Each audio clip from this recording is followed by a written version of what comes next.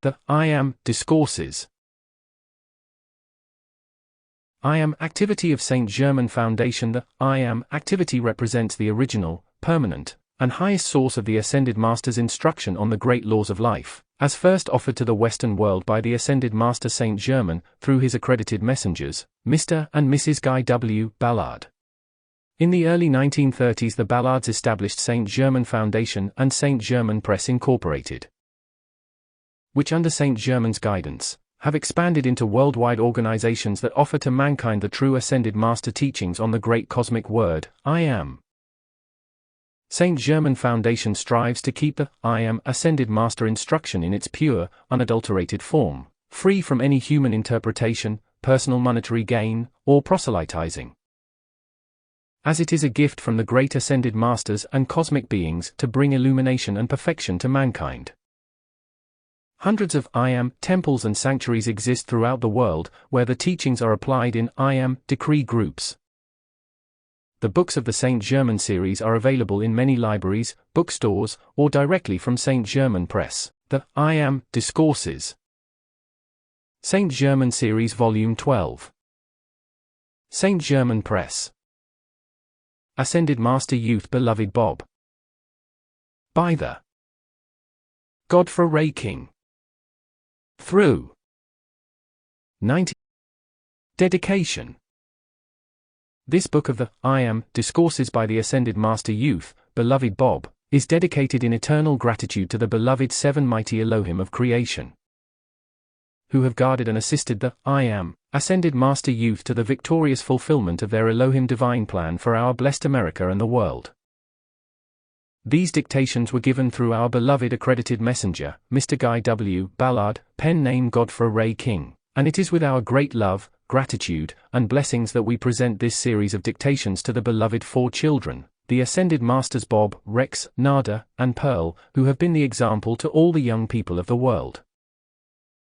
May their obedience given to the great cosmic law be an inspiration to every young person on the planet, and through this same obedience, may they too accomplish the same goal, the victory of the ascension in the light. May the reader be raised a spiral higher when studying these mighty words of instruction, and be made so strong and obedient that at any time the great ones may use them and give whatever assistance is required for the God protection of our blessed nation.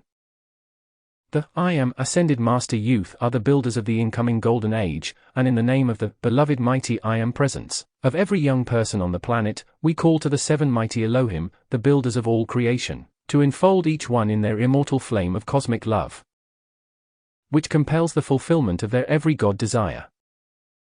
The great Elohim of purity says, beloved ones, you have no idea the blessings that can fill you in your world, that you can call forth to free others, and my dear ones, sometimes when a life stream is struggling in the dark, trying to seek its way to freedom, and knows not where to find the light, maybe just one call from you will be a flash of light into the darkness of that life stream's human creation that holds the outer self to the constructive way of life, turns it away from the hordes of the shadows, and allows the higher mental body to have its dominion through the outer self.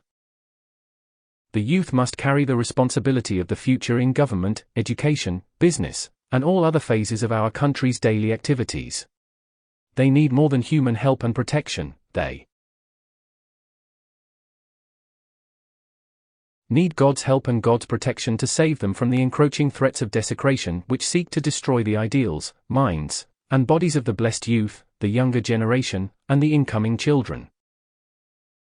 A conscious knowledge of each one's own individualized God presence, the beloved mighty I Am presence, as given in this great I Am Ascended Master instruction from beloved St. Germain and the great ones, would enable every young person to call forth his or her own protection and illumination, thereby assisting America and their own nations to fulfill God's great destiny.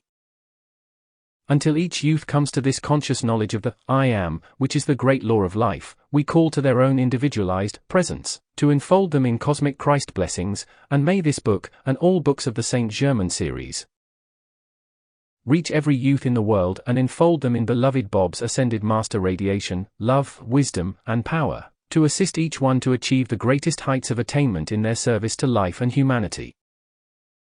It is a great privilege for the I Am Ascended Master Youth to meet annually at their 2-week conclave held at Shasta Springs, which is located near beautiful Mount Shasta in Northern California.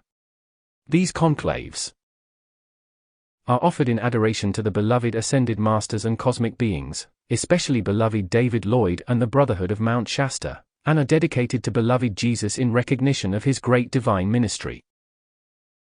At the culmination of the conclave, a pageant is presented by the youth and students on the life of Christ, entitled, I Am, Come. This pageant is open to the public.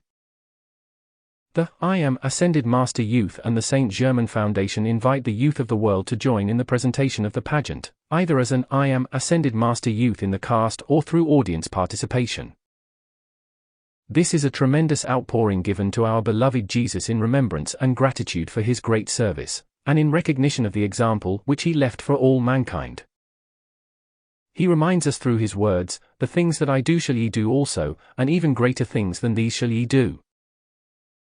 Therefore we ask God, the beloved mighty I Am Presence, beloved Jesus the Christ, the great host of Ascended Masters, the great angelic host, and especially the beloved 4 children, Ascended Master Bob, Rex, Nada, and Pearl, to assist every person who reads this I Am Ascended Master instruction to attain whatever is required for their individual divine plan, to make their life happy and victorious, and bring to them every good and perfect thing from God's great heart of love. May they, in turn, offer back to God their energy to assist our beloved America and the world to eternal purity, freedom, and victory, and peace on earth, goodwill to man reign supreme for eternity.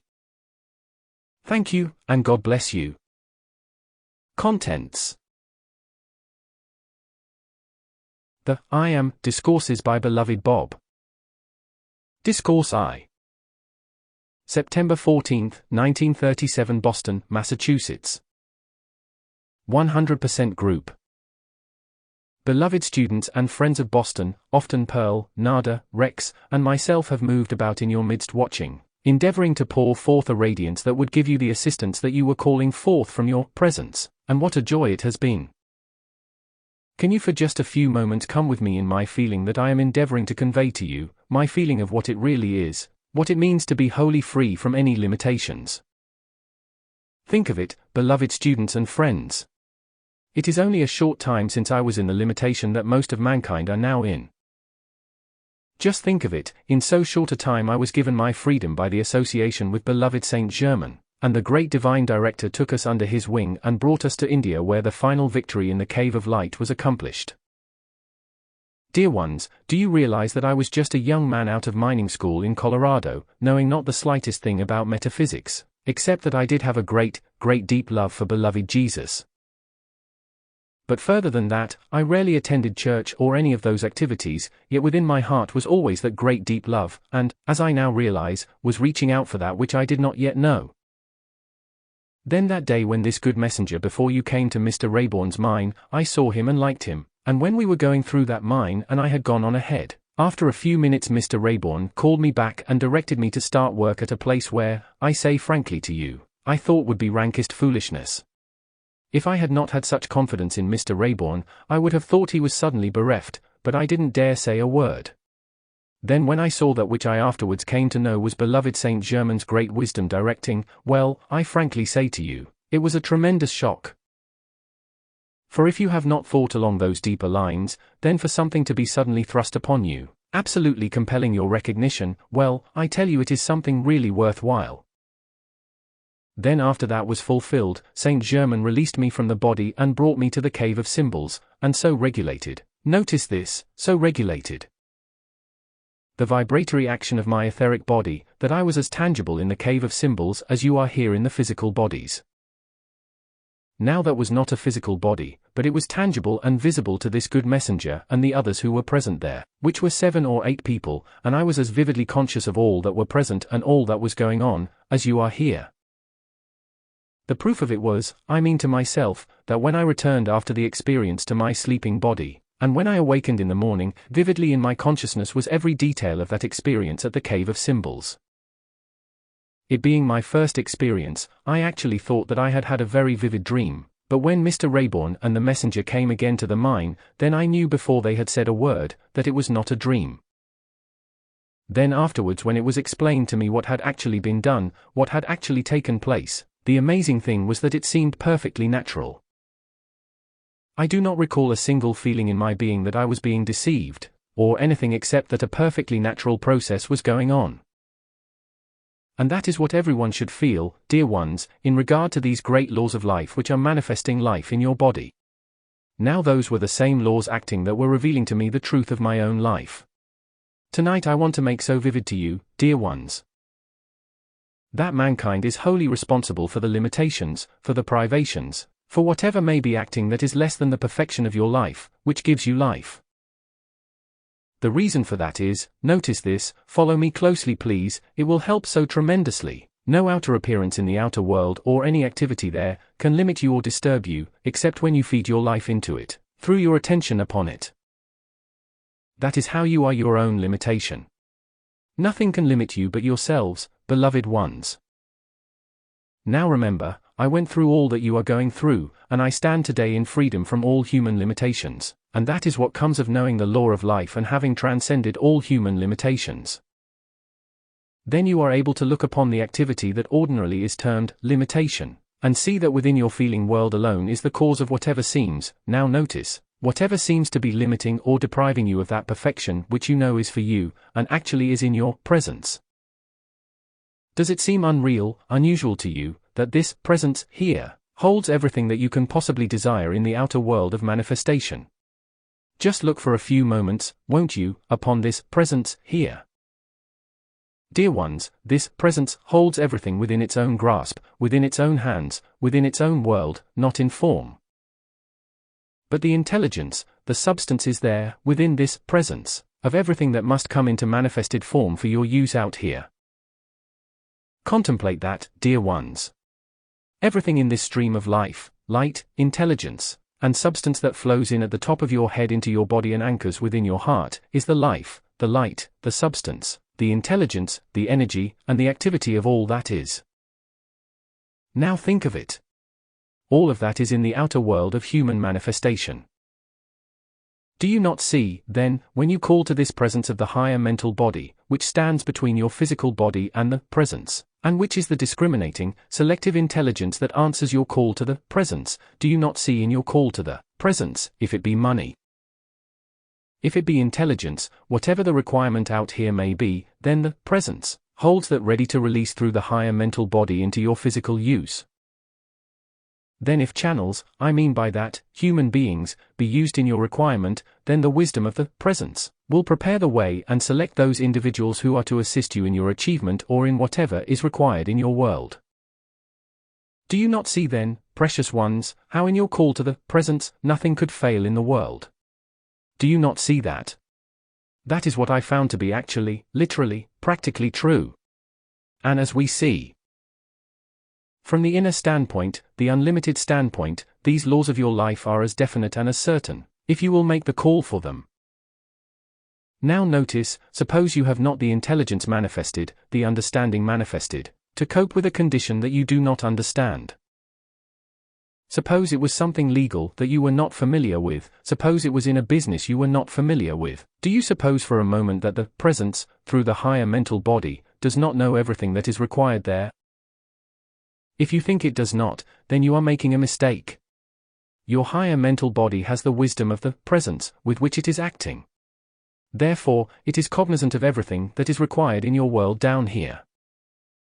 Remember, in the present state of the unascended being, the presence knows nothing about your limitations down here. It is acting at cosmic levels. But the higher mental body, which the presence has provided and regulated, knows every detail of your requirement out here in this physical body. Therefore, when you call to the presence, the wisdom acting through your higher mental body, which is the discriminating, selective intelligence, knows exactly how, when, and where to produce the assistance, the conditions, the requirements that you need for use out here in your world of activity. Don't you see how it could not fail? It would be impossible for it to fail in any manner whatsoever. Therefore, if you will realize this in calling your presence into action, you will find that in a comparatively short time your presence will be acting with a definite accuracy. And you will soon come into the instantaneous activity in which you will not need to ask the messenger, or anybody else for the power of your presence to govern your world. Oh, dear hearts, we want you so much to enter into this freedom which your presence holds for you. Think of it. This presence which gives you life, the wisest, most powerful intelligence and being in the universe. I am quite with you. Once I was like you, accepting these limitations, these appearances in the appearance world as having power. Dear hearts, don't you see that the appearance cannot have power except if you feed your life energy into it to come back to limit you? It cannot do it, dear hearts, unless you do that very thing. Now then, won't you be on guard in the future and not allow 1 ounce of your life energy to go forth into a limiting appearance to limit, or deprive you longer? Every time an appearance that is limiting you comes up out here in your world, say, oh, no you don't. You are not going to limit me anymore. Get out of my world. God, my mighty I am presence, take command here. See that my attention does not rest upon that appearance which is limiting, because it has no power. Sweep it out of my world and you take command. Produce your perfection and hold your dominion here. Release to me the money I require. Release to me the intelligent direction. Release the power of achievement which is my birthright through this stream of life and energy that beats my heart. Then, dear ones, you will find the power of your presence moving into action through your mind and body, and out into your world with a precision, a definiteness that gives your hearts the joy of eternal delight. Dear ones, there is no use longer giving way to these appearances that have frightened you and held you bound so long.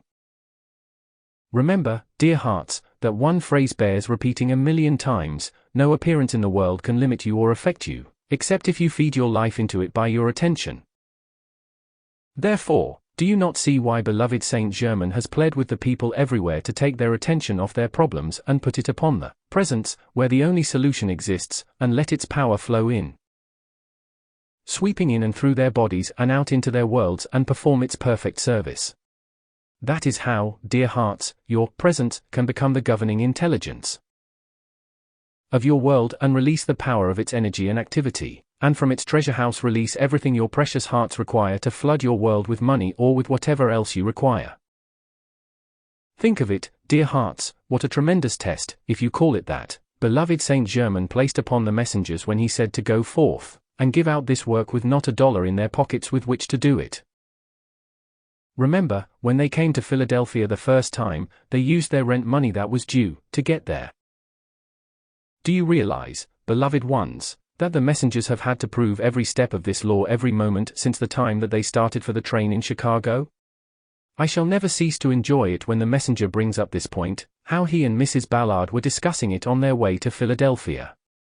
They said, now, mighty I am presence, this is your work.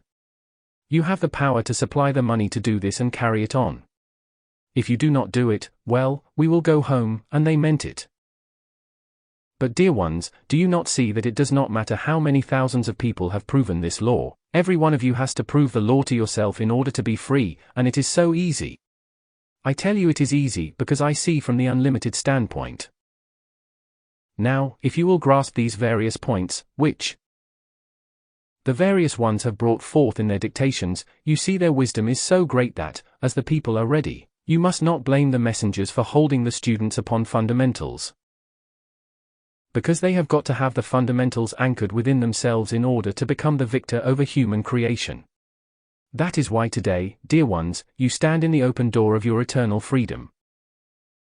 You blessed ones of Boston, you may not quite know it, but how do you suppose that you were strong enough to stand dauntless in the face of everything and stand your ground with the light of the presence? How do you suppose you did it? Now you see I am asking you questions. By the light in you, which was your presence, that was strong enough to do it. And that is the only way you did do it. That is proof that now you can and will go on into your freedom, dear hearts. When this class is over here, you will have entered a new world. And mark what I tell you, dear ones, we mean business. When we have been given, I say to you, the honor, the privilege of being free, do you think that we will rest for 1 hour until you, every one of you, are free too? And think, these beloved messengers have gone through, you will never know, the condemnation, the hatred of mankind that, if you saw from the inner standpoint, would positively make your hair stand up. But because their application was dynamic enough, their attention held steadfast enough to the presence, they were untouched by all that had been sent forth to try to destroy them.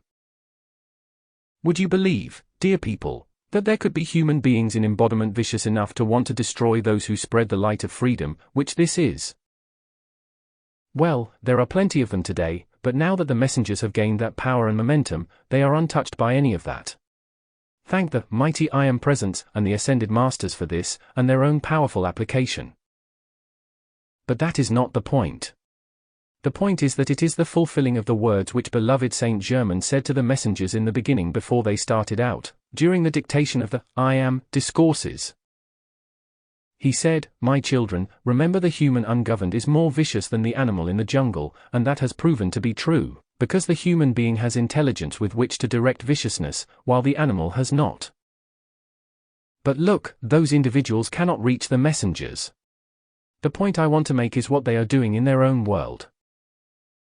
Every person, dear hearts, that sends out viciousness to another, criticism, condemnation, hatred, jealousy, anger, or any of those things, they are charging their feeling worlds around them with destruction which they must live in and through.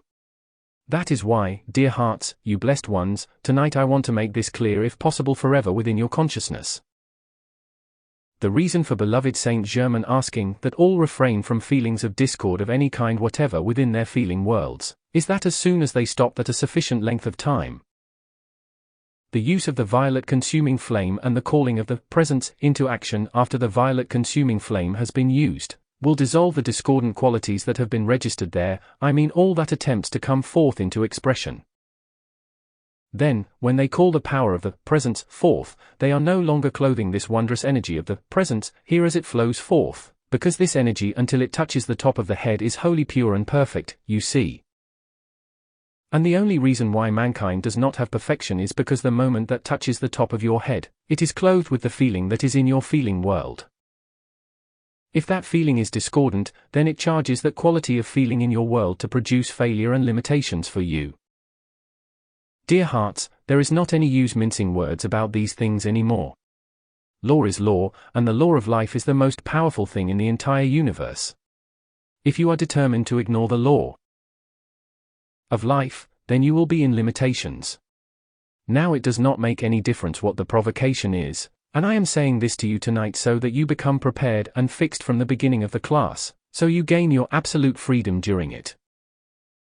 You can have it, there is no question about it. But unless you understand these things that are acting in your feeling world, dear hearts, why, you cannot be free. Do you not see as long as you continue to allow these feelings to act in your feeling world, which are producing discord and destruction for you, how can you be free? Because it is only the purity and the perfection of the energy and the light of the presence, flowing into your world that produces perfection and dissolves the conditions of disturbance in your world of activity. That allows the powers of the presence to come forth and perform any given service, and become the mighty magnet that draws to you every good thing.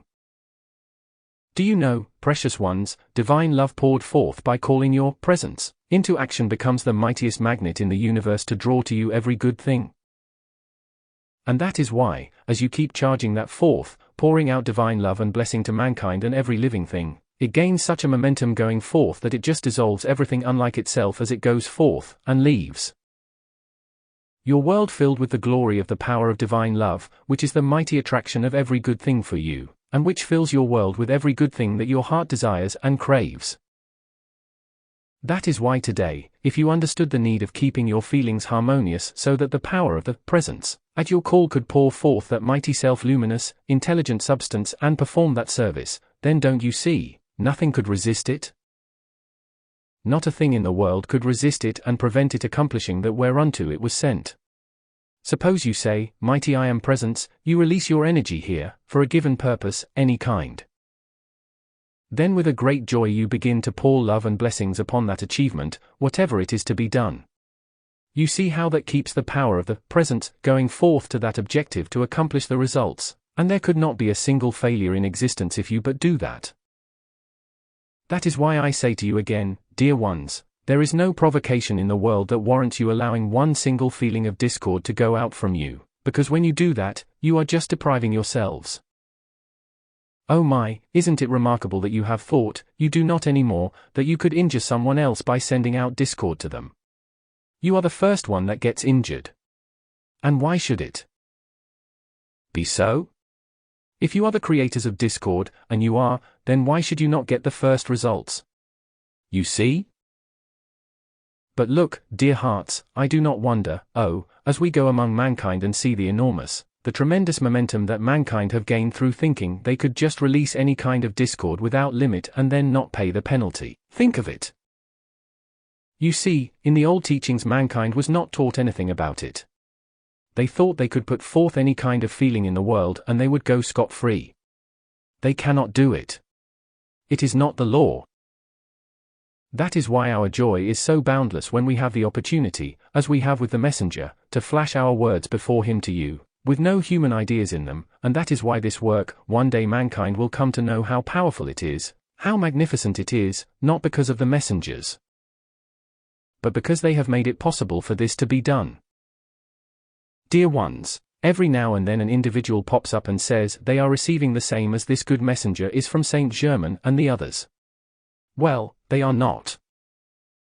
When another is prepared in the outer world to receive as this good messenger does from Saint Germain and the other ascended masters, he will be the first one to know it. And whenever the purported information from the ascended master does not agree with this stream of light, you will know it is not from an ascended master, because all ascended masters agree. Dear hearts, don't ever let any feeling come within any of you that this beloved messenger ever has any feeling but humbleness and gratitude, because it is possible for him to receive the blessings which can come only in this manner for mankind. It is a wholly different thing from even the highest inspiration, dear hearts. There is no inspiration, no matter how high it is, in which the human does not intrude. The messenger can take any inspirational writing, no matter how high it is, and show you every line where the human intruded.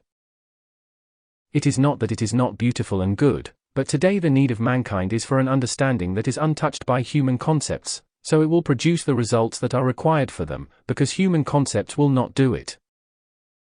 That is why, dear hearts, today our gratitude is so boundless that you have this opportunity and this use, this understanding of the mighty presence that beats each human heart, which I say is your freedom. Don't accept anything else in the world, but go on and on with your mighty application to the presence.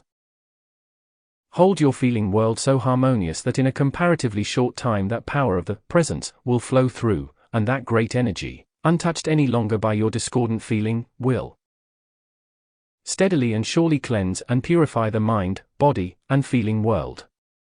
Then when you call the presence into action, its mighty power will surge forth for a given purpose, like a rocket, and your application will produce instantaneous results, and that is how it comes about.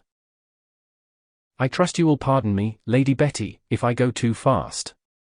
And dear ones, do you realize how grateful we are Saint Germain has provided this service so that the things we say to you can be taken down and had for your constant use? You must feel what I feel tonight, the great love that pours out from my being to you, and the longing in my heart to bring you, every one, to the point where we are.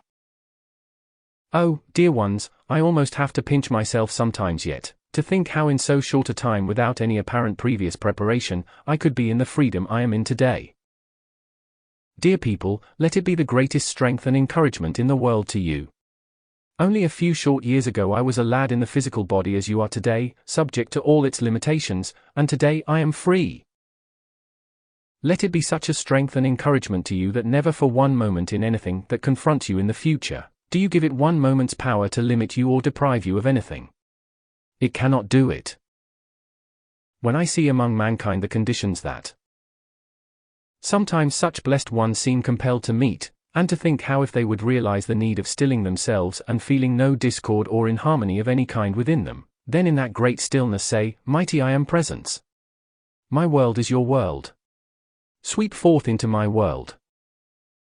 Take command. Produce your perfection and hold your dominion there, and see that only your perfection acts there, dear ones, then every problem would be solved immediately. Dear ones, tonight I am determined to convey into your feeling world, and I charge forth streams of light from my heart into yours while I say this, and that is concerning your financial requirement. Dear people, your presence is your treasure house, and you are not limited in any manner whatever in the money that you require for use or the service of the light. Try to fix that tonight firmly in your consciousness and feeling world, principally in your feeling world. You are not limited, because your presence is your treasure house, and in calling your presence into action to release the supply of money you require for use, if the wisdom of the presence chooses human channels to give you assistance, then its wisdom will select the right channels that can bring only love, harmony, and blessings to you through its release. Everything that is in the world of activity of mankind belongs to this mighty presence. Oh dear ones, how can I know I did it too, but how can mankind longer believe that they are the authority, that they are the owners of these things of the appearance world, when they would have to but for one moment think that a body from which the life has withdrawn, the brain, the heart, the organs, the form are still there. All is as it was a moment before, but when the life withdraws, the body is helpless, proving that the power, now notice, proving the power, the intelligence, the substance, the life, and the energy is within this stream of life that beats your heart. Do you not see that, precious ones? Otherwise the body at so-called death would still have its power of action, but since it does not, then all power of intelligence, of activity, is within this stream of life that beats your precious hearts. Oh, try to get that tonight, dear hearts, so firmly in your consciousness that it never leaves you a single instant. Then you will understand whatever you call for, all power, all intelligence, all energy, all activity, is within that stream of life that beats your heart and gives life to your body and action. Everything you require is in that stream of life that will flow forth into your world of activity and produce the results you require, for it knows no resistance or interference of any kind. Do you not see that, precious ones? It is so magnificent. It is so absolutely infallible. It cannot fail in a single instance, dear ones. Then you, in the acknowledgement of the mighty I Am presence, and your calling it into action, become the master of your world. It cannot be otherwise. Tonight with all my love and those qualities that have been anchored in your feeling world to bless you, to give you my courage and my strength to assist you on and on to your victory, if you will accept it and allow me to be the assistance possible to you, for remember that we in the ascended state are all one. Each one has his or her own special activity, but so far as the call is concerned, we are all one in that releasing of the perfection into the world and the life stream of each one. Notice, dear hearts, how do we become of so great an assistance to the blessed ones yet in some limitations? Because here at this point, your higher mental body rests between your physical body and your presence, and at this point here, above your head, we in our projected currents of energy intensify the activity of your call to your presence, until you have gained the strength and the energy and the victory of your own achievement. Tonight, as the great divine director has done with the students everywhere during the classes, he projects directly from his heart into your heart these currents of energy and of light that have produced such tremendous results with the students everywhere.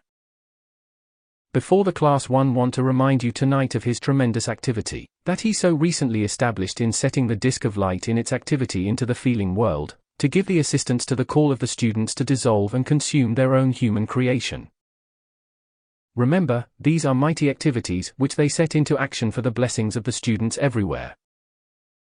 Many of these things, beloved ones, have never been known in the history of the earth before for the assistance of mankind, and now only because the cosmic light demands it. Another thing I wish to remind you of is the thousands and thousands and thousands of discarnate entities that have been taken out of the Earth's atmosphere, that could not leave it of their own volition. Do you not see that it had to be a cosmic activity, a cosmic law, which made that possible for mankind? Otherwise, those individuals would have had to stay in the Earth's atmosphere until they, of their own volition, called to some being of light to release them.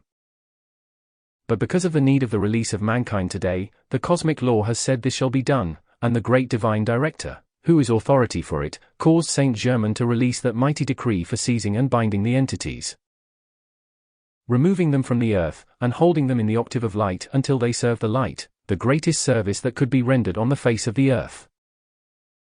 Those unfortunate individuals could not leave the earth themselves, but this blessing has been rendered for mankind. They have been taken from the earth and held in the octave of light until they serve the light. Do you not see that never in the history of the earth has such marvelous means been provided for the blessing of mankind as today? That is why today those blessed ones who are earnest, sincere students of the mighty I Am Presence, under Saint Germain are privileged beyond anything that is possible to conceive, because if they will apply this law earnestly and continue with firm determination, their freedom is sure, as sure as they do it. And there is not any human being on all the earth that can prevent it. That is how these blessed messengers have gone forth untouched by the destructive things directed at them. And remember, dear hearts, don't longer accept that there is anything in the world that can deprive you of the money you require for your service of the light. Don't accept that one single moment longer. It cannot do it. Remember the wonderful, wonderful truth that was uttered: when you have served the light enough, this great light will turn and serve you. Then your so-called struggles will be over. But dear ones, try to feel that no longer is there struggle or battle in your acknowledgement of the presence and your application. The presence has said, I will fight your battles, for I have weapons that ye know not of, and that weapon is the projection of light rays, the presence and power of divine love that dissolves everything unlike itself. That is how there is no battle in the achievement of the light. It just moves into action, and all unlike itself dissolves before it, is powerless before it, and that is how the messengers have called the presence into action with such wonderful achievement, because that light moves into action and just dissolves everything unlike itself. Won't you try to feel that in every particle of your application? Just remind yourself before you start to make application, now this is the activity of my mighty I Am Presence. It is light which is self-luminous, intelligent substance, and at my call it just moves into action in and through my body and out into my world.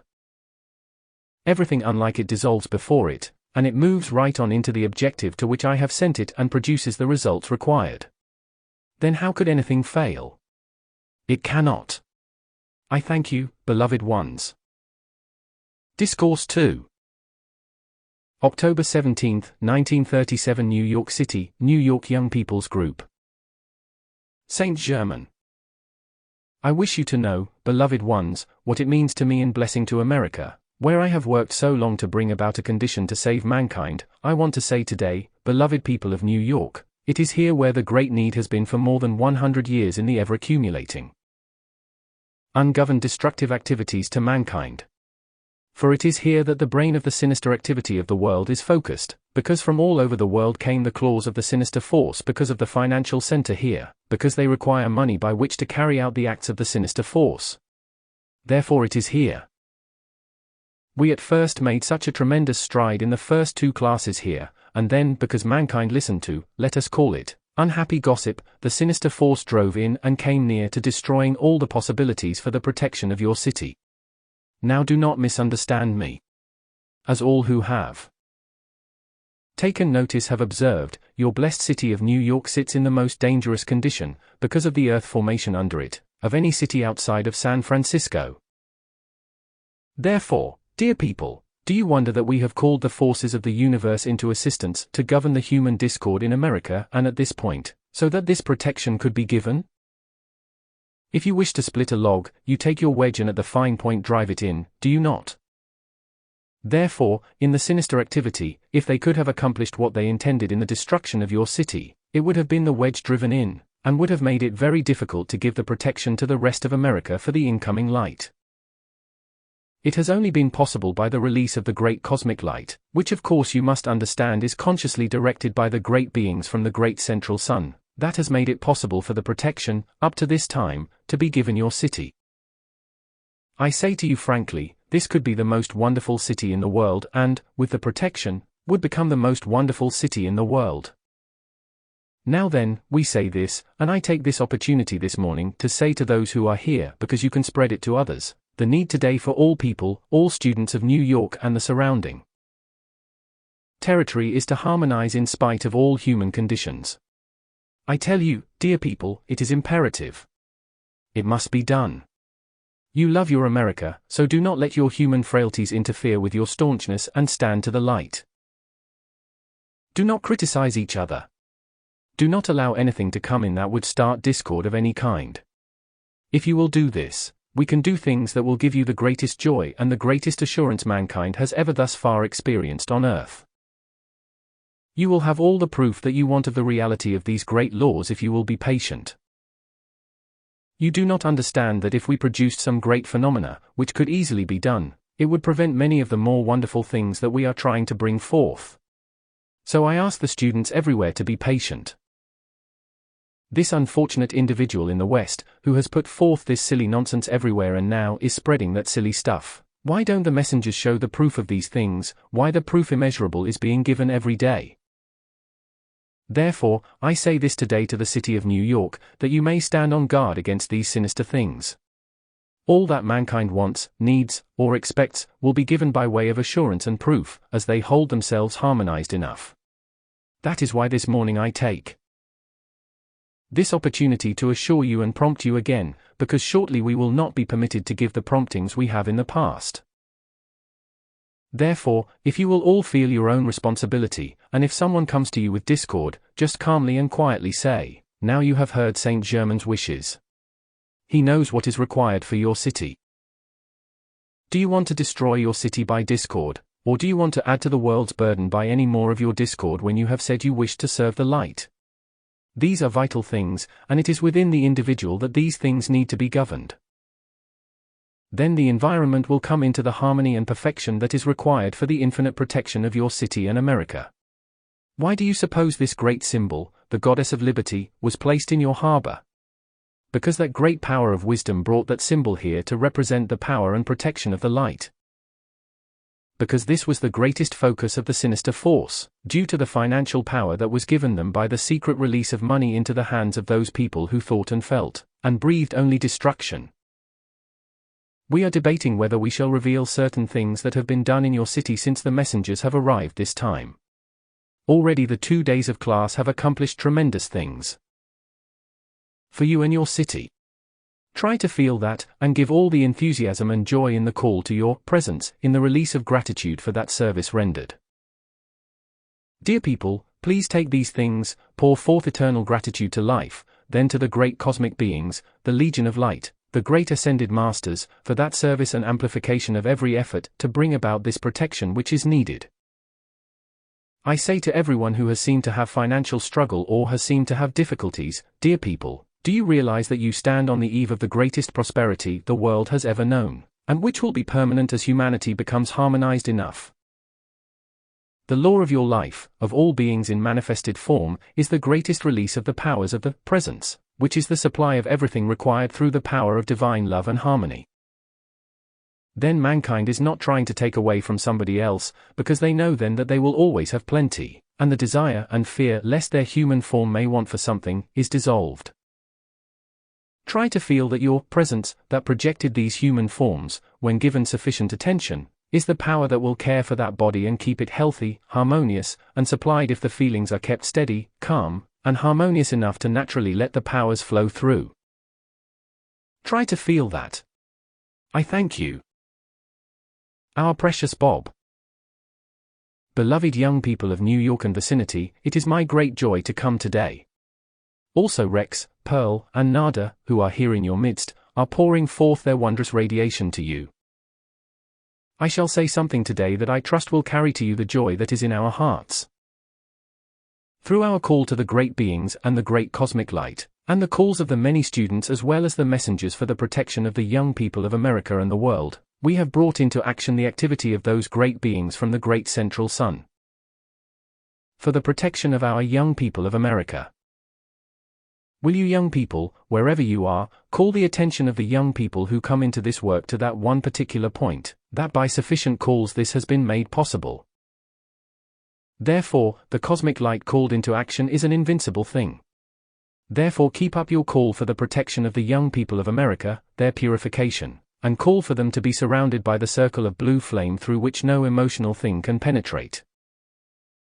Then the blessed young people of America who have come forth with bodies that are strong and prepared for that which they are destined to do, as they hold the dominion and control of their energy.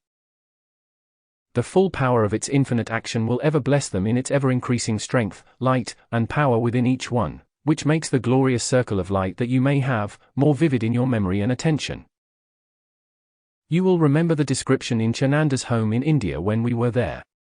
As we sat at the table, the circle of light enveloped our hearts. Just so has the activity of the cosmic light been established to reach around America and give this assistance to her young people. Now then, as you call to the mighty I Am Presence to project into the mental and feeling world of mankind, do you not see how the great light has provided its currents of energy, charged perhaps 100-fold greater than would ordinarily act in carrying these decrees, this feeling, and the call for their purity and perfection through the feeling world of individuals in a mighty unbroken circle of light? Again, something which has never been done in the world before.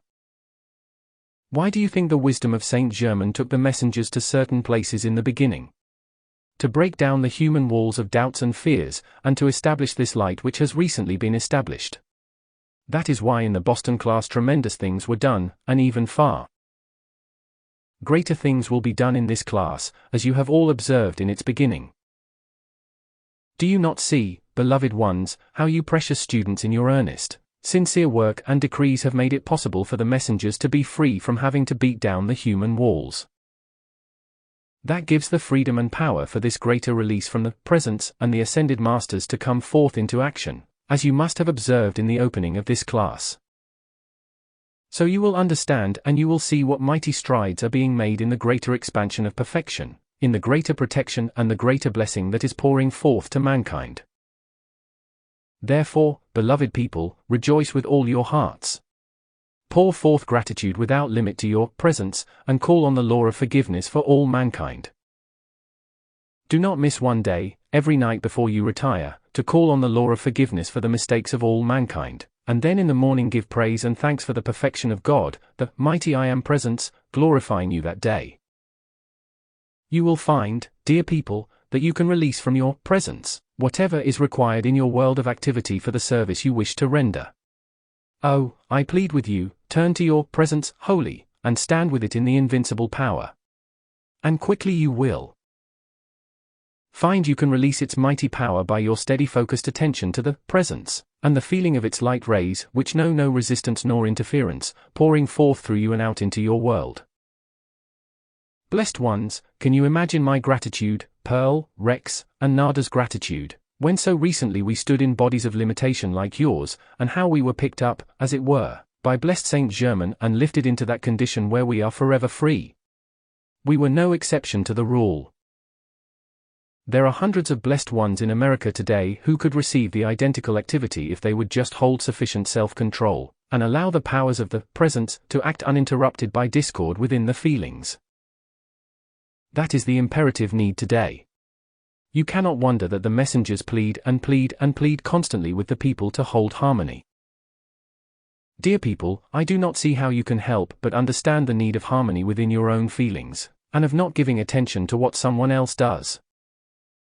You are not responsible for what someone else does, but you are responsible for what acts in your feeling world. So don't allow the appearance world to cause you to longer criticize, judge, condemn, or have any opinion whatever. If you will only do this. Dear people, you are at the point now where, let us say for the moment, to those who seem to need greater proof, that proof would be given without limit if sufficient harmony were in your feelings. It cannot be given without that. Therefore, take your stand, and throughout the East, you blessed people, do not let a single human opinion go forth. Whenever there is an appearance of something that needs correction, say, beloved mighty I Am Presence, sweep into that and correct it. And take the human mind off of it.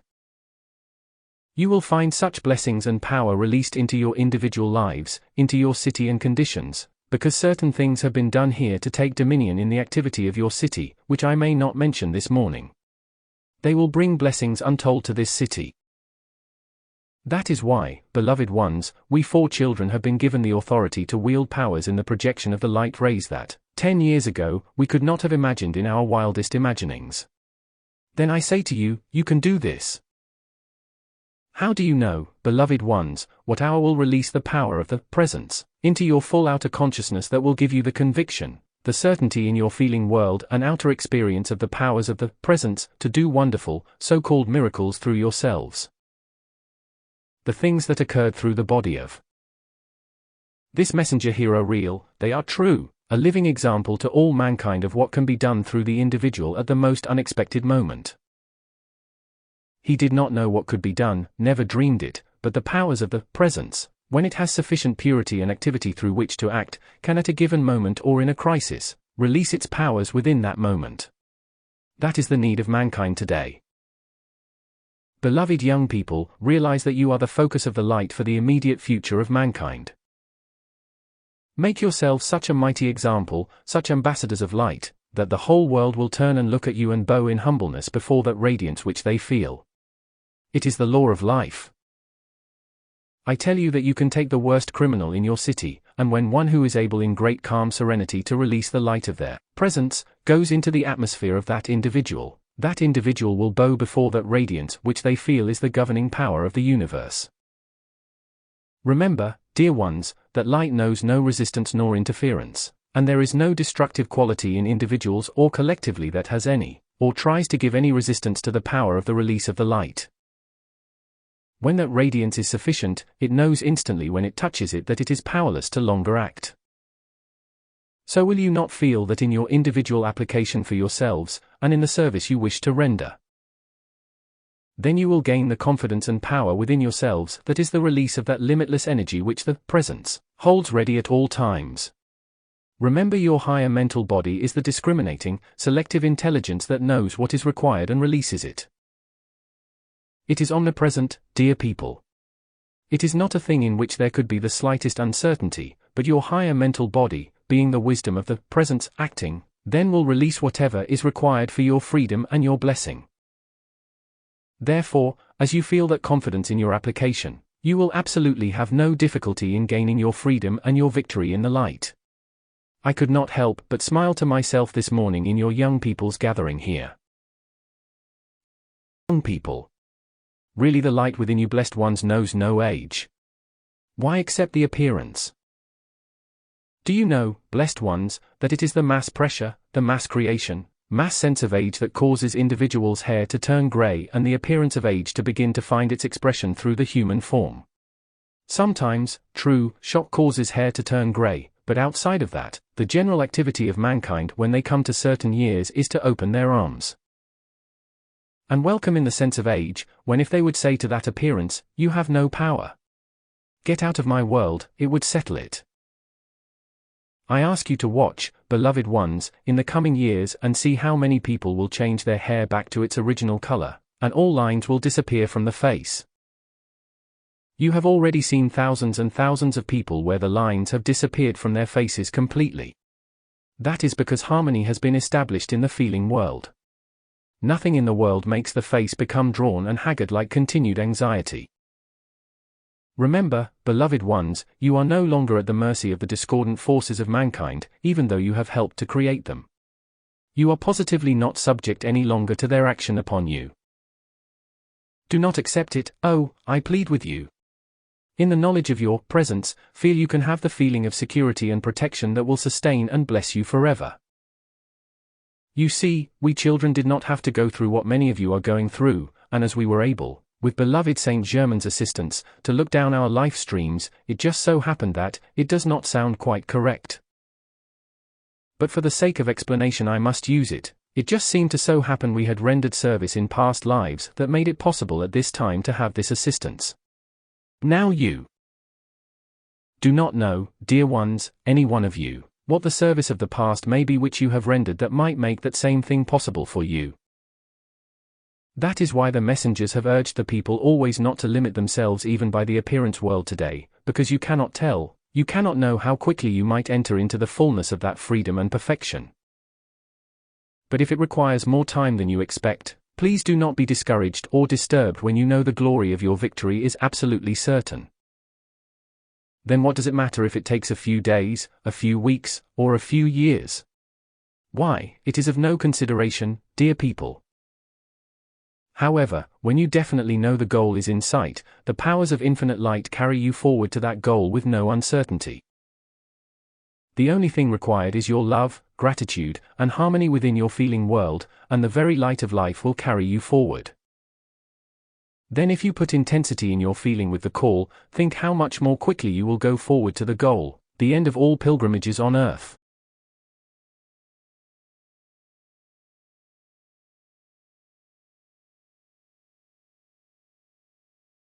Then if you put intensity in your feeling with the call, think how much more quickly you will go forward to the goal, the end of all pilgrimages on earth. Dear ones, mankind has surely struggled long enough. I want you to realize, beloved ones, the love and gratitude that the whole world owes to blessed Saint Germain. Mankind, even in their greatest gratitude, cannot yet even imagine the magnitude of that one great being's work. It is so magnificent. When I have seen, notice this, beloved people, when I have seen those great beings bow before Saint Germain in honor to the services he has rendered the earth, then you will understand how great is that service. If you knew the conditions that Blessed One went through in his final initiation into that freedom and victory, you would think your efforts are nothing in comparison, and truly they are not. Your experiences are angelic compared to what he went through to attain his victory. So rejoice, people of earth, that you are the most fortunate of beings on this earth today in having been so privileged to live in physical bodies at this time, to understand and know and, by the powers of that presence of light, gain your victory now with the least resistance the world has ever known. While the greatest chaos reigns, yet in the freedom and activity of the presence, are you having the greatest privilege mankind has ever had, because mankind has never had such assistance. Therefore today, may this radiation and these great ones who have moved through the room touching, pouring out the radiation that is required by each one, while you have been sitting here in the room, they have been passing through the room doing for you all possible for your freedom and assistance. Try to feel and accept the fullness of its sustaining power acting in you, beloved ones. In the fullness of the love of our hearts, we enfold you with our strength and courage, that which is required of us. And we are so happy to render every service within the power of our beings for blessed mankind and the blessed young people of America. We never stop moving among them, giving courage and strength, and pouring through the radiation here, there, and everywhere. We never stop night or day, because we know what it means now. This victory once won, is the victory of eternity for mankind. I ask you, beloved ones who have this understanding of your presence, for every political appearance that seems discordant or undesirable, in the great power of your being, call to your presence, and in the name of your mighty I am presence, say to that appearance, you have no power. Be thou dissolved now. Then, beloved people, you keep release the powers to govern those activities. I wish to repeat one more thing. Whenever anything irritating causes you to want to say something unkind, remember it is the claw of the sinister forces hold on you, through your own human creation, that wants to deprive you of your light and freedom. Just remember that, and you will have no difficulty in governing it. When you see it is that thing that wants to deprive you of your freedom, then you always have the power and strength to say to that thing, be silent. And get out of my way forever. We have watched the many students of America who in firm determination say to those things, you have no power. Get out. And you see how they recede. But don't forget to say, be thou dissolved, because human creations need to be dissolved and consumed, and you will begin to feel the release. I say to you, beloved ones, I ask you to watch it when this class is finished. You will have a courage and power acting within your feeling world that will amaze you. Accept it and let its full power act and give you the victory of your freedom, by the power of that radiation glorified, assisting and blessing those among whom you move with that courage and power, through the power of radiation. Oh, dear people, you have no idea how when you are filled with the courage, power, glory, and joy of your presence, you pour forth that radiation. You have no idea how it will touch others and give them the courage and strength to go on and win the victory, even though they have not heard of this work or understood it. Still, in the feeling world it is acting. Therefore, rejoice in your mastery, in the sending forth of that power of radiation, in the acceptance of your presence, that fills the world with happiness and freedom. I thank you. Discourse 3. April 22, 1938, Detroit, Michigan. Beloved friends and students of Detroit, how great is our rejoicing today in having an opportunity to come among you. And will you allow me tonight to call your attention to certain conditions which you can govern to bring you where we are today? Remember, just a few years ago Rex, Nada, Pearl, and myself were in human forms of limitation quite similar to your own. Today we are wholly free beings. Now please hold this point, as I continue to talk to you, definitely in your consciousness. I had no more idea of the freedom that stood before me at the time I first heard of it and this good messenger came to Mr. Rayborn's home, than you have tonight of your freedom. Yet we stand wholly free beings in the octave of light, so transcendent that I tell you frankly, words fail utterly to convey to mankind what their privilege and right is. Yet we are there and all the human denials in the world cannot change it, but the person who can believe that, oh, I do not mean in your intellect, but in your feelings, will have touched the mainspring of life that will breathe into your world the freedom of life. You know how the mainspring in a watch breathes, so does your vibratory action of life breathe into your world its freedom. Do you know, dear ones, that in your attention to your great presence of life there is a rhythmic breath, not in the physical form, but in your feeling world, there is a rhythmic breath just like that, moving all the time, a magnificent thing. This is the first time this has ever been touched upon before the students, but I want you tonight, because we are going to enter into a powerful activity here, and you precious people and those who choose to come under the radiation of this class for 12 days, will find your freedom. Now this is not just a promise, but you are destined to be free if you will give your attention and hold it upon your own God presence, and know it is the power of light that goes forth which knows no opposite. Dear ones, how we long to see the students get this, and yet so few have this firmly in their feeling, that when they make the call to the presence, it is the power of light that knows no opposite which goes forth. When I think of these beautiful young people no older than myself, some of them younger, I say to them especially, at this moment look at me. I do not mean the messenger, you probably do not see me, but I am here just the same, but look at me with your feeling eye. You can do that, and your physical sight will say, well, where is he? Right here.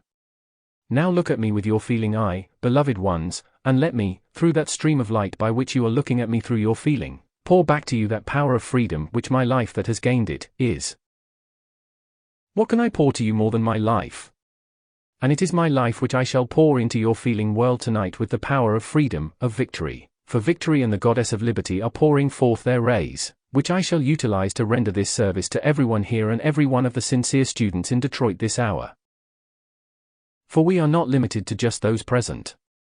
Oh, try to feel, beloved ones, tonight as I am looking at you, a ray of light from my being goes forth into the feeling world of everyone. It is all quite natural, and therefore, to every sincere student in Detroit that same ray of light goes forth, because I am not limited in that power of light and can project 1,000, 10,000 rays. And each one is just as powerful and efficient as the others. Therefore, when I say I am pouring forth to each one of you as the requirement of your being demands, then I am also pouring to all those absent, the same thing. Now then, remember, beloved ones, this which goes forth is a tangible substance of light. It is not just a rate of vibration, it is a substance that goes forth into your world, and if you can accept that in your feeling and let it go forth into action, then a power, a joy, a courage, a strength that you have not yet experienced, no doubt, will take place in your world of action. Therefore tonight after this meeting is closed, before you retire, raise your hands to the presence in the privacy of your own room and say, beloved mighty I am presence. I accept all your power. Give me the full feeling that I need to gain my freedom through my call to you. You take command of my mind, body, and my feeling world, and charge it with your limitless energy, with your mighty directing intelligence, with your enfolding invincible power of protection. As you do that, you will feel the change. I guarantee you that there is not one of you who will not. Then call your presence to charge that to be eternally sustained, and use your power of qualification to anchor firmly in your world for action, everything that you require. Then as you feel that serenity, oh, won't you watch your feelings as you do these things and see how magnificently they act? Then as you do that, you will find a confidence present in your feeling world that you have not had there before. This is a definite, powerful action. Dear ones, won't you please, every night before you retire, keep charging your bodies and your feeling world with limitless energy of the presence so you won't be tired, irritable, or exhausted. When you get tired you get irritable, but if you keep charging yourself with the limitless energy of the presence, there would not be that impulse or a sense of loss of energy, and you would not find that old habit or impulse of irritation trying to drive in. Now we have seen this as we watch the activity among the students, and, oh, once you realize how we love you, How we watch every moment for an opportunity to render a service to one, many, or all, to give them that strength and that courage which we know belongs to them, and which we have acquired now and in which we are not limited in any way. Therefore, you see the unlimited assistance that is being offered you today, never before in the history of the world, but it is real. We are tangible and have limitless power with which to assist you, but we cannot do it until you make your determined effort yourself. That effort is not like going out and performing a daily, distracting, exhausting physical labor. Your effort is a great calm, firm call to your presence of all life that beats your heart. Dear ones, you of the students, how many of you beloved ones really fully understand that your presence, through that ray of light, beats your heart? Don't you see, beloved ones, that you have got to feel that, and know it definitely with its infinite power of action? Oh, I know you know it with the intellect, the head, but that is not enough. You have got to know it with the feeling, and then hold that steadfastly ever increasing in its joyous receptivity, until you begin to feel that great expansion of the light. Then you will feel that light go forth before you in any emergency with whatever is required, taking its dominion and harmonizing everything before you where you move. We have watched it, and with the students who are earnest, sincere, and determined, that light, that substance, that energy goes out before them just as tangible to us as the physical body through which it is pouring. Now I am saying this tonight to try to get you into a deep, strong, more powerful feeling of this powerful substance of light that goes forth before you at your call for any given objective or service. You must feel it, dear people. You must feel that the power which goes forth is the substance of light and, knowing no opposite, it cannot help but perform that service which you require. We rejoice in our beloved ones who are so earnest. And we rejoice, precious, beloved young people of Detroit, that you have the courage to stand forth in your acknowledgement of the light. Let me say a word to you tonight.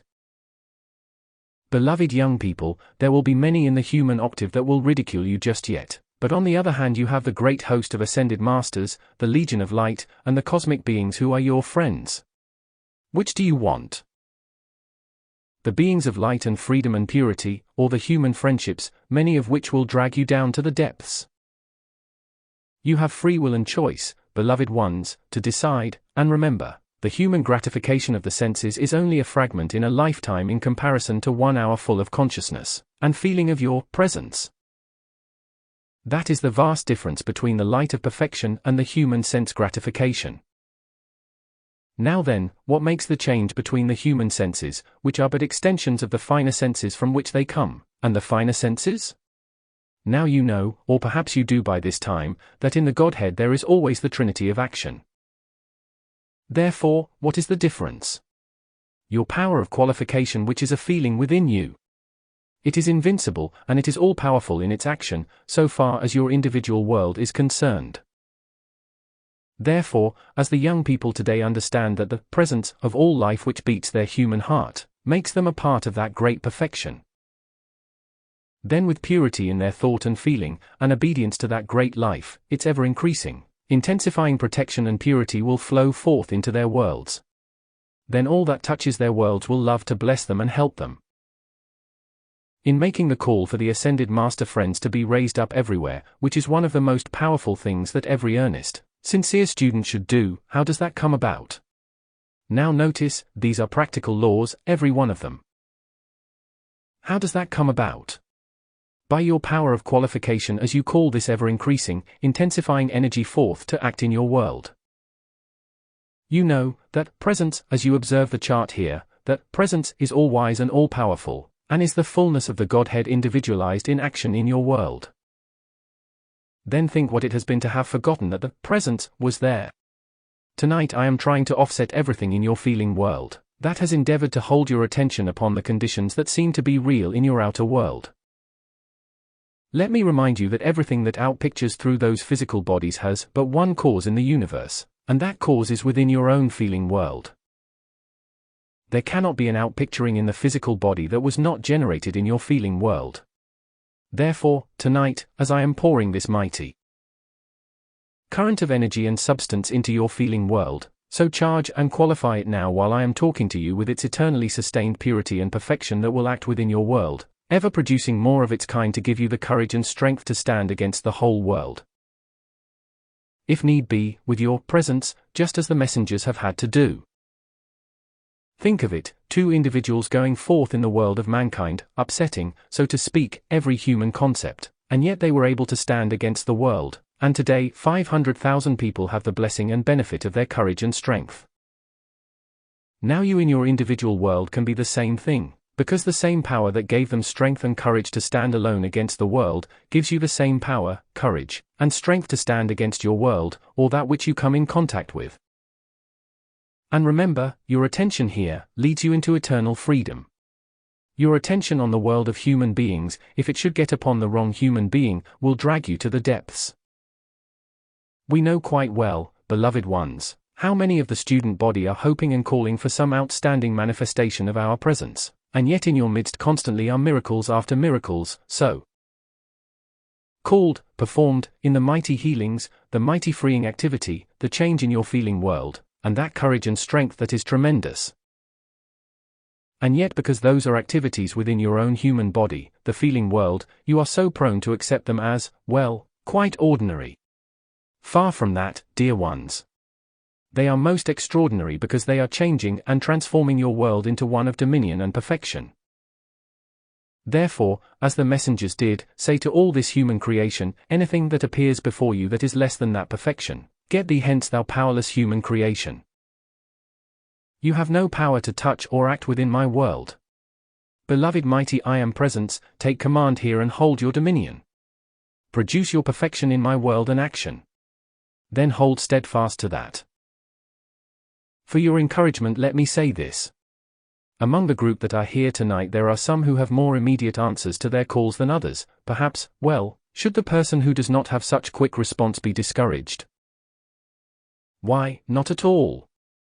On the other hand he should be greatly encouraged, because it means that it is giving him an opportunity to release greater power, energy, and light from his presence to first charge his body, then out into his world, and perform its service and hold its dominion there. Please do not look upon your world of action in the human octave again, not once, as labor, as difficult, or as problems. Look upon it as an opportunity to compel you to call forth and release from your presence its greater power, intelligence, energy, and activity to take dominion over the condition that confronts you. Then you will find it disappear. And after a while something else will come along and then, just as the messenger waves his hand, will you be able to wave out of your world by this increased intensification of the vibratory action called forth from the presence, everything less than perfection. It is quite as easy as it sounds. It only means your unyielding attention in refusing to accept the appearance as real or having any power, and then holding it where the power flows and remedies all conditions and takes dominion in your world. It is important that you notice every little victory that you gain. Oh, not for any human exploitation, but it will give you such courage, such strength of action within your human form and your feeling world as you never can conceive. I remember in the mining school when I was there, many problems came up, and I knew not a thing about them or how to solve them. It is curious to me now, and you will be interested in knowing, especially the young people, the one thought and feeling I had. Not knowing how this inner light was acting from within me, I did not know I was being prompted. In my schoolwork and examinations when something came up, I said in my feelings, now there is an intelligence within me that knows how to solve this. That was my one dominant thought during all my school years, and the marvel of it was, as soon as I took that thought and feeling, sometimes within a minute or within a few minutes, the solution came just as clear as crystal, and my associates, the boys in school, used to say to me, Bob, how in thunder do you get these things done so quickly? I never revealed it to them. My answer was to them always, well, I know where there is a problem, there must be a solution. That is as much as my feeling would allow me to say to them. But do you know, beloved ones, I was voicing a good part of a very great truth, because in every problem, so-called, is the solution, but you do not see it. That is why life is the most magnificent thing in all the universe, dear people. Life is ready to release its infinite powers into action in and through you, at any given moment. And look at the magnificent things that were done through the messenger. He, like myself, knew not a moment before, that such a thing was possible. These things in his experience are real, dear people, and should be the greatest encouragement in the world to mankind for their strength and power of achievement. Now let me return again to that point where beloved Saint Germain released me from the body at the mine, and took me to the cave of symbols to meet my mother. Think of it, my mother whom I thought had passed on through so-called death. Beloved Saint Germain, without a moment's preparation or warning, sent word to me to retire early, which I did. I went to sleep, and then was released from my body and taken to the cave of symbols with that marvelous being as escort. For while he sent the two individuals to be my escort, yet was he my real escort, as I have come to know since. Then when I arrived there fully conscious, I met Nada, then my mother as the glorified being which she had become. To me she was always very wonderful, but how much more wonderful in that glorified, perfect, eternal light body which she was wearing then and will forever. And strange as it may seem, after the first few moments of astonishment, just like a breath through my being, came the feeling of the naturalness of it all. How did that come, beloved ones, to me? Through the power of vibratory action which the beloved Saint Germain was releasing for my benefit and blessing.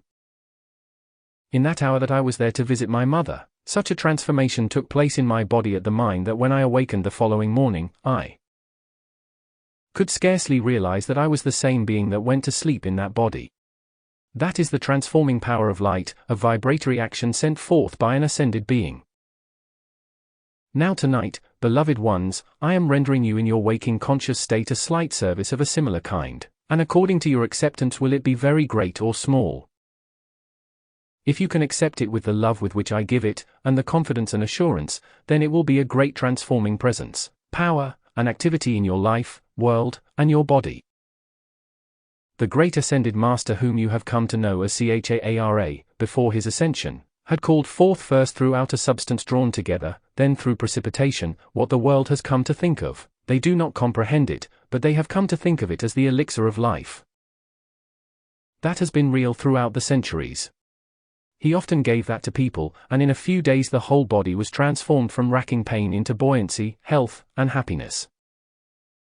That essence, that substance, entered instantly into the bloodstream, and just as you have heard the messenger speak of the violet consuming flame going forth and seizing every impurity in the bloodstream, when it passed through, the work was finished.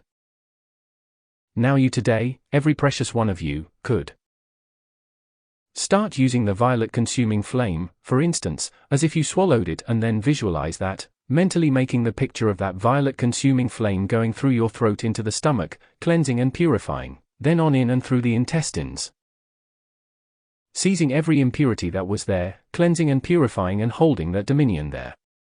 Why, beloved ones, you could free yourselves from any condition that has ever beset the physical body quickly. We want you to come to feel that full courage, acceptance, strength, and confidence in your own application, so that the moment some disturbance starts within your body, you call your presence first into action to take out of your feeling world the cause of that, then charge forth from the feet up, your violet consuming flame. Or if necessary, swallow it. Does that sound peculiar? Oh, don't think that. Dear ones, the violet consuming flame can enter into your throat and through your interior just as tangibly, and remove every impurity and imperfection there. It means that you must be firm and determined. Oh, you cannot do it with just a haphazard manner and get the result. Don't talk about these things you hear today to other people until the whole accomplishment is there, finished and complete. Wait until you know you have the victory over it, because human suggestions, dear hearts, turn so many people aside, and if they are false and you believe them, then they act in your own world through your belief. Now, beloved ones, let me urge you about 3 different things in your application. First, while it is absolutely imperative to use the entity decree to keep your world free from discarnates gathering about you or intruding, or affecting your world, yet for goodness sake, don't become entity conscious or give yourself the suggestion that every little thing that affects you is an entity. Watch out for that, because you can so hypnotize yourself by that thing that you create a condition through your own feeling which has the same effect.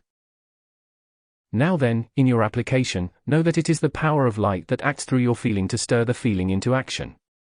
That is the acting presence and power which, by the purity, power, and perfection of the presence, you call forth. Then what is it in you that gives you the full power of acceptance? Is there anything in your body to act but the power of life that beats your heart? Then whatever ability you have of acceptance is the light of your presence acting, is it not?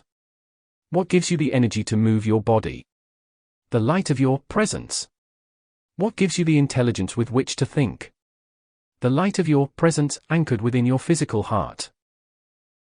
Remember that between you and that great individualized God presence, from out the great central sun, the heart of God, is your higher mental body, magnificent in its splendor, your discriminating, selective intelligence that waits and has waited throughout the centuries for you to know it is there, and then through the call to your presence, to give it the opportunity to charge forth into your world everything. Look, beloved ones, you are not dealing with just your own call. Your higher mental body, who has been waiting throughout the centuries, will become the authority in your world once you give it the chance. Do you not think it will use every opportunity, the slightest, to exert its energy, release its powers of action, energy, and intelligence into your brain and through your physical body? Therefore it is as anxious as you are, perhaps more so, to produce its perfection in your world, its health, its happiness, its harmony, its strength. Therefore, beloved ones, please feel from this hour henceforth, with great firm determination and all-powerful acceptance, that everything which acts through your body to produce action, intelligence, achievement, happiness, courage, and strength is the light of your presence beating your heart. Then do not let your power of qualification clothe that any longer with any discord in your feeling, or with any consideration except its all-powerful action. You all heard that, didn't you? Everyone in the room heard that. Some of you first thought it was the mic. That was the current of energy from Chananda's home in India where we spent so many happy days and weeks and months. Don't make any mistake, dear hearts, there is always a physical action here with that, but the thing that started it is that current of energy. Dear ones, as the great presence of life enables you at your call to more and more harmonize yourselves, there will be hundreds of the groups in America that will have those direct projections into the room, through which they will have the evidence of the presence of life under powerful enough direction to satisfy anyone. In the Gobi Desert are natural currents through which any individuals, regardless of the expansion of their light, may speak to each other more than 300 miles apart. Those are natural currents. This current tonight was a consciously projected current of light and energy. I wish you could know just how wonderful it is. Oh, be of good cheer, beloved ones. All that your heart craves or desires will become, through your call to the presence, a constant proof, invincible, of the power of light and its dominion in your world. The messengers so often hear the signal from that wondrous point of light in the Pacific Ocean northeast of the island of Suva, and tonight you are the first audience in America to have heard this, in just this manner. It should be of great encouragement to you in Detroit. To our beloved, precious young people, how precious they are. Oh, what it means to us to see brave, strong young people ready to turn to the light and let its great blazing presence cleanse and purify and perfect their worlds. Oh, it is wonderful. It is wonderful. You know, perhaps I am impulsive, but I would like to hold each one of them in my arms in that purity and power of light, enfolding them with its mighty courage and strength, and carry them on and on into that great eternal victory of the light. You are children of the light, O beloved ones, for all that beats your heart is light. You might think it is your bloodstream, but it is light.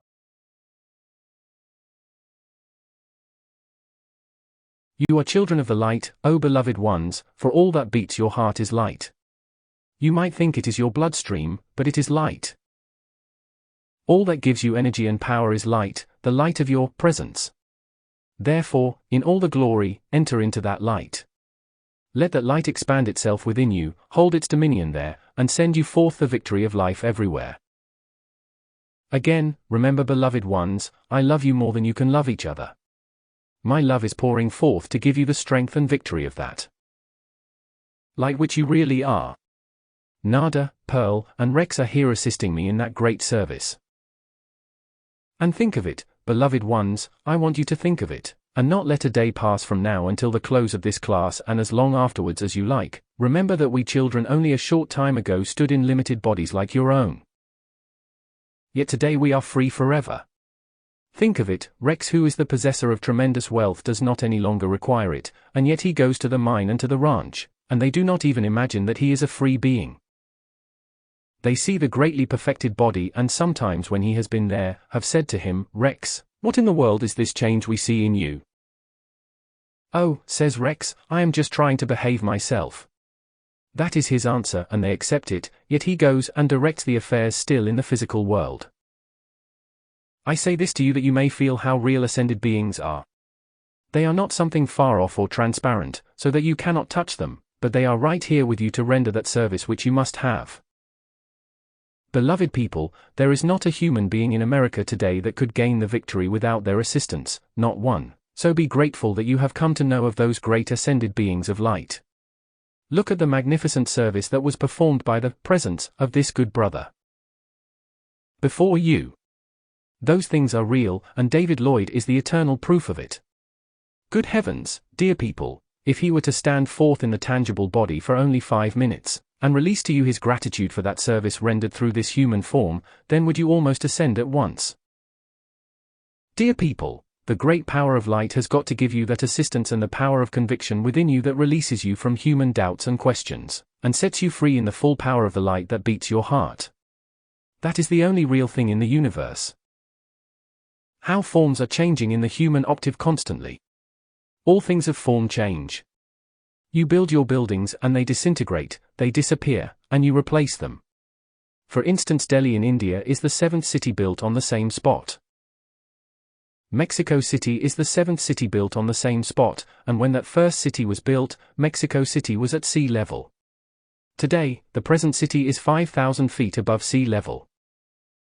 Dear ones, behold the activity of life everywhere in its magnificent splendor and dominion, and yet human beings, with the greatest power in the universe, go on accepting limitations of human creation when they could be free at once.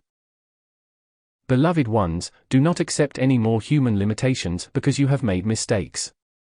Don't feel you must live in them any longer. Call on the law of forgiveness for any mistake. Then call the power of your presence into action to take dominion and hold it there forever. Then stand by it, unyielding, until the outpicturing of that great perfection is there forever. It is within your ability, within every one of you, to do it. Think of it, individuals today in accepting the race consciousness and feeling of age take on that appearance, and yet there are those among mankind who are 70 years old that scarcely look more than 30. Right today, showing that the light was strong enough in them to not accept feelings in their feeling world of the acceptance of race consciousness, which gives you the sense of age. Of course, the race consciousness is that you are an old man or old lady when you have reached 60 or 70 years, yet that life which beats your heart is just as young as it was at 16. Then your power of qualification is what has made that appearance, is it not? Oh, beloved ones, I know you are grasping this tonight in your feeling world, and I charge it to hold sustained its almighty action within you so that tomorrow morning, when you awaken, you may feel the full glory of your eternal youth sustained.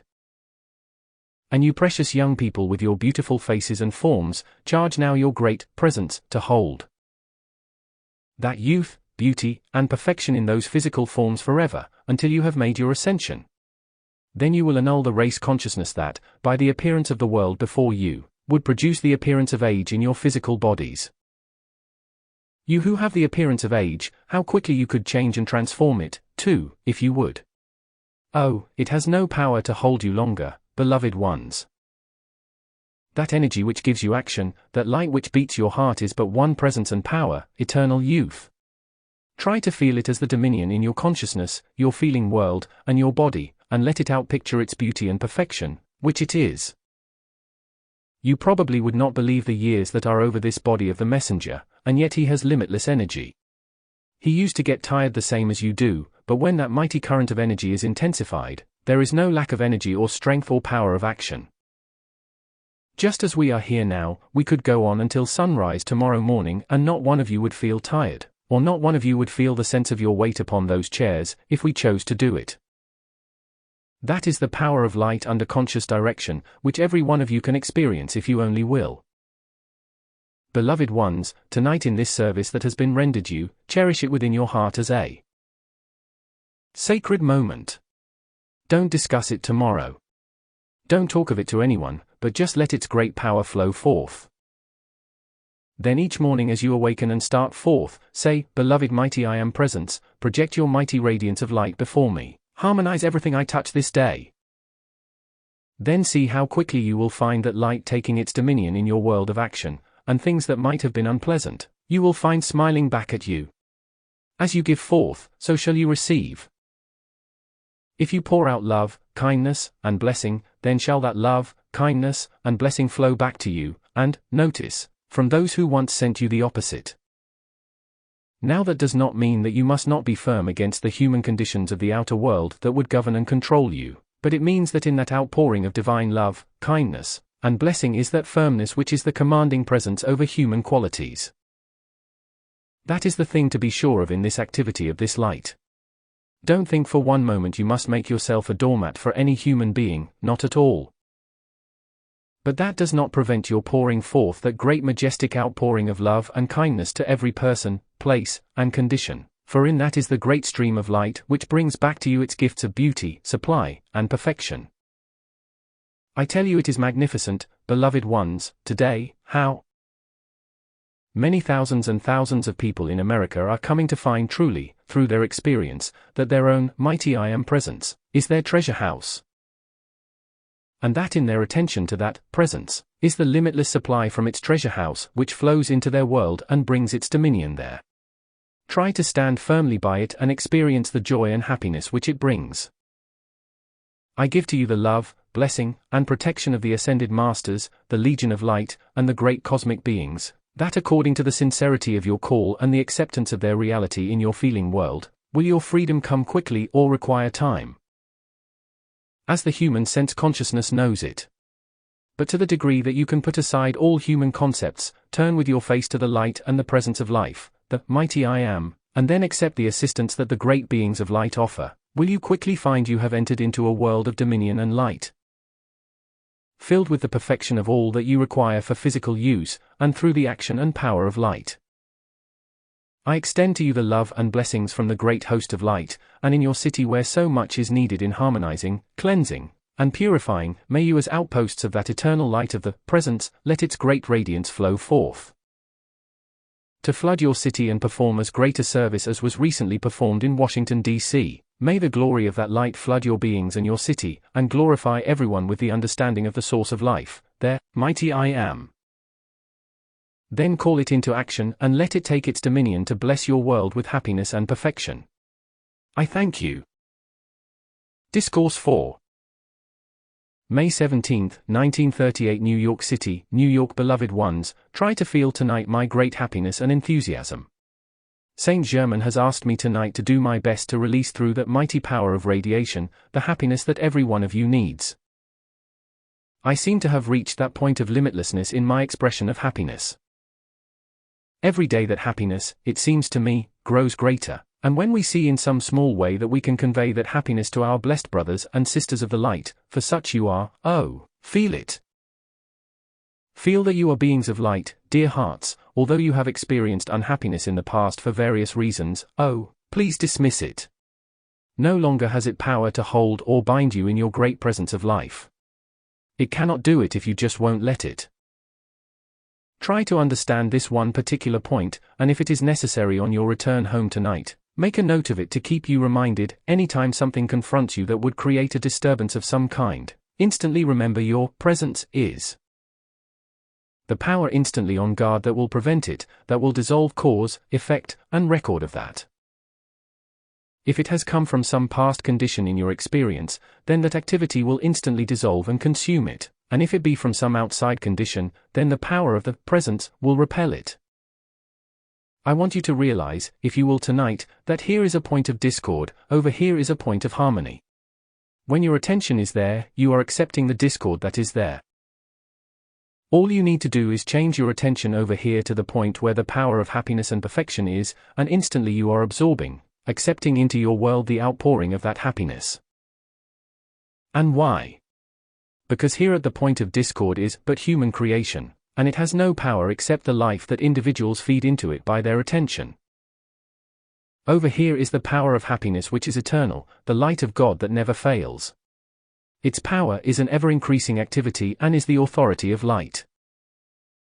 That is the difference, beloved ones, between putting your attention on something limiting and discordant, or over here on the power of the presence, which holds all perfection and all power of activity within your human form to accept a condition or reject one you do not want. You are the choosers in your world, beloved ones, of how this energy shall act. Oh, if you continue to allow your attention to go from one point to another, how are you going to direct that energy in constructive power of action? Now remember, precious ones, it is not difficult. You can look at that wall or you can look at this wall. There is not anything in the world that can prevent it. Then if your attention has in an unguarded moment become fixed upon limiting discordant things, turn it to the presence and say, you have no power there. In your decrees when a body of individuals like this tonight, I was watching definitely for the action when you said to human creation and repeated it 3 times, you have no power. My dear ones, could you have seen that activity tonight, you would know definitely that when you declare that with intense feeling. Shall I tell you what has been released into action for the students the first time tonight? I may not give you the full explanation. It will no doubt be given during the class. There are a great many people who do not get sufficient feeling into their call for the use of the violet consuming flame. Now then, you are going to have assistance whether you want it or not. Whatever the cosmic light has chosen to do, I cannot at this time give you the explanation of, but I tell you, dear ones, you remember that Rex said to you last night, as this radiance grows greater, people with destructive motives won't stay long. Now I tell you, dear hearts, this is no idle thing. This power of the violet consuming flame is going into action with tremendous power, in addition to your call. And as I have called your attention to it tonight, please, every time you call the presence into action to use it, remember, and you do not need to know why it is so, but just accept that you are having the intensified assistance of that. How do you suppose the great divine director dissolves the remainder of your human creation? By the use of the violet consuming flame, of course.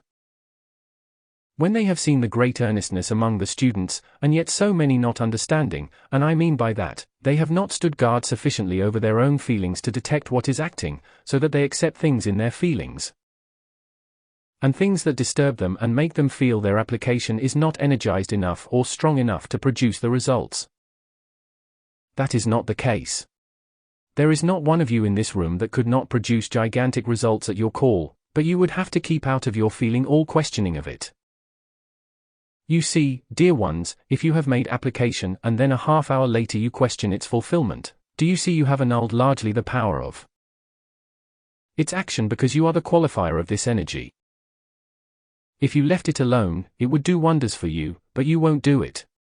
You still insist in imposing your qualification upon it.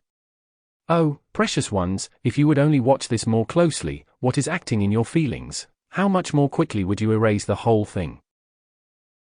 There are just thousands and thousands of the students today who are coming to the point where, just like that, they could sweep their hand forth and everything would be dissolved that has ever limited or bound them, and I want you to watch it.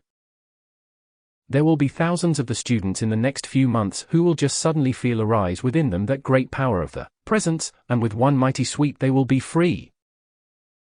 I tell you, you cannot give attention to the presence, you cannot issue these mighty decrees as you are doing and have mankind stay bound.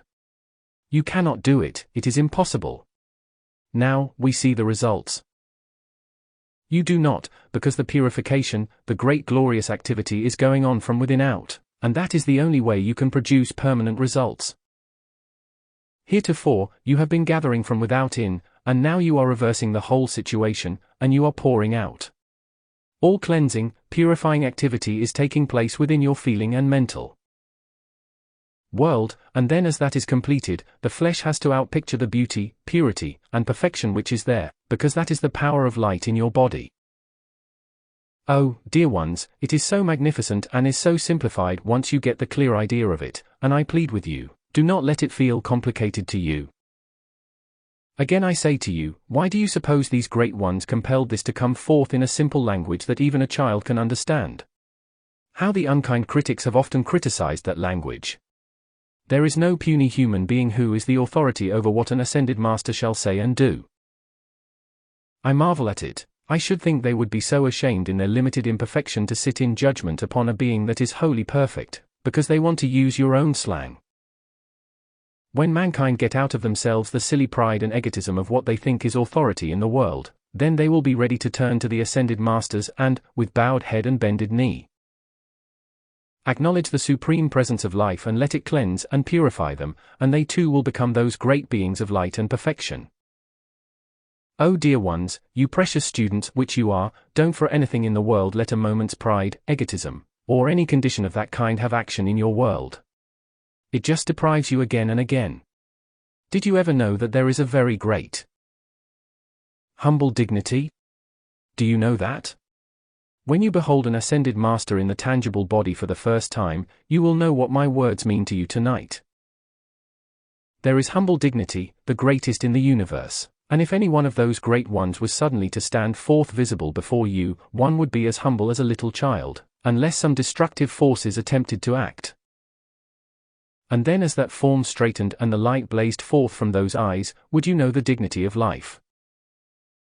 Life in itself, beloved ones, in your very veins and beating your heart, is that dignity, is that happiness which every heart is craving, but because mankind has not understood, it continually keeps accepting the appearance world of limitation and conditions of disturbance, until that energy cannot produce what it naturally is.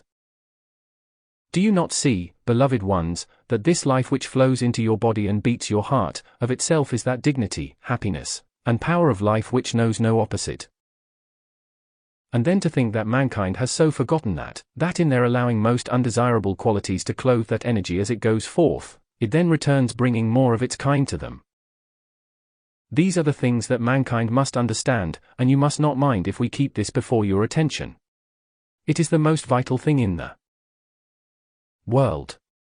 The messengers have preached harmony in your feelings for 4 years, and will keep it up for 14 if you can't get it because, dear ones, you cannot be free unless you see those things, those qualities within yourself, and eradicate them by the power of the light that beats your heart. How much do you think your higher mental body loves you?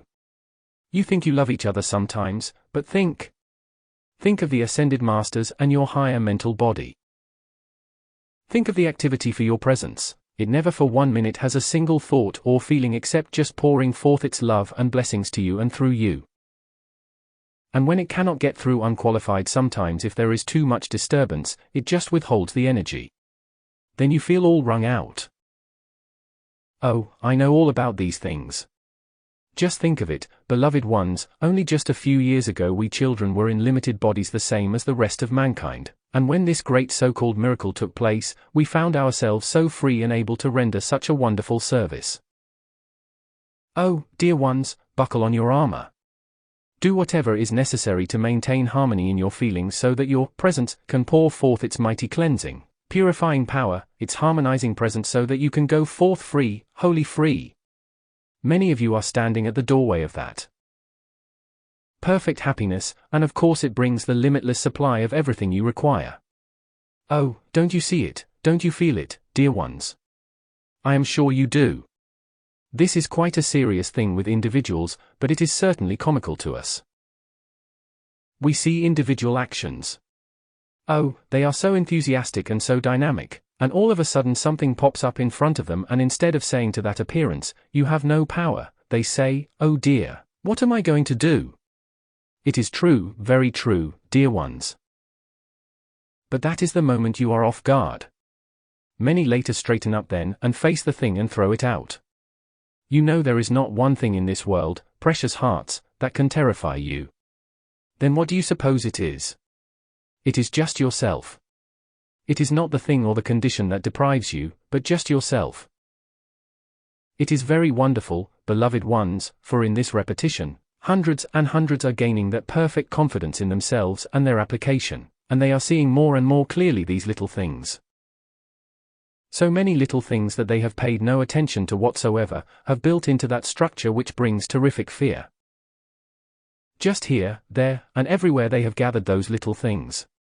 They have taken them into their feeling world and they were not aware of it, and all of a sudden it comes forth. Do you know there is no cause for fear in the world? Saint Germain gave me one of the most amazing lessons at the time referred to in the books, when he asked us, the quartet, to sing. I had never sung in public, and for a moment I just was terrified at the very thought. And when he said to me, "Bob, don't you trust me?" well, that was a little too much. With his spoken word, I afterwards knew that whole thing, cause, effect, and record, was dissolved within me, for I never had it again. Now that is just the way with your presence. It can release its power of dissolving energy into your body and your feeling world, which will dissolve cause, effect, and record. Now may I ask you just a frank question? Have you ever been tired of issuing those decrees or making the call to your presence? Do you know what that does? In those words you are gathering a power and momentum of which you have not the slightest concept today, but we see that acting within your mental and feeling world.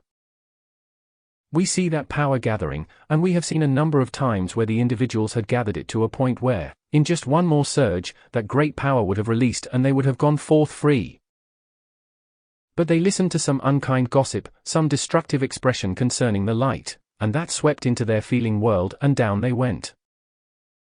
Dear ones, I trust you can feel with me tonight the vital importance of this. If you knew what 5 minutes listening to some discordant gossip does, it does not make any difference what it is about, but some destructive, discordant conversation which you naturally term gossip, if you could see what that does in your feeling world, dear hearts, you would no more tolerate or listen to it than you would pick up a rattlesnake that would strike its poison into your veins. I tell you, in that you would only lose your body, but you make records that mankind have built and built for centuries. And then think, today in so short a time, so many thousands of people are being set free. Do you know, now don't be discouraged when I say this, do you think that is wholly by your own application? Oh no, no, no, dear hearts, but your earnest application has opened the door to that assistance which the great powers of light are giving you. And oh, could you but see daily the great surge of energy, the great light rays that go forth when you are feeling just a little bit down? Haven't many of you in that down feeling, all of a sudden just come up like that? I know there are those that have experienced it, because I have seen it done with many. What a service it is to render! We who are free, as we watch among the students and see those who are needing encouragement and strength, then by the projection of a light ray we enfold them like that, and they feel that great strength, courage, and happiness again. Dear ones, no one ever won any victory in anything by crumpling up before the appearance of any kind of disaster. They never did. And I say to you, beloved students, suppose you failed 1,000 times in the beginning of your application, why would there be any reason you should discontinue it when you have gone through thousands of centuries building this thing that has put you in such limitations? Think of it. Today you have the powers of light at your command. Then why feel one moment's discouragement because your application has not fulfilled all your desires? Because if you were to analyze yourself you would see how many times irritation and disturbance drove in, qualifying and clothing that energy as it went forth to do your bidding, and therefore, it could not do it. Oh, dear ones, I know well enough it is not easy when you are surrounded by discordant limiting conditions or individuals who are constantly pounding at you doubt and distress and falsehoods concerning this work, this light that is the freedom of the world and mankind. I know it is not easy, but if you will learn to be silent in the presence of those individuals, and then with great firm inner determination call forth that light and say silently, mighty light, go forth. Dissolve this human quality. Silence this thing that is driving at me the faucet of human creation. Go forth, mighty power of light. Fill my home, fill my conditions, and silence this human thing that is here. You are not harmonizing individuals, but you are silencing and dissolving those qualities that disturb you. Once beloved mankind awaken to give freedom to each other, then will mankind know such happiness, and then will the home life of mankind be restored to the great purity and perfection which it once was.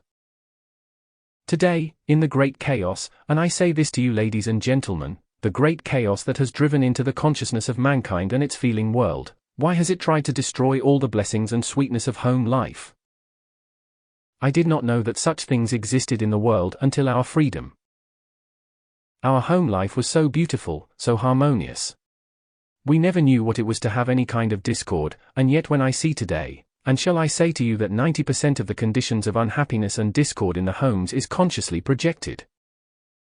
Now here is a point I wish you, every student, tonight, if you will please hold close to it and remember it. A great deal has been said about discarnate entities, about mankind consciously projecting discord to each other.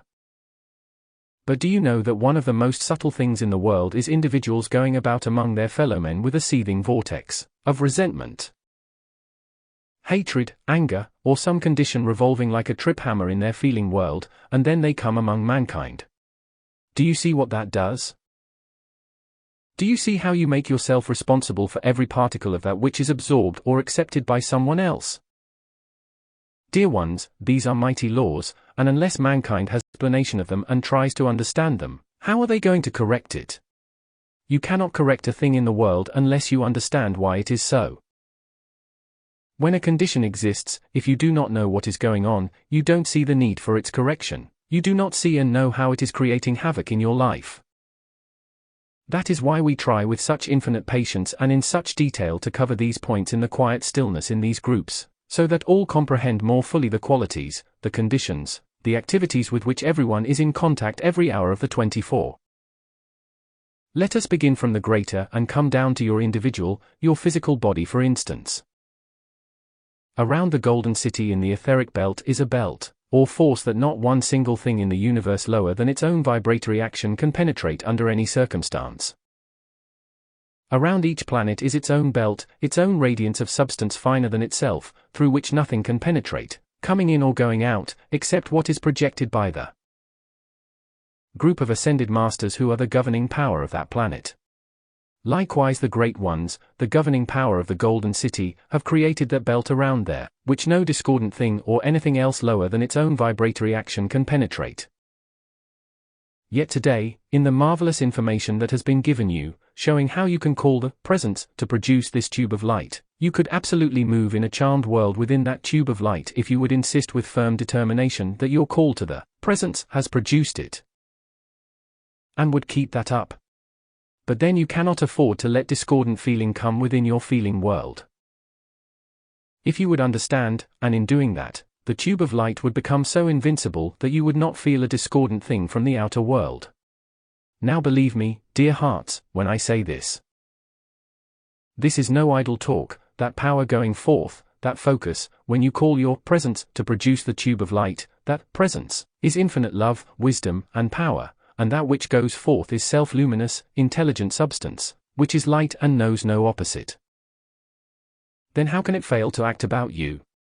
And as you hold your feeling harmonious, that will get stronger and stronger and stronger, and you will have less desire to be disturbed, because the outside source of it will have been cut off. That is why, beloved ones, with so great a love, oh, you cannot imagine how we want you to have this freedom. The ascended masters who have so long been in that great freedom, they see and they have great infinite patience, but we who have so recently been set free, oh, with such tremendous happiness and enthusiasm we charge and pour forth because we are not limited, we are not lacking in energy or powers. Sometimes when Rex, Nada, Pearl, and I have walked through the classrooms, why, I tell you, sometimes I have thought we were releasing energy enough to lift the roof off. And I tell you, Detroit showed the proof of it, and it is going to show it more and more if I have to call the powers of the universe into action. These children of Earth are going to be free, whether they want it or not. When we have this freedom with scarcely any effort, and when you are making the effort you are and are sincere, no matter whether you are understanding fully or not, I insist that you have that freedom. And believe it or not, dear ones, as long as you will stand steadfastly by your presence of light and make your application, be it humble or great, then I tell you, that power shall release to give you every assistance and all the courage and strength that is possible for your achievement. Please do not ever doubt it again, if you have before. I tell you this thing is going to cease. When there are thousands of students in America today with such earnest enthusiasm and joy in their application, I do not care what the rest of them are creating, it has no power to touch these beloved students. And I will blast every destructive thing and creation before it shall continue to harm and affect these students. Now believe it. We mean business, and I hope you do as much. Beloved ones, I know this is a very delicate point to touch upon, but I am going to say it whether it is or not. When individuals, it doesn't make any difference to me whether it is husband, wife, friend, brother, sister, or whoever it is, when there is one human being who thinks he or she can dominate another and make a mop rag out of that one, I tell you it is too much. But that condition exists in many parts of the world, and in thousands of homes. I want to tell you, if that individual, whether feminine or masculine, would stand up and say to that force, "You have had your day. Now shut up, and mean it, and feel the power of the presence, that destructive thing that has browbeaten and beaten down blessed, timid, humble individuals, would do it no more. This power of light that beats your heart is supreme. You don't have to be unkind and perform a tragedy, but you can assert the power of your presence, and make that human destructive thing be silent and shut up. It is a pitiful thing existing in the world today. Dear hearts, there is no human being in existence that should try to dominate another. You notice how the messengers leave every human being absolutely free. Of course, there have been a few half-sane individuals that said the messengers were trying to become dictators. Well, the messengers are keeping the work of Saint Germain clean and pure, and mark what I tell you, that beloved Saint Germain's work of the centuries will be kept clean and pure, and there is nothing of mankind's creation that is going to get mixed up in it. That work is the freedom of every human being on earth who will apply it and forget everything else, but the people who try to mix it up with Tom, Dick, and Harry and everything else, won't have freedom. Dear hearts, you might just as well face yourself and your world. The great divine director and great ones, and they know, have said to the students if they would forget everything else they had studied, they would have their freedom very quickly. If they do not want to do that, it is their own business, but when those great ones have said that, it should be authority enough to try it out for a while. This sounds like a dictator, but dear ones, our love is so great that when we see and know what will produce your happiness, freedom, supply, and perfection, do you blame us if we put it to you in plain truth? We have got to do it if you are going to be free. It is not that we are trying to deprive you of anything, but give you everything. This application of Saint Germain's will produce it if you do not allow other things to come in and intrude. Look at the messengers, they were willing to forget everything else on the spot. When this messenger returned from those experiences, they wiped out everything in their lives that they had ever studied or thought of, and their freedom is at hand. They have accomplished what no other two individuals in America or the world have ever accomplished. That is why, dear hearts, tonight when I find the opportunity, I try so earnestly to make it clear and have you understand what the seeming necessity is, in order for you to have your freedom more quickly. We want to give you every assistance. Tonight I think I shall tell you, will you count the number of evenings in your groups and then count the days in the classes, and then understand the mighty elements that are being charged into your feeling world to give you that assistance which everyone needs and will have, with their acceptance. To give them their freedom quickly. Dear ones, never in the history of the earth has so much been done for mankind. In all your earnestness, I want you to feel deeply that your application brings forth the power of light which knows no opposite, and only asks the harmony of your feeling world to let it come forth and build with great rapidity. Until all of a sudden that great power becomes so great that it just flows forth and your whole world becomes one of happiness and harmony. My happiness is so great tonight in being able to convey this with sufficient positive force to dissolve and consume so much that has been disturbing you. You may not see it just now, but before the end of the week you will see it. Take advantage, dear hearts, and in the remainder of the group meetings charge yourself night and morning, that your presence, or through your higher mental body, it enables you to comprehend, accept, and hold firmly in action every quality that the Ascended Masters have given forth into your feeling world for action. You will get so much more powerful action out of it, so much quicker results. If at any time doubts or fears beset you, just straighten yourself and say to them, now I can look you straight in the eye and tell you that you have no power. And I mean it with the full power of my presence. Now, can you do anything against my presence? It knows it cannot, and you will have no back talk. Dear ones, I just tell you, you have got to be firm and strong in the refusal of acceptance of these appearances anymore. If something suddenly looms up in front of you that seems terrifying, say, hold on just a minute, you are outside of my world, And then call instantly to your mighty I Am Presence and the Ascended Masters to dissolve and consume that thing, cause, effect, and record. No matter where it comes from. You will see how quickly you will be absolutely free from any touch of it, and in this firmness you are gaining, you will find just the same as the messenger does, your one call will do the work. In the action that is required today, feel the full power of your mighty presence in action every moment.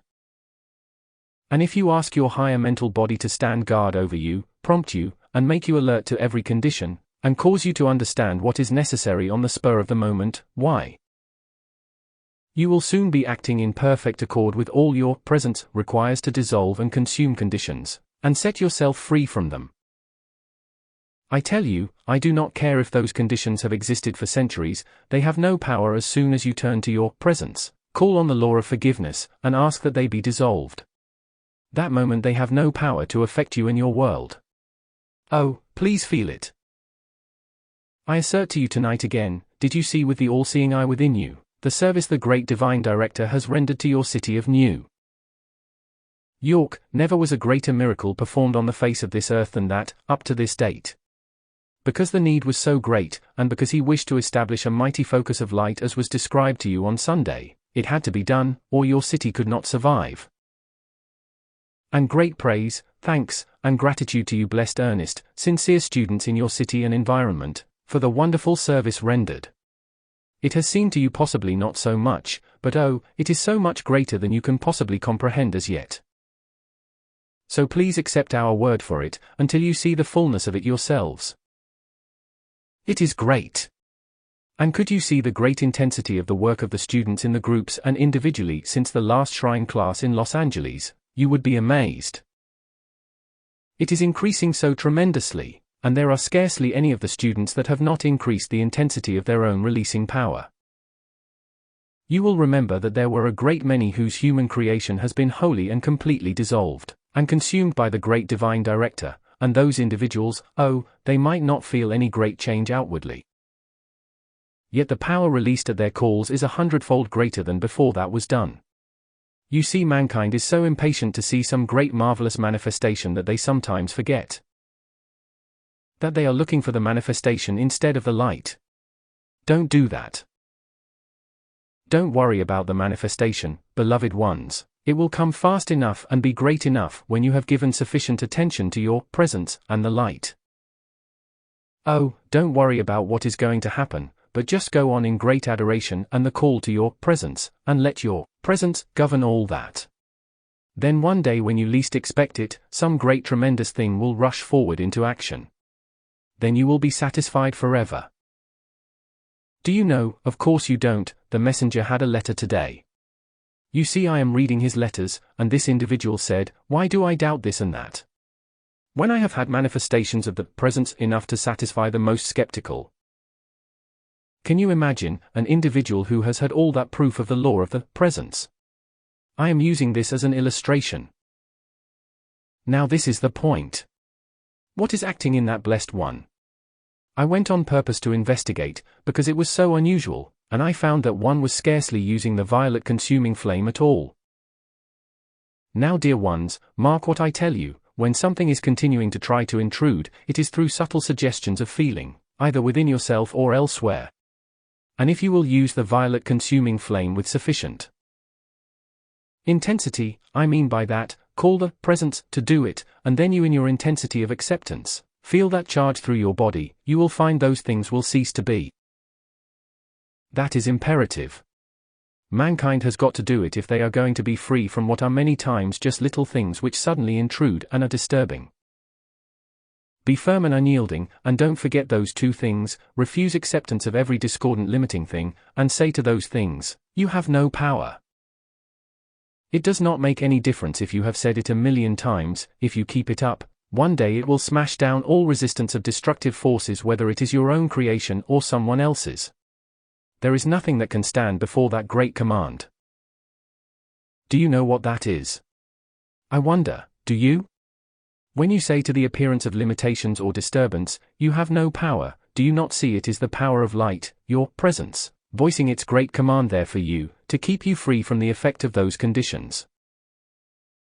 It matters not whether it is your own creation or somebody else's, that has nothing to do with it. It is a great command going forth to silence that thing, and once you understand that, you will only require one command like that to set yourself free. Do you not see, you could not have the intelligence, you could not have the power, you could not have the understanding to issue a mighty decree like that, except through the power of your presence. Don't you see the human could not do it? Furthermore, when you do say that, it is the power of your presence, the power of light that has issued that mighty decree for your freedom.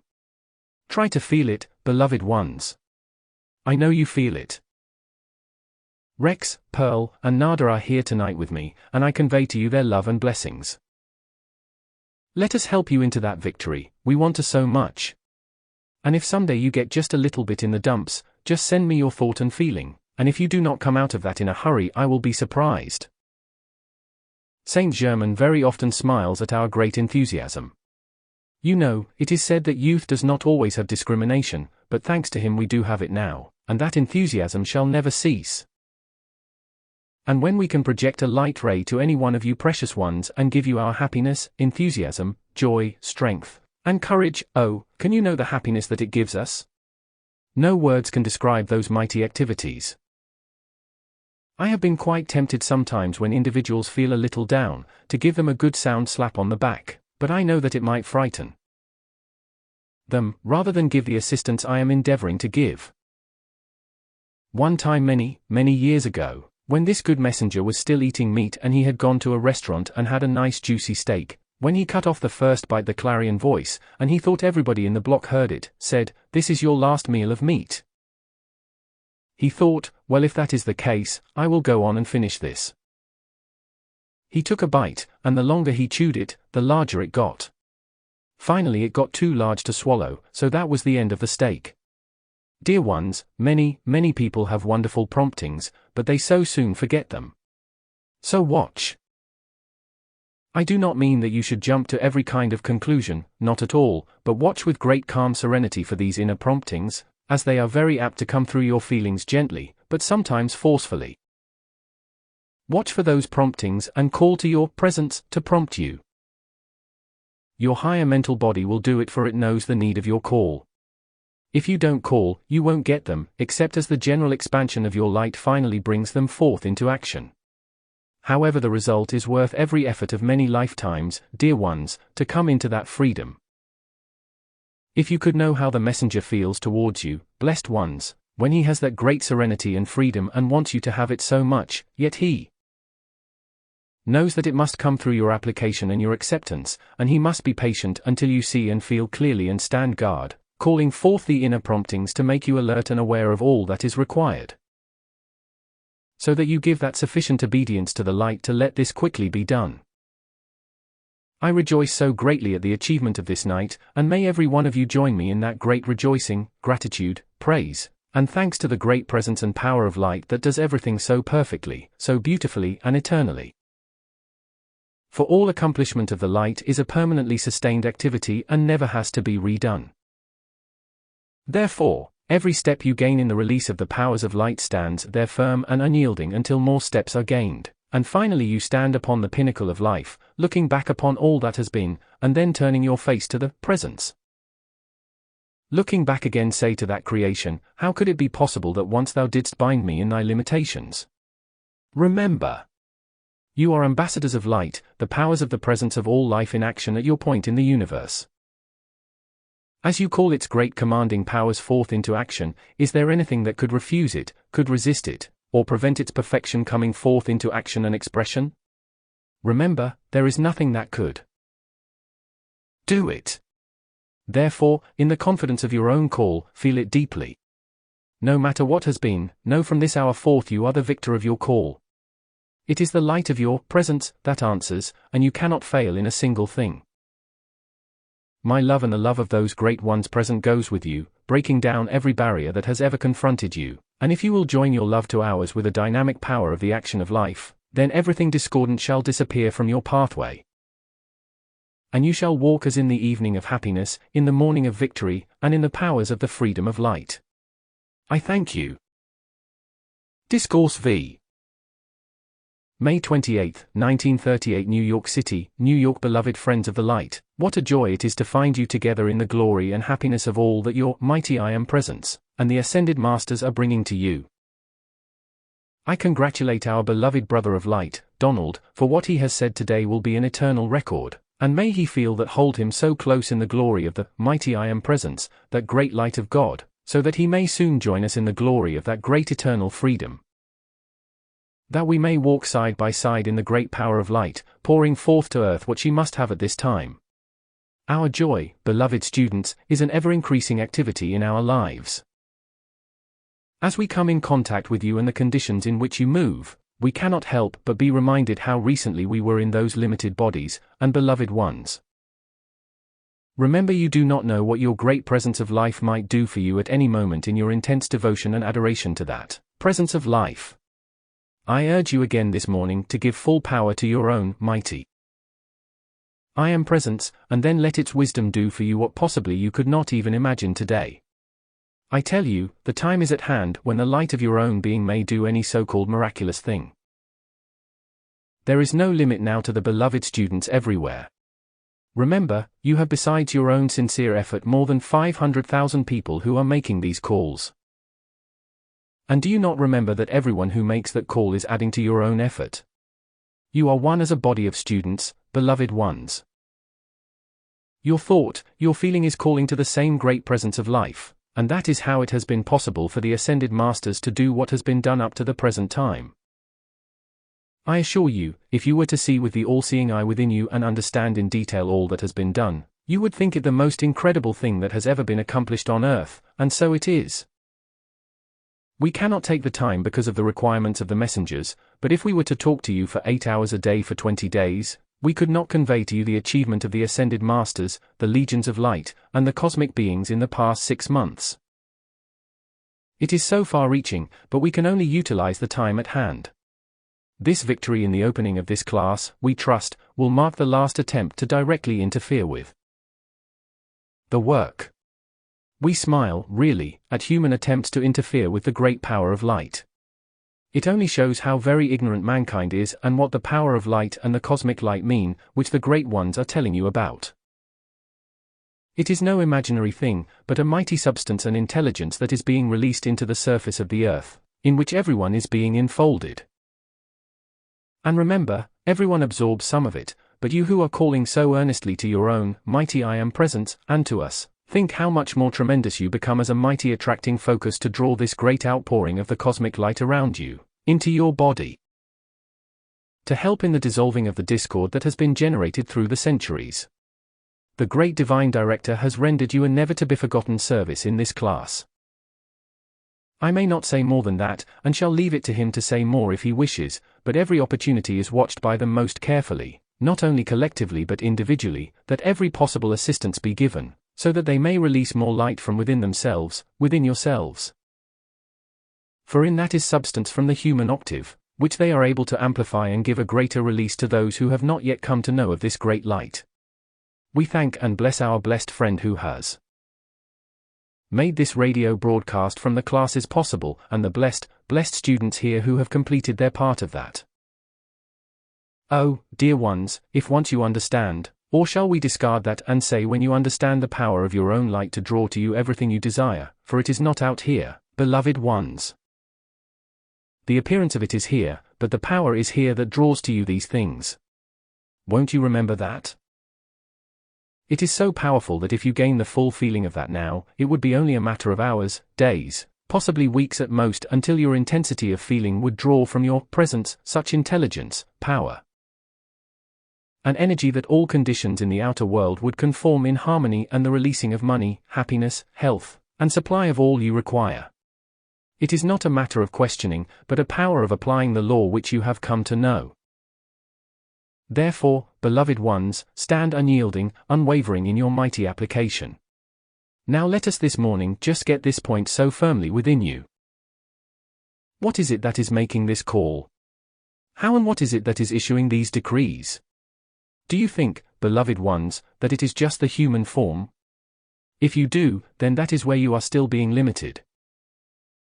If you realize that the intelligence, the energy that you release is the power of your presence, which knows no opposition to the light, then you will see how your application is all-powerful, how it is compelled to produce the results you require.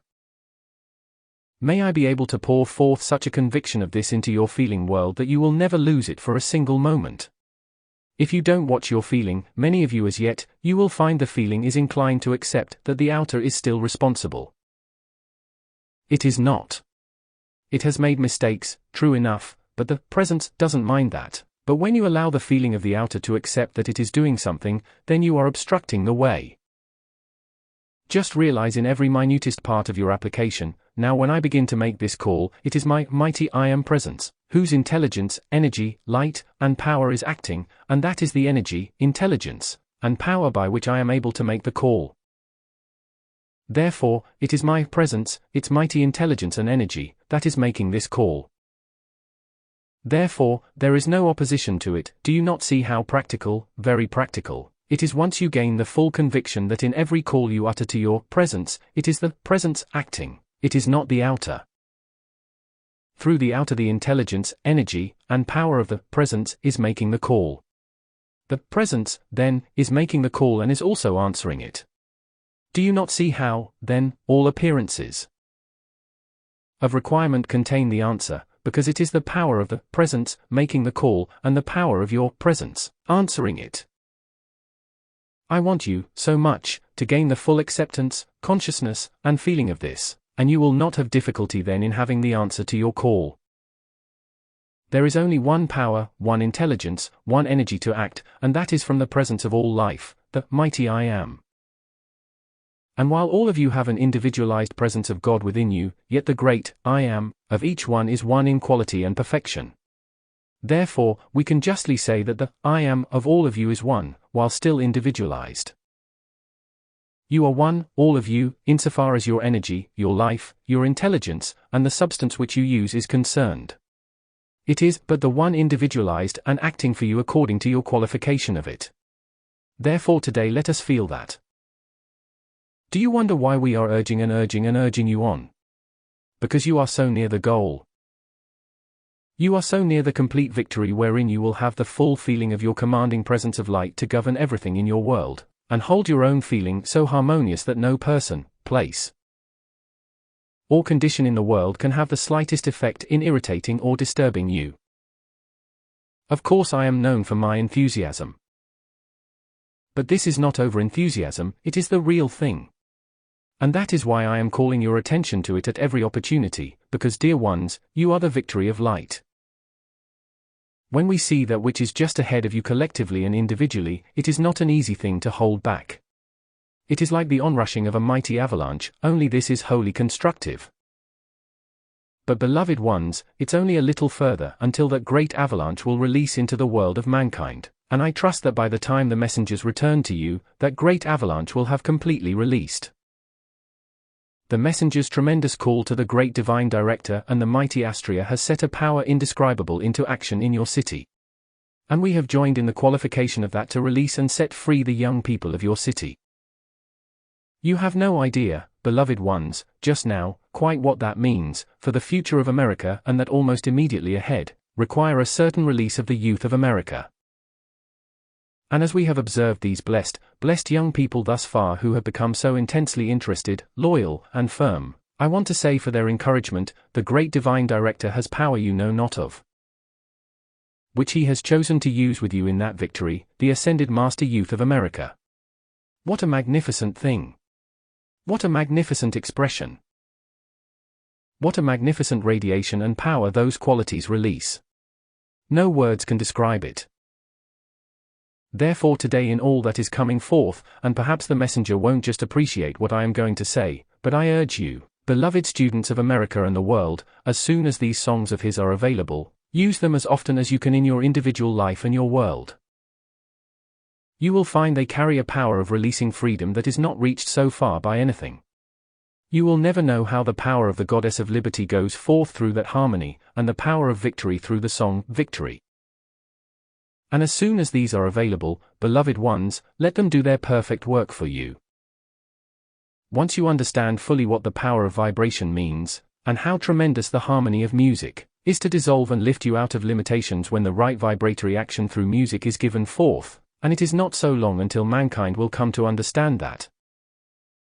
And especially the students everywhere. They will see and feel the change in the vibratory action within their own bodies, and that day you come to know who the great tenor is, will you know what that means to the world. Shortly, or by the time the shrine class comes into action, you will find two of the most glorious surprises for you. Wonderful, so may I just whet your appetite a little? Why do I do it? Not to tease you, but so that in that great expectation you may generate a power when that is before you, that will suddenly be released to bless you beyond your fondest imagination.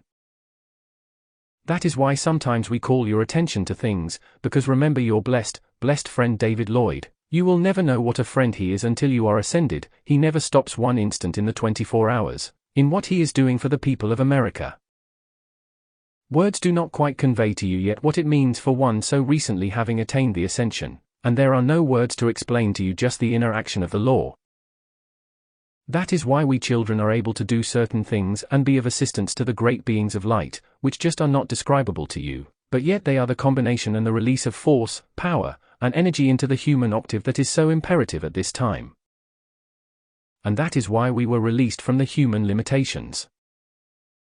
Remember, you do not yet, precious people, have the full meaning of the last chapter of the Magic Presence. The messenger has reminded you many times to read it, but still you have not the fullness of what is there. I give you just this much. These same words are there, when the great divine director said to us, we give you bodies such as the outer world has never known, that was to hold the connection in the human octave for the service that was to be rendered. You will get it, don't be discouraged, but that last chapter holds a secret, beloved ones, that once you feel, don't jump at conclusions, but just feel it, within you individually. It is quite possible that at a certain point of attainment and expansion of your light, he may suddenly reveal it to you in so many words, as far as those words can explain. In the meantime, rejoice in it. We think we see a means of accomplishing certain things for the young people of America. And when we find out definitely to just how great an extent we can accomplish this, we shall let you know.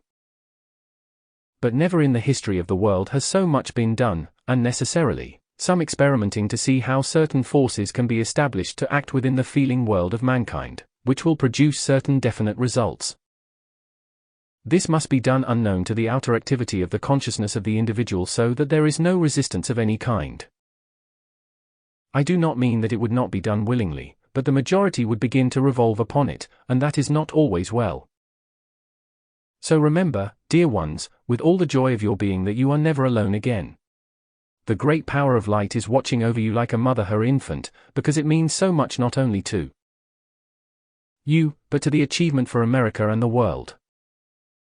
This cup of America must be maintained, and knowing that the light is all-powerful and we have your willing cooperation, I rejoice in the cities where so much discord among the students, it's just foolishness, because one opinion doesn't agree with the other, is going down so rapidly. Oh, I am so grateful. We are all so grateful.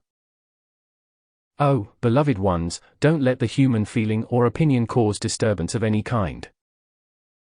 If two people who do not agree would just be silent and wait, the first thing they know, everything that has been discordant would be at the one point of perfection. But as long as you try through discord in the outer to correct a thing, to bring 2 points to 1 point of harmony, you cannot do it. It only builds the opposition. So don't try it. Just be so happy in the adoration of your presence, and if someone else doesn't agree, say, God bless you, and run along. Don't you see then how nothing in the world can disturb your feelings? That is the most important thing in your world today. Then the great power can come forth and release to you so-called miracles inconceivable, but it must be maintained long enough for that momentum to get flowing. Just look at our blessed David Lloyd, who through those long years gained that momentum of expectation. And when he was suddenly confronted by it, the whole power of his being was released and the achievement was within the hour.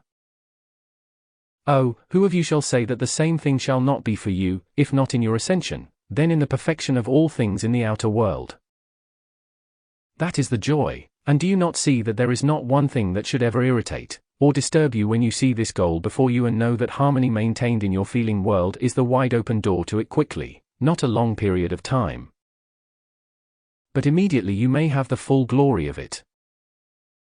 Let me say to you, O dear ones, whatever the human habits may be within you, don't fight them, but just call the presence to take out every undesirable desire, and be so firm in it. And all of a sudden you will find they have disappeared. I think within the year, possibly within the coming 6 months, a great change will take place in the understanding of the medical world and the doctors, so that they will no longer encourage excesses. The sinister forces have kept upon mankind the abnormal sex desire.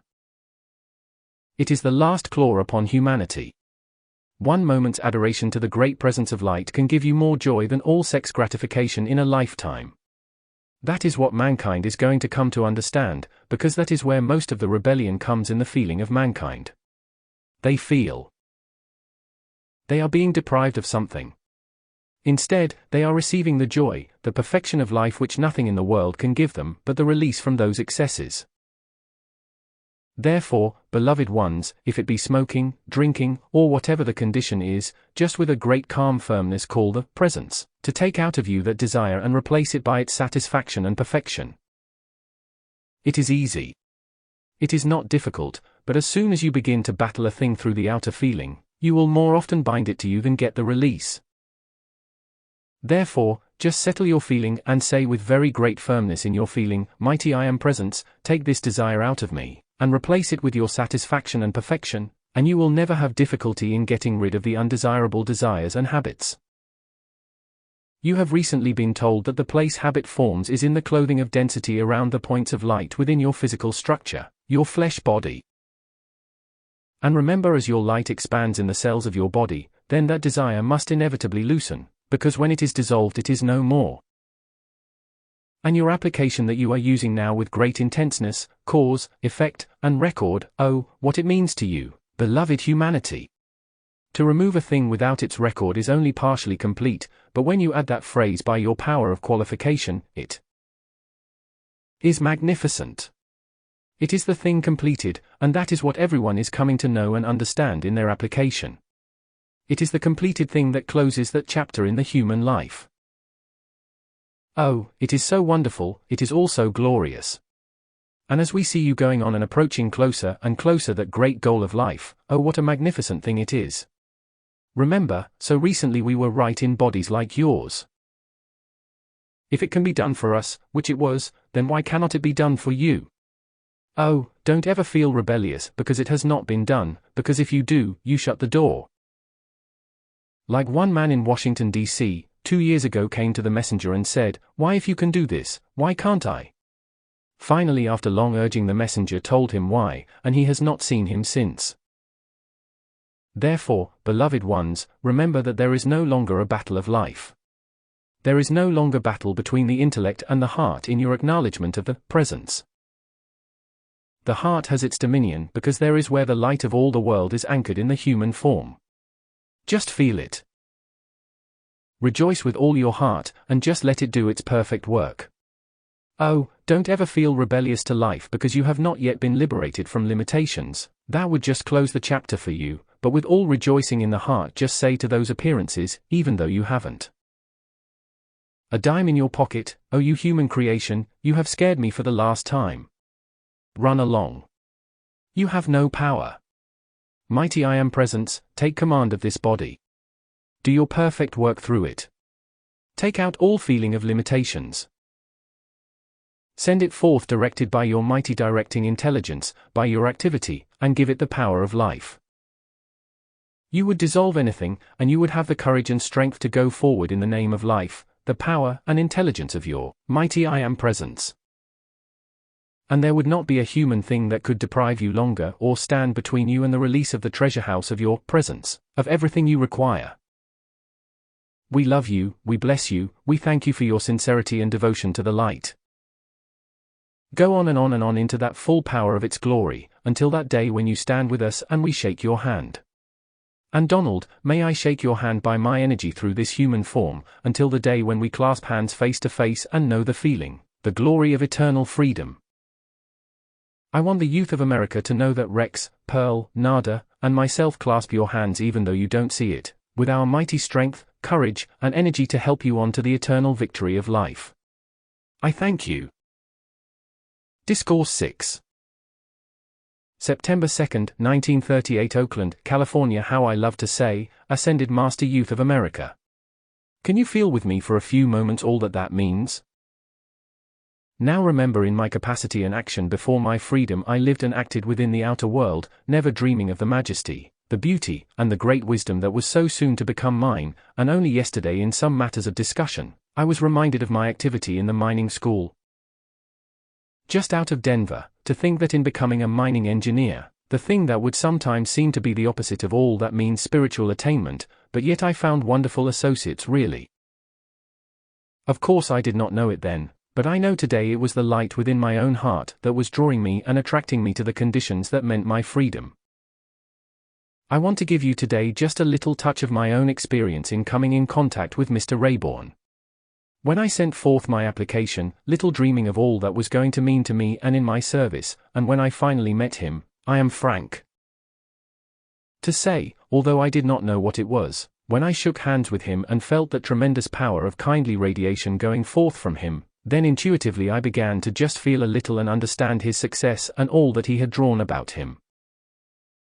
I am speaking of this to you today for a very definite reason, because according to the feeling sustained within you of kindness and the power of divine love and harmony do you become Ascended Master Youth of America. A mighty magnet drawing to you not only the perfection of your own life within your own life stream, but all from without that you contact. Do you realize what that means in your association with the outer world, to call forth the perfection of life instead of human qualities, through that stream of energy that is within each individual's heart? Do you realize your responsibility and your joy in the service, not only to yourself but to your fellow man, in calling forth that great perfection, instead of human qualities? And I suggest to you, beloved Ascended Master Youth, do not place yourselves in positions where temptation offers its clutches. It is much easier to avoid those things than to rush into them and then conquer them after they have started to go into action in your world. A very peculiar thing, and this, so far as I have been able to observe, is the most rare thing.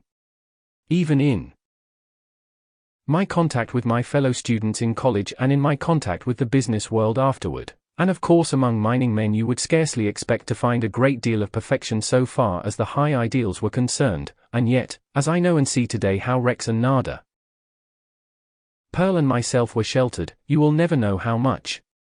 Of course the blessed mother of Rex and Nada was watching over us, and, in that all-seeing eye, saw what was coming, long before we in the outer were conscious of it.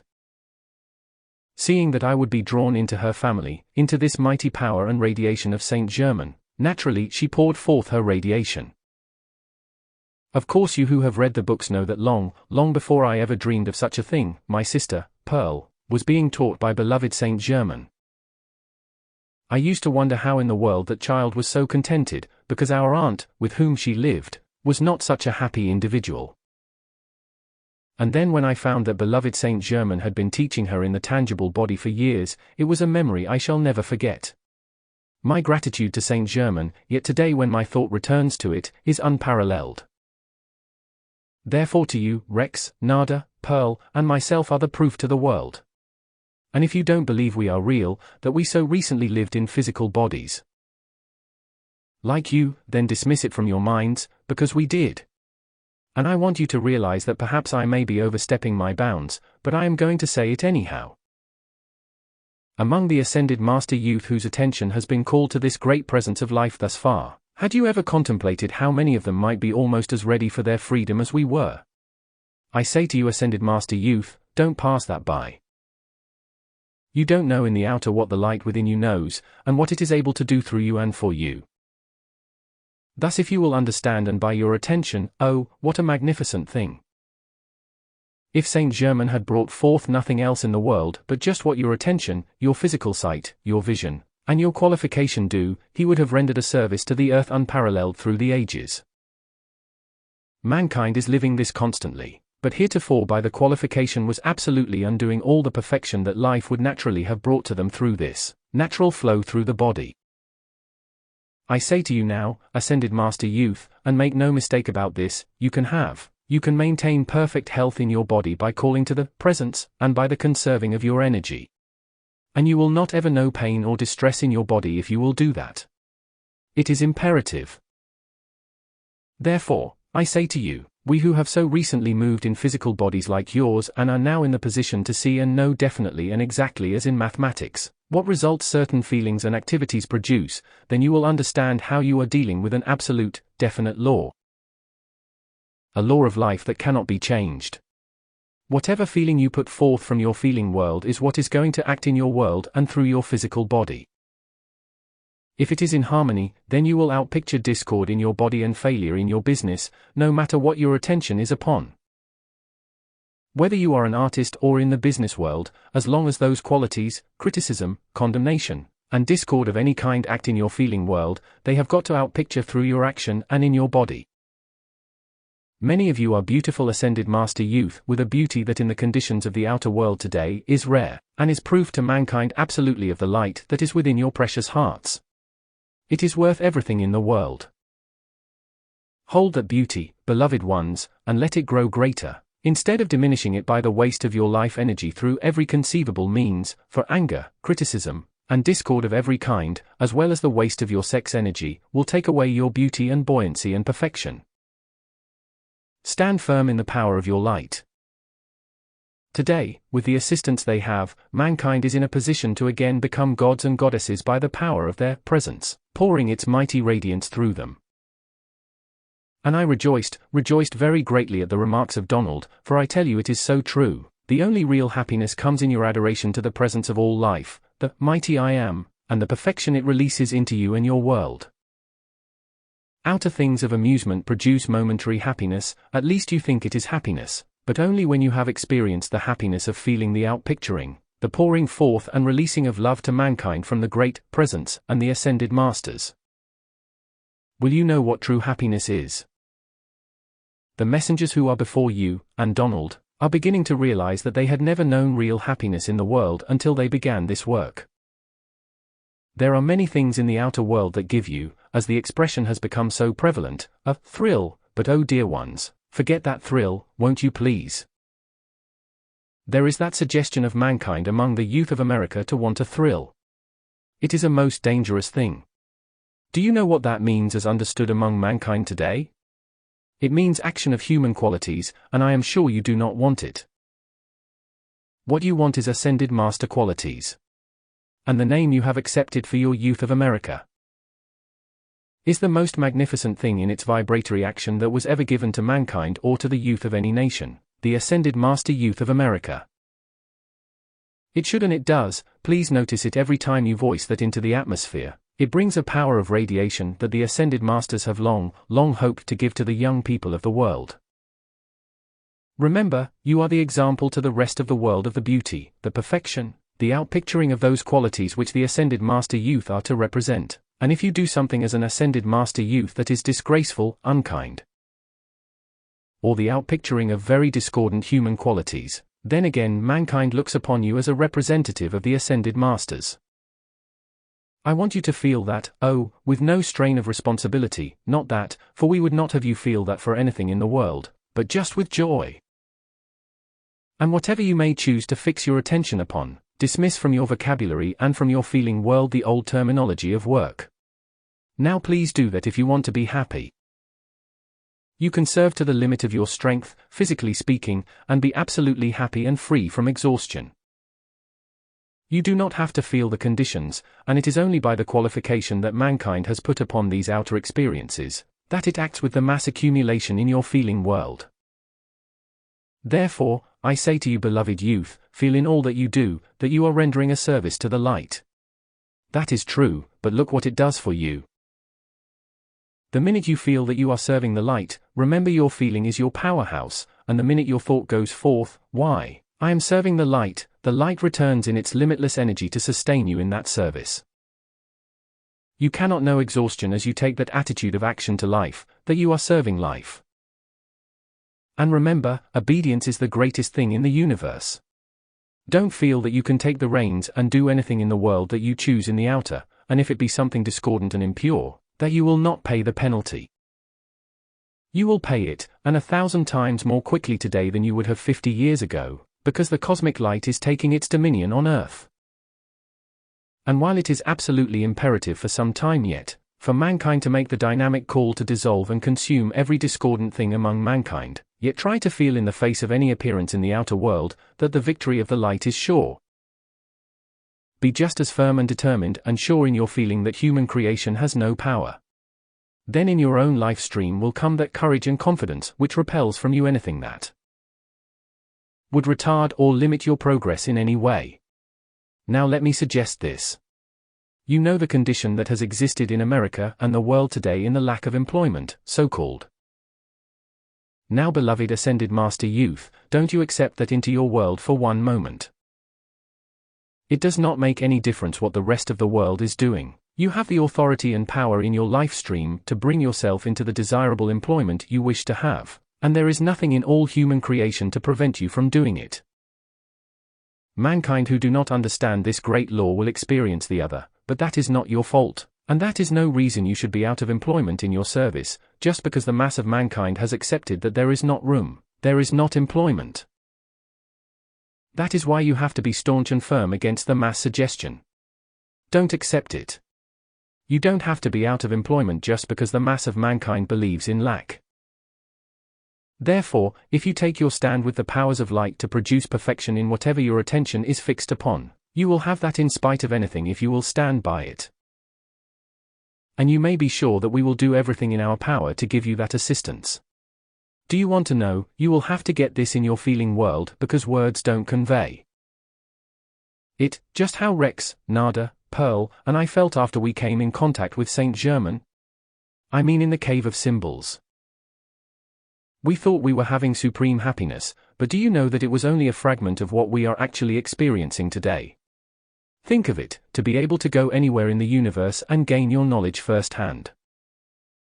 Will you try to feel that for a few moments with me, because we are constantly going everywhere, seeing, knowing, feeling, and being all that we wish to acquire. Here in the human octave you have to gather from the intellect, and you don't always experience it in the feeling, but when you have the combined action of the feeling and power of life acting in the trinity of action, then you know all that it means to you. We are experiencing that today, and the fullness of that joy and happiness is complete. Therefore, I say to you beloved ones, in all the joy and happiness that you wish to express, remember they remain alone in your own life stream to be called forth by your attention to the mighty I Am, and the glory of all that holds for you. Now it has grown so late I must discontinue. Remember that the joy and blessings and freedom of all life holds for you, is in your attention sustained to your mighty I Am presence, and in your mighty application of the simple laws which it has brought to your attention. As you do that and stand by it, you will have the glory and perfection of all life holds for you. We hold your hand, beloved Ascended Master Youth of America, in the fullness of all life permits us to release, and bless you, to hold you steady, give you protection and mighty directing intelligence to bless your lives forever, and I thank you. Discourse 7. September 24, 1938 Seattle, Washington. Beloved Ascended Master Youth of America and beloved students, it is always our great joy to pour forth an assisting radiation. And to, I trust during my short talk with you, give you just a little idea of how important you are to Seattle, you who have stood so earnestly in the light. But before I continue, will this boy over here come and sit down by me? I congratulate this blessed Ascended Master Youth of America that his light chose to have him represent me, and by my currents of energy through the hand of the messenger. I shake his hand and call that the memory of that which he so earnestly endeavored to represent will find its full expression through him. And we have another blessed youth whose light can reach very great heights, our blessed one here. May the fullness of his light find its full expression and bless all he contacts. Nada and Pearl wish me to be sure I do not neglect the young ladies. But there are so many of them that are so lovely that I cannot very well take each one individually, so I congratulate all of them in their blessed light. Now beloved ones, seeing that so many really do not comprehend what the expansion of the light really means, intellectually you try to understand it, but in the feeling there is not the full response or comprehension. Here at your heart center where your mighty I Am presence is focused, is the first point of light always. You might think, even in looking at the chart, why not the brain? Why is not that the point to be illumined as well as the heart? Because the anchorage of the light from your presence is in your heart and not the head.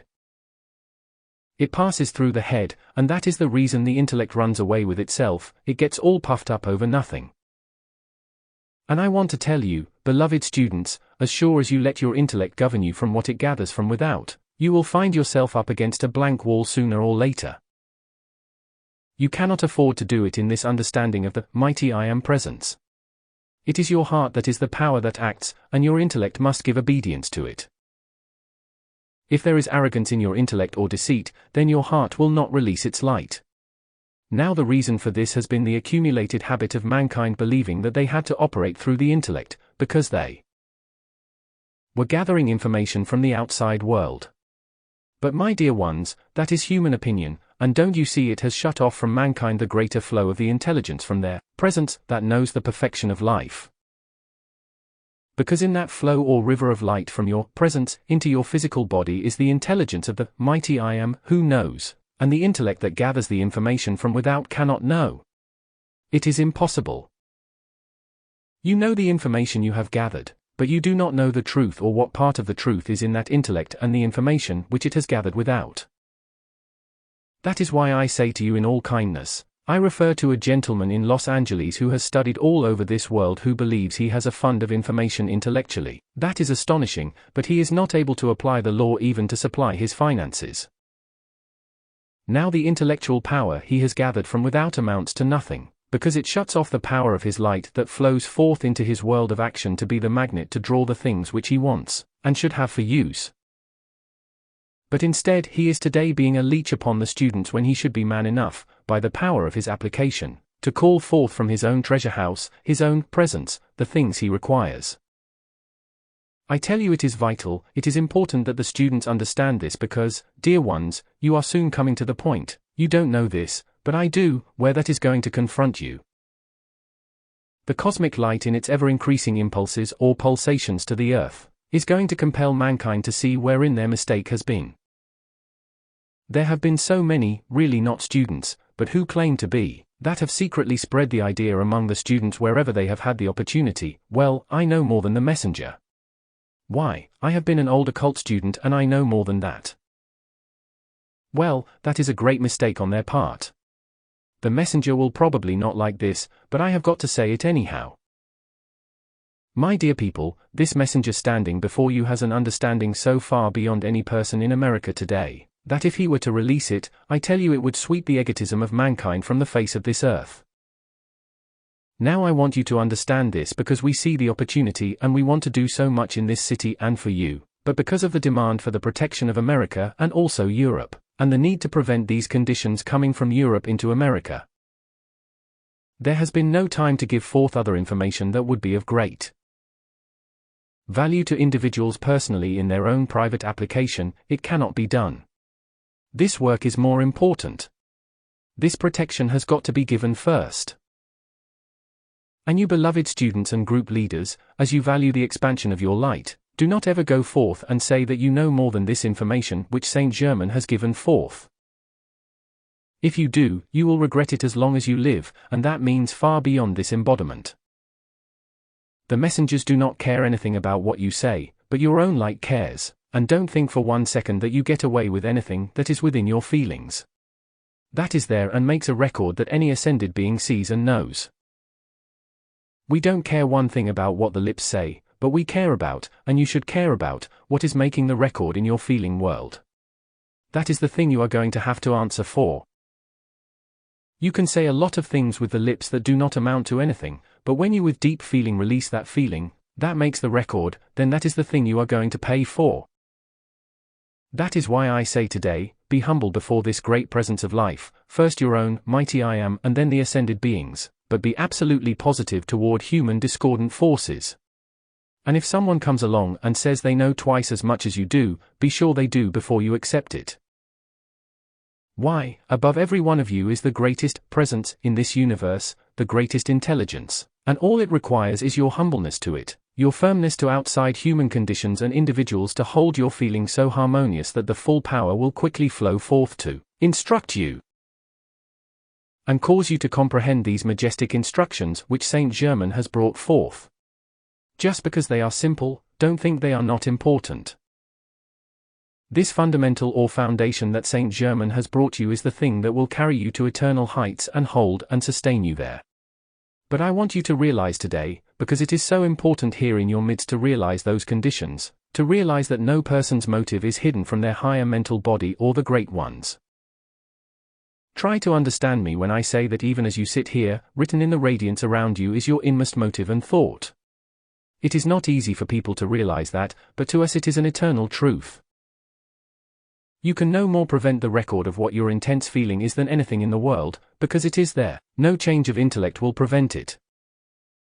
Now take these two illustrations. Suppose you release an intense feeling, then you make the call through the intellect without being backed up by the feeling, to erase that. That feeling, because of its greater intensity, and being your powerhouse, would remain there in spite of your call because the intellect will not erase it. It must record the feeling released and the power of the presence. That brings forth that power of the presence that does erase it. Now that is very important, and you precious young people, if you understand that, and I ask you to please try to understand it since you will be confronted from time to time with similar conditions. If you understand when a mistake has been made either intentionally or otherwise, that you do not have to continue in that, but with a great intense release of your feeling, you call your presence to erase that cause, effect, and record, then the substance released from your human form will enable the presence to erase this because you, being the decreer of your world, have asked that it be done. Now I say to you, beloved ones, in asking the presence, to use the violet consuming flame to dissolve and consume all your mistakes of the past centuries, unless you will release intense feeling, in other words, intense desire, for that to be done, you will find getting it done is a long process. While with a great release of intense feeling and a great desire to have that done, you give forth the substance which the presence, through your higher mental body, brings into action to produce that exact result. That is how you can accomplish things so quickly and with such great power if you understand and utilize clearly these simple things. But don't forget your feeling is your powerhouse, and no matter what your intellect does, unless it is backed up by the feeling, it will produce but fragmentary results or none at all. I want to say to these precious young people, we have often been present with you in your group work, and the magnificent manner in which you conduct your group activity is beautiful beyond words. Your silent attitude, your refusal to discuss anything before, during, or after your group meetings is a magnificent attitude toward life. It means you are carrying back to life your full earnest intensity and command for freedom, and I tell you, if the older people would only understand, and oh, how I plead with you, stop your silly, nonsensical discussion of discordant things. You will never have your freedom in the world as long as you continue to do it. And when you come into your groups, precious people, come there to render that service to the light. Do not discuss anything of the outside world if you want to have and produce magnificent results from your group work. Dear ones, that is one reason I congratulate Mrs. Fowler. The magnificent work she has been doing is because of the silence and absolute refusal to discuss discordant things during meetings or afterwards. People, come and go in silence. I tell you it is a magnificent thing because, dear people, you have no idea, you do not perhaps think there is any harm in it, but if you, 2 or 3 people within the group, start to discuss something unpleasant before your group meeting or after it, you have allowed to intrude the quality of that element of your discussion into the magnificent radiation drawn forth there to bless you. Don't you see how absolutely mistaken it is to do it? We want you, if you will, to be so absolutely concerned with your own purification and perfection that you won't have an opinion about another person. And remember, the pretense of the intellect does not amount to anything unless your feeling is true and sincere, dear people. Don't go on trying to think you can smile with your face, while the feeling is not to do it. You are only deceiving yourselves, precious people. We love you enough to tell you the truth. And as sure as you live, one day you will see your great, great mistake. Dear people, why should you be concerned about another person when your whole activity is the service to life for your own freedom? And as long as you try to tear another person to pieces, you can be sure one day you yourself will be torn. Let him who wishes to draw the lightning to his brother remember through his own soul and body will pass the bolt. That is a quotation from The Lost Prince, but it is a mighty thing. Remember that, precious students. You can become so wonderful because your light is great, but don't have any secret motives, don't criticize or have an opinion about each other. Go on, and remember your own requirement is to cleanse, purify, and perfect yourself and your world so that you may pour forth that great radiation and blessing to all you contact. This is the only way. You cannot get anywhere until you do. Beloved ones, once when the messenger yesterday touched upon the point about the time and the energy that mankind had wasted even in this embodiment, I was present, and beloved ones, 1/10 of the energy wasted during this embodiment, with the understanding that is before you today, would have brought you into your complete freedom. Think of it. 1/10 the energy that you have used would have brought you into your perfection. Now then, is it not time for us to determine to silence the human that wants to say and do unkind things, so that we may keep the feeling harmonious to let the powers of the presence do its perfecting work in ourselves and our world? That is why, beloved ones, the ascended master youth of America today are grasping it. The messenger has had 2 or 3 letters recently wondering why sometimes the ascended master youth come into this understanding and then turn aside. Are you strong enough to hear the truth? Many times it is because they see the inharmonious example among the older people and they think, if that is what that I am is doing for them, how can I hope to succeed? Beloved ones, your responsibility to life, to your associates, is more than you know.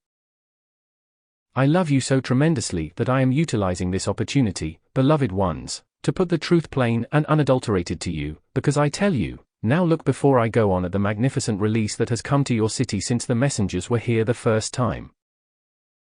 The removing of the communistic control and all that thing which would have been the destruction of the city as sure as the world. And people who lean toward communism a little criticize the messengers for referring to communism. Well, it means all the isms there are, because Nazism and fascism and all those kinds of things have come out of communism which originated in Russia. Now it is not a matter of individuals, but it is a matter of the conditions set into action by the black magicians who want to destroy America, and they found an opening in Russia. It might have been somewhere else, but it was there. They spread it all over South America and over every country in the world for 12 or 15 years before the outer manifestation began to find its expression. Now, beloved ones, the whole inner motive is being exposed to the whole world. It is not a matter of individuals, but a matter of the quality that was acting through those individuals, and I can tell you that 75% of blessed mankind who have been drawn into that with the promise and belief that they would come to have relief and release financially, that was the thing which drew them into the clutches of that nefarious activity, depriving them and their families of food and shelter and the money that they required, and that is responsible for the unemployment today in America. Therefore, you as students, you do not see, beloved ones, that you cannot see. How could you see the inner motives of things and the conditions that are producing these outer results? You could not do it unless you saw with the all-seeing eye. Then, you could not know, but the great ones know. And precious people, won't you let them assist you when they do know these great inner activities? If you will only believe them, they will help you to see and know, and from your call to your presence will come the full understanding inside yourself of these truths which the messengers have given, and which Saint Germain has brought forth. Unless you do that, it is impossible to help you. Now, in the nucleus you have here, with the determination you have had and with that assistance that will be with you now after the close of this class tomorrow, why, my dear ones, there is not anything you could not accomplish. If you will realize, as the messenger has poured forth so earnestly, in your call comes forth the power of light that knows no opposition, not any human, discordant thing. The human discord cannot fight the light, don't you see that? There is no battle in the call to the powers of the presence to come forth, dissolve and consume the human qualities and conditions. There is no battle, but just the power of light. This is just the same as when you turn the light on in this room when there is darkness and the darkness disappears. It is exactly similar when you call forth the presence. Its currents of light and energy pour forth into the human octave, and the same identical thing follows. the light dissolves those conditions and qualities. The perfection of life will be there if individuals will make the call and stand by it. If these two precious boys will allow me, I shall pour forth my currents of energy through them and lift them to the heights. And why do I say that? Because there is nothing egotistical or dominating within their feeling world. Their humbleness to the presence is the requirement, and if they will make the earnest, sincere call in the silence of their own chambers, then will they rise in the power of the light of their own presence.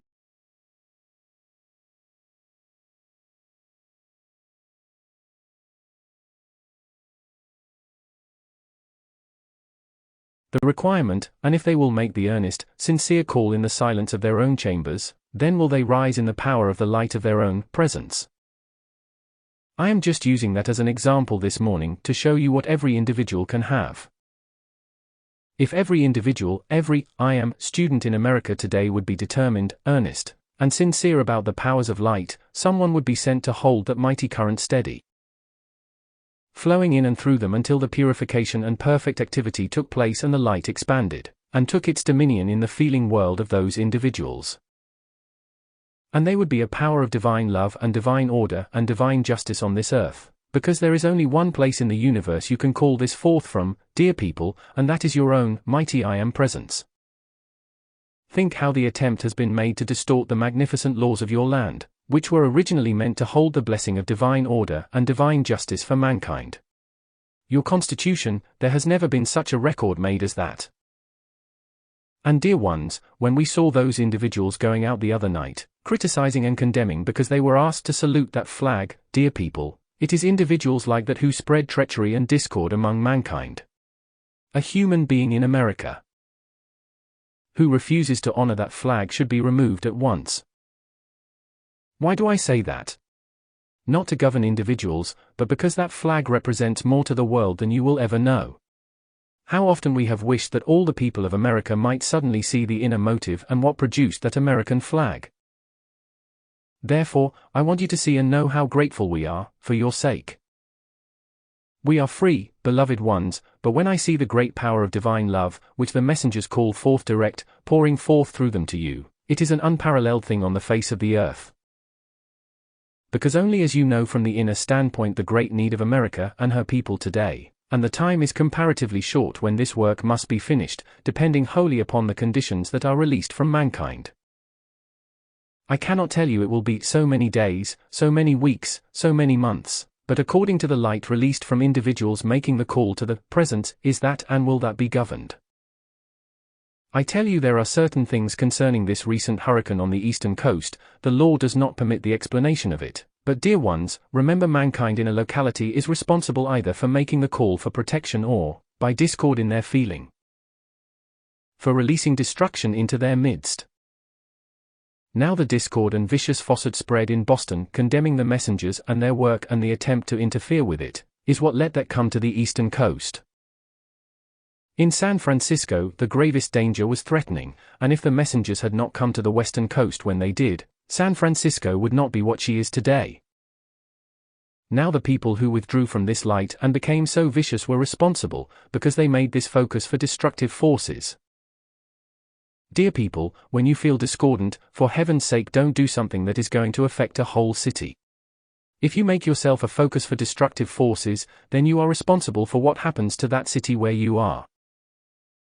That is why these blessed people, what a pity they cannot understand that because they feel discordant toward an individual and become a focus for such fierce, vicious feeling, they make the opening for destructive forces to act within that city.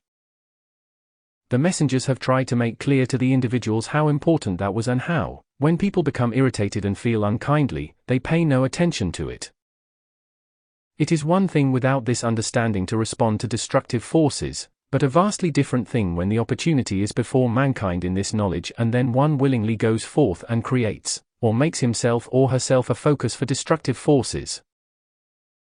That is a far different thing, because when once mankind has had the opportunity to understand the work which Saint Germain has brought forth, so simple a child can understand, then when they willingly go on and do those things, then the responsibility is 1,000 times greater. Now I am explaining this so that you may all take your attention, students, group leaders, and everybody else, off of every other person in your city.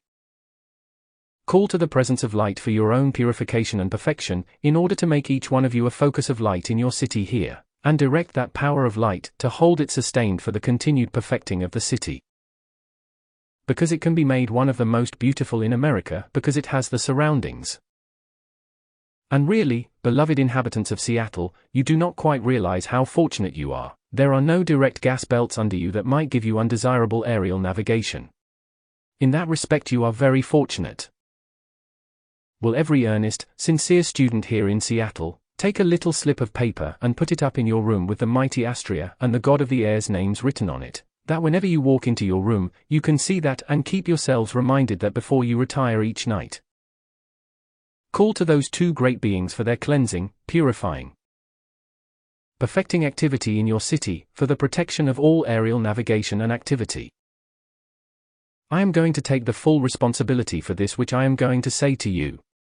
You have seen the great perfecting activity in your transportation so far, your streamlined trains, and the comfort and convenience aside from your aerial navigation. From our standpoint, it will be a comparatively short time until you will find almost the whole of America as one spot because of your aerial navigation. And you will find your fresh vegetables taken from one part of America to the other in a few hours. Let me say that with the incoming cosmic light, when your middleman is removed between your producer and consumer and the divine law is set for their service, then you will have removed the controller of your prices, and divine order and divine justice will reign among your producers and your consumers. Peace on earth will reign forever among them. The opportunity for distortion in your commission activity today is the thing that binds the producer, and causes sometimes thousands of tons of fruit and vegetables to go to waste when mankind should have the blessing of their use. When that is removed from your midst, and it will be, I assure you, then will mankind have the great blessing.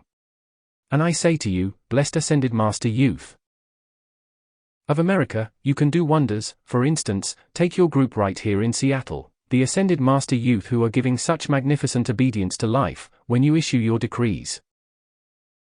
Will you take that up in your own special activity and call for divine order and divine justice between these activities, the producer and consumer?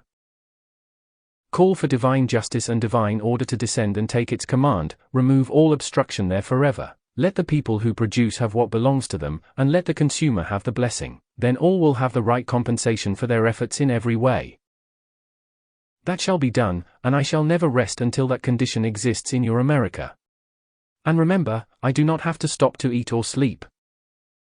Is it not wonderful to be able to gather the essence of life as you go along?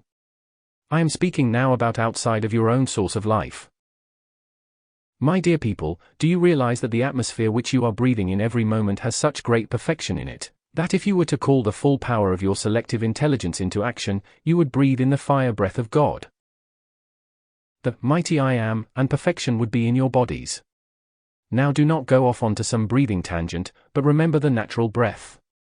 That reminds me, dear people, and you have a lot of it here, call for the dissolving of all numerology and astrology in your land.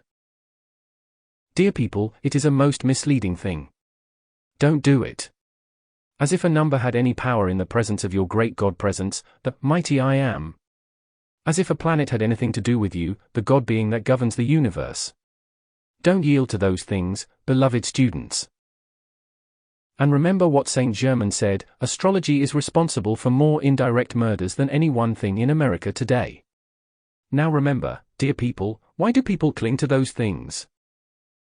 Because they think it brings food and shelter to them, when if they were to stand and call to their own God presence, the mighty I Am, which is the treasure house of their world, they would have such abundance of money and everything else in their use that they would not have to try to use those things which bring tragedy to mankind. Now dear people, you in Seattle here need to be on guard over this more than any place, perhaps, in America. Astrology puts the suggestion into mankind of limitations, that there is something outside of you that is more powerful than the life within you. This is the greatest falsehood ever uttered, and the person who claims that a number can affect you is uttering another great falsehood. Beloved students, in the name of your I Am presence, do not yield to those things if you want to. Be free. The messengers have said very little about these things in the recent months because so much else is required. but you here in Seattle must be protected against these things. I ask you, beloved students, just one thing. Take your chart and look at it, and then decide if there is any planet in the universe, any number that is mankind's own creation, that can affect that power of infinite light. You know it cannot. So don't succumb to human suggestions that say there is something outside. That is why the messengers have said to you that spiritualism, astrology, numerology, or anything that draws your attention to the outside thing as having power to limit your world is a tragedy for mankind. Therefore, if you yield to it, the responsibility is yours. I do not say what you should do, but I am telling you the truth of life. If you believe for one instant that your mighty I Am presence is there above you as the messengers and the chart have described to you, then you know astrology, numerology, and spiritualism are not true. That they are human creation brought about by the black magicians to limit and hold mankind in bondage. Now if you want to go on doing that, you are beings of free will, but I have fulfilled my part of life to you in telling you the truth, which I know absolutely to be. Did you ever in your life know of an activity, ever on earth? In your experience, when the teacher, the messenger, or whoever it might be, asked people not to come if they could not be harmonious to the truth of life? People reach out and try to claw students to them. It is reversing the activity. Human beings must be given freedom even though they intentionally go on and make mistakes. Sometimes the fiercer the mistakes, the sooner they will turn and come back to the presence of life. Now I ask you, beloved students, and why do you suppose the messenger has asked every earnest student to never sleep at night until they have contemplated that chart? For the very reason that it keeps the information, the truth, the vision before them that there is no power in the earth that can govern them but their presence of life. Therefore all outer things that mankind has given power to, will have no power in the acknowledgement of their presence, except the perfection which it is. And that is what mankind needs today, because the habit of human creation has made mankind believe everything else but the power of the presence, the power and presence of life. Therefore, they are in the conditions today because of that, and if you want to be free, you have to change it, you have to reverse it. Therefore, I say to you, beloved ones, in all our great love for you, if you care to listen to us and give response, then you will be free, but you cannot do it if you go on asserting your own opinions and desires. Believing we do not know. Do you remember, beloved ones, you whose hearts are great, in your childhood how often your parents pled with you not to do certain things, and you went on and did them and paid the penalty of discord and unhappiness through the lack of obedience?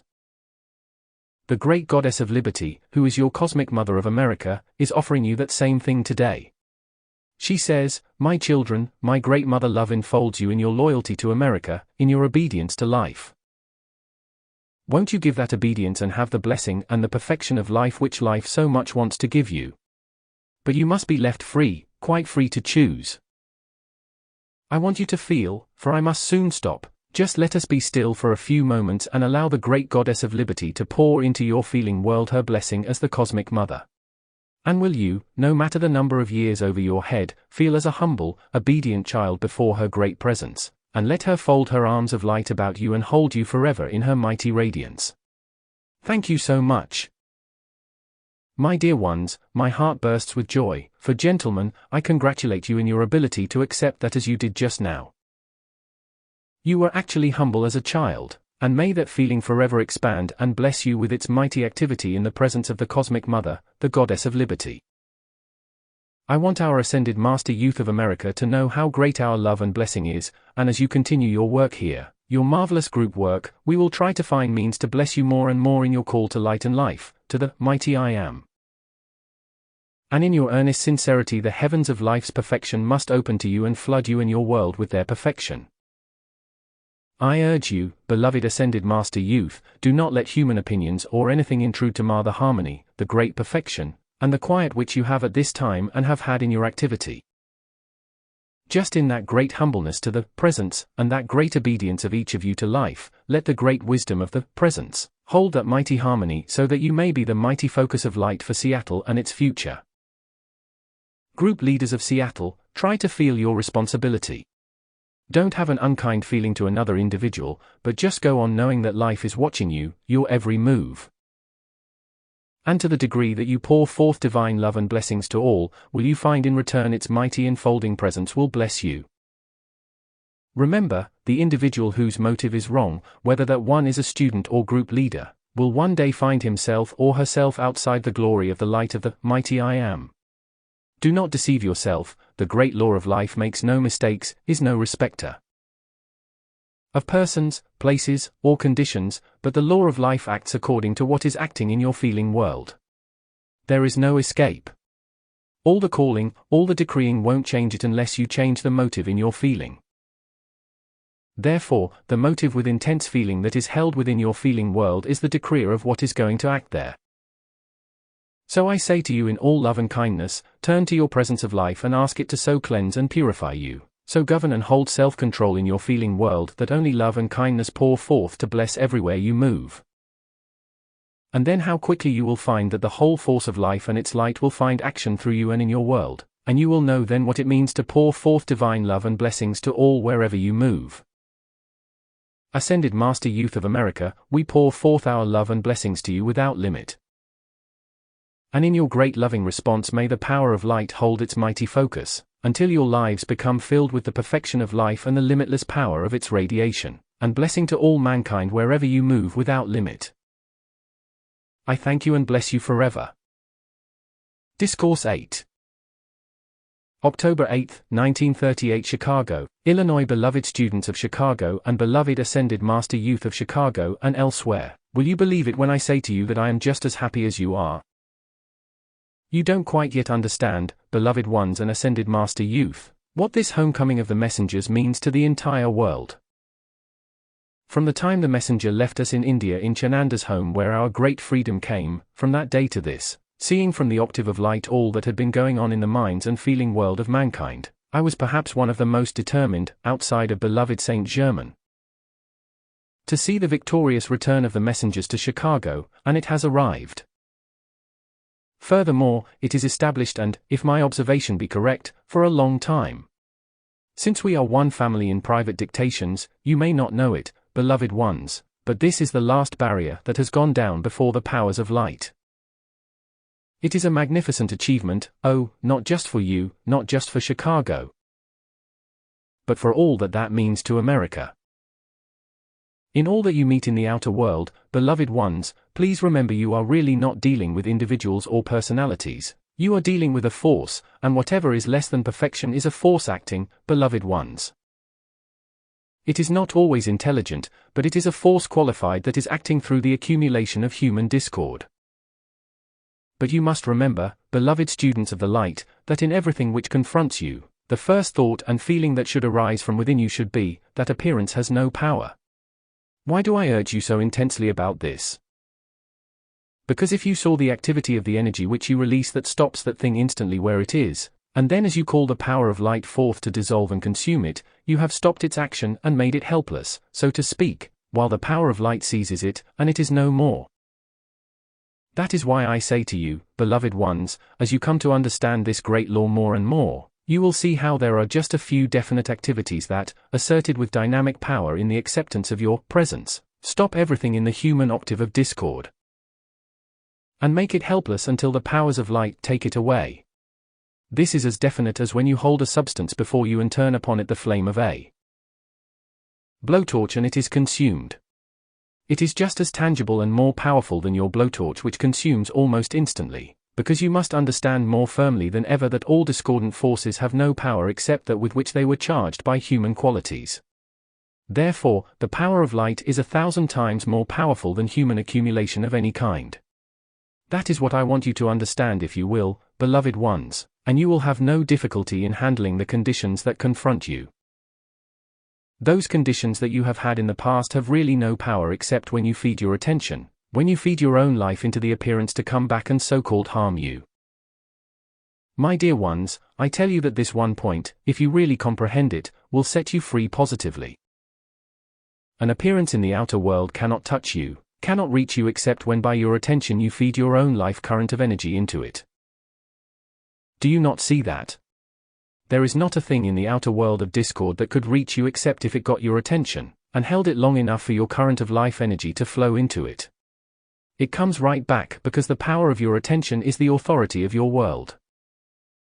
Therefore, when the messengers plead with the students throughout America to keep your attention off discordant things, it does not mean you do not know about them. You must see what is to be done in order to correct it, but that does not mean you allow your attention to feed into a thing until it begins to feed back to you again.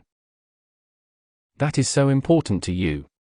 And beloved ascended youth of America, you who are the torchbearers of the future, if you understand the simplicity of these few fundamentals, you will make yourselves a power of light, and no discordant force will be able to touch you ever. Remember, beloved ones, first the communistic element from Russia that spread its poisonous breath everywhere throughout our colleges and institutions of learning, and at one time was almost gaining its victory, today has no power. It has no power among our ascended master youth and the rest of the youth of America. Rex, Nada, Pearl, and myself, and the great host who have joined us in the assistance of the ascended master youth of America, will wipe it out. Beloved students, remember your great privilege in wielding the scepter, the sword of blue flame, which you have in your mighty decrees in the calling forth of perfection. That is as definite as if you took in your physical hand a sword of blue flame and directed it to dissolve all discordant conditions. These decrees are the mightiest thing in the world that mankind can use. And all mankind can use it, there are none that cannot where they are calling to the presence to release the infinite power of light. Even a little child can do this, and does do it with infinite power of action. Therefore, as you dissolve the discord that has been accumulated around you, and you stand forth in the full feeling of the victory of your life and your call to it to release its power, then you will have found your freedom forever.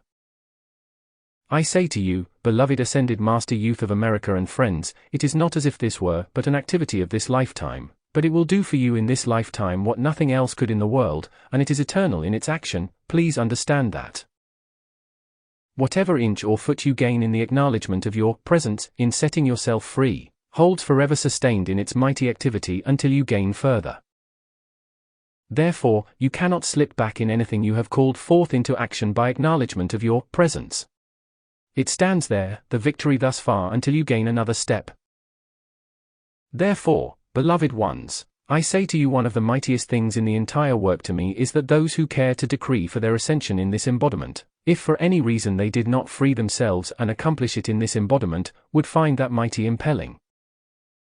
compelling force of that mighty desire and decree would compel it to take place in the next embodiment early in life. You are dealing with the infinite power of light, its eternal activity setting you steadily and surely free as nothing in the world can but your acknowledgement of the presence of life, the mighty I Am. Therefore, I say to you beloved people, there is nothing in the world that should ever discourage you. Suppose your application has not produced all you would desire. Good heavens, you are centuries and centuries accumulating it, and when you are being set free in a few months or a few years at most, is there anyone who would not have the courage to go on until the final victory arrives? Think of it, your messengers, standing before you, in 4 years have set themselves free from every accumulation, and stand forth ready for the ascension at any time. Now pardon me if I digress just a moment, and refer back to the beginning when I started to tell you why the last barrier has gone down in the so-called seeming opposition to this work.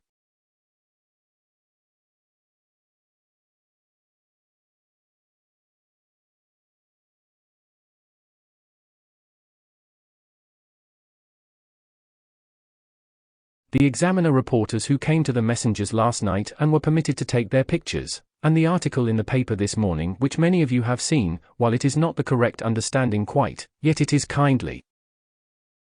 And it is only the forerunner of what the newspapers will do for the I Am in the future. I ask you to watch it.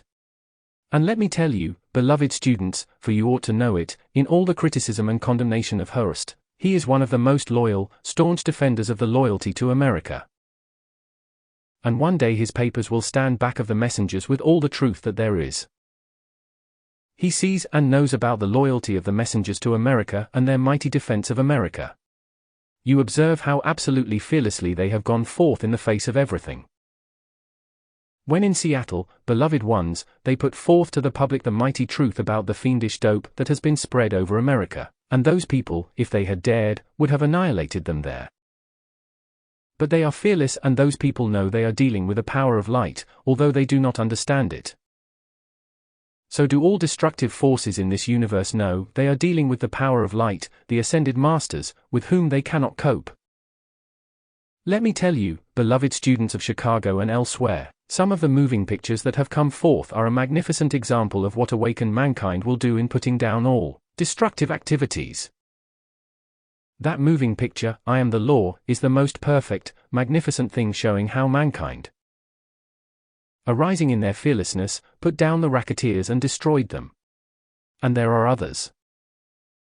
Remind yourselves, dear ones, quite often, that the power of light taking its dominion on earth will one day change everything and bring the moving pictures into that for which they were intended. Remember that the desire of humanity is the thing that rules the world, and when enough of the American people begin to make the call for the perfect pictures to come forth as mighty instruction to mankind, then the demand of the people will compel the producers to produce those magnificent things like unveiled mysteries and the magic presence, that will reveal to the world the octaves of light and hold that dominion forever. Therefore, I say to you, beloved students, be fearless before mankind. You have nothing to be ashamed of in your understanding of the mighty laws of life, the mighty I Am. Do not be afraid that your power of light cannot silence all destructive forces about you, it can. So call it forth with determination, and let it do it that you may stand free. Beloved ones, I cannot help it when I come into your midst like this. I am so vividly reminded that it is only just a few years since Nada and Iron Pearl and Rex stood in limited bodies like yours. Good heavens, dear people, we did not know any more. They knew this morning that such a possibility as our freedom in the ascension was possible. Even when we went to India, still in the outer activity of the mind and feeling, we could not conceive how such a thing was possible.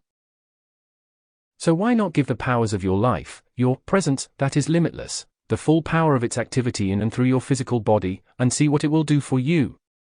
Who of you can say to me today what your presence of life could do through you at any given moment?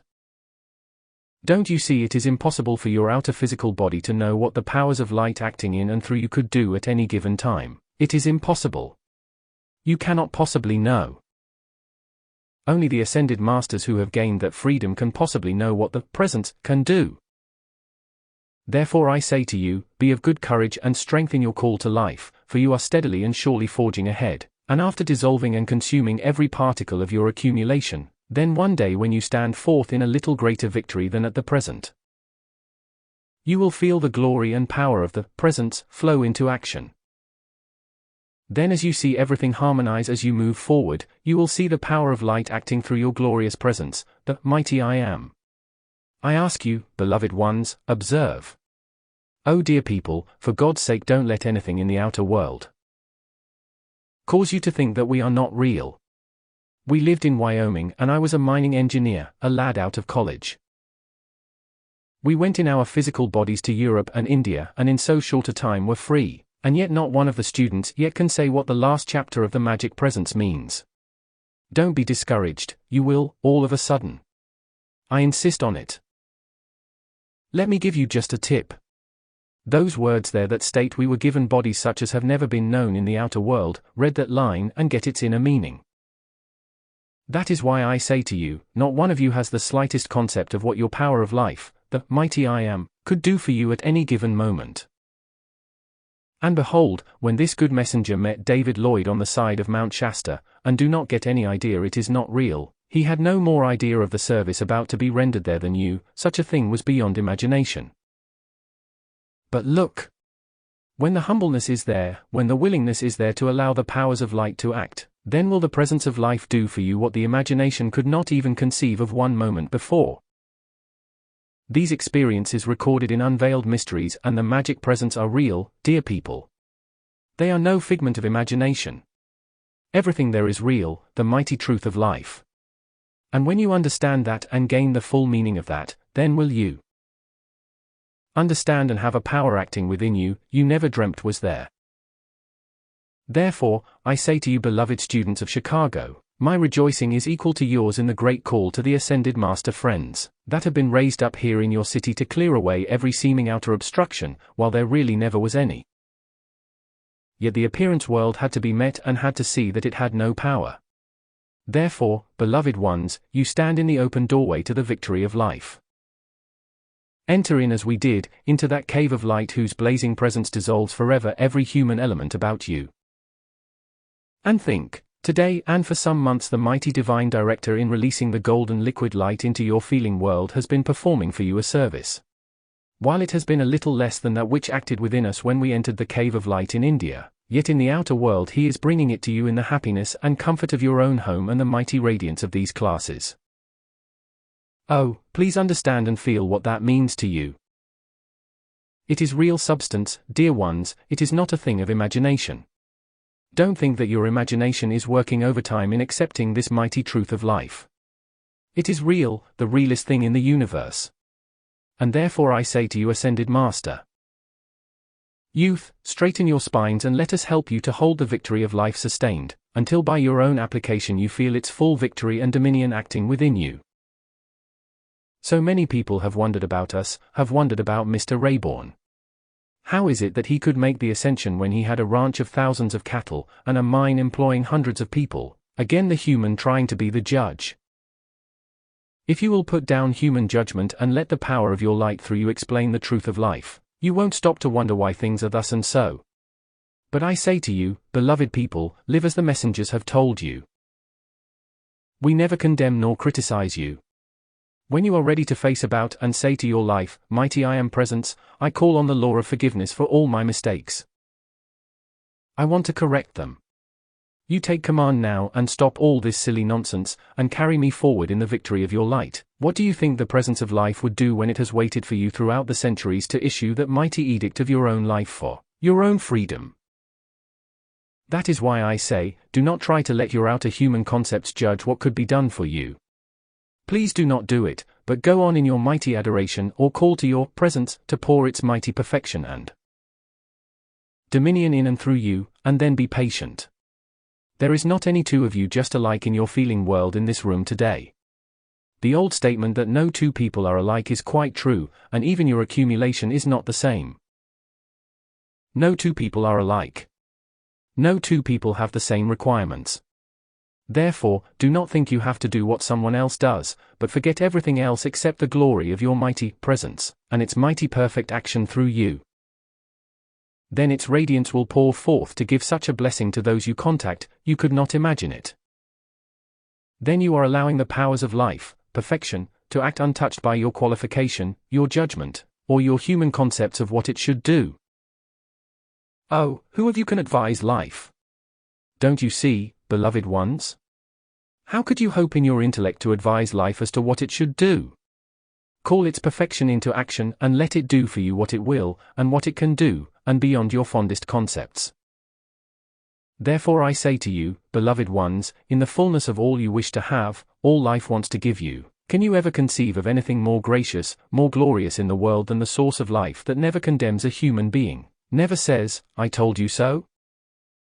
The ascended masters never condemn, never criticize, seeing all the mistakes of mankind which they are compelled to look upon, yet never once have they said or felt one critical thought or feeling toward any of mankind. That belongs to the human octave.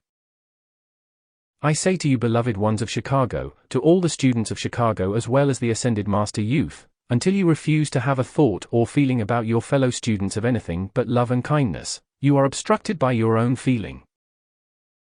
You cannot afford to have any unkind feeling about a person, place, or condition if you want to go forward quickly into the light. Above all, I stand amazed when some of the blessed, loyal students sometimes feel critical toward the messengers because the messengers are so firm in holding to what they know to be right, and the greatest blessing to the people. How can they feel critical toward these beloved messengers who are giving all, and remaining on the earth and giving the blessing and the freedom to mankind? They know what is required and they are firm and unyielding, it doesn't make any difference who it is. Therefore, beloved ones, love them. Bless them as you never did in your life, for all mankind. Do you not see, beloved ones? In this glorious atmosphere let me try to convey to you how it is not ever in the world a person, place, or condition, it is a quality of energy acting with which every one of mankind has to deal. And as long as you blame some person for something, You are qualifying your own energy with that discord or imperfection which you see in the other individual, which must outpicture through your own flesh. In the name of God, your mighty I Am Presence, I charge every one of you to see that point and the necessity of standing guard over your feelings. You have heard so often, I mean those who have been more often with the messengers have heard, the messengers pleading with the students everywhere to govern their feelings and forget other individuals. It is so important, beloved ones. And if you would only realize that you are dealing with qualified energy, you would not have the slightest feeling toward any human being, because you would know what they do is their own affair and what you feel is yours. Unless you correct your feeling, you will never in the world have your freedom. Dear ones, you are very kind to stand all this time, but during that time you have been receiving a mighty blessing which I am not permitted to explain at this time. Won't you be seated? Beloved ones, I want you to realize, if you will, what it means. I know, I went through the experience too. When you are working, so-called, and not understanding the law especially, you get tired and exhausted and your physical body slumps. Do you know what that does? Instead of resting you, it makes you more tired than ever, because it causes a pressure and shuts off the flow in your circulation and the nerve fluid through your body. One day every I Am student in the world will no more allow their spine to slump than anything in the world. The minute you do that, you tighten every vertebra and shut off the full flow of the nerve fluid through your body and through the ganglia, or centers of distribution within your physical body. Dear ones, one day you will learn to stand straight and feel the full flow. It does not make any difference how tired you are. When you have done that enough, you will find you have forgotten to be tired. And in the call to the presence, with the spine straight, this energy will flow through undisturbed. Then you will think of your activity as a service to the light, as a service and not work. Mankind has charged the word work with all kinds of exhaustion. It is not true. That which you have called work is a service to life, and once you dismiss from your mind the idea of work, the feeling of work, then the powers of life will flow forth and renew you constantly, and you will never feel that exhaustion. Just think, the messengers for 4 years have not known what it is to stop. They do not know what it is to be exhausted. Your precious lotus more than 2/3 of the time does not sleep more than 2 hours a night, because she loves you, because she loves the students. She loves humanity and puts forth the utmost of her ability to give to you that which will bless you the most. Great as is your love for her, and the love of all the students of America and the world, you do not yet comprehend, precious ones, all that your precious lotus means to you. Her dauntless, invincible application is the most magnificent thing we have ever witnessed in the world. And it is ceaseless. It never stops. Dear ones, wherever you go and whatever you meet, put down as a poisonous serpent before you any vicious, unkind gossip toward these messengers and the light. Say to any individual that starts to pour that into your ears, silence that gossip right now. That is the only way you will ever stop that vicious human thing. When individuals are depraved enough that they don't want to give the obedience to life, then they try to drag you away from your ideals by trying to discourage you in the light. You would not let a serpent creep up and strike you with its poisonous venom if you knew it, would you? Yet when individuals come up to you and spread vicious gossip about individuals, whether it is about the messengers or someone else, in your thoughts, that is worse than the poison of a serpent. That only goes into your body, but this goes into your feeling world, and you do not know it. That is why you should keep out of your world all vicious gossip of every kind and annihilate it, and then be free.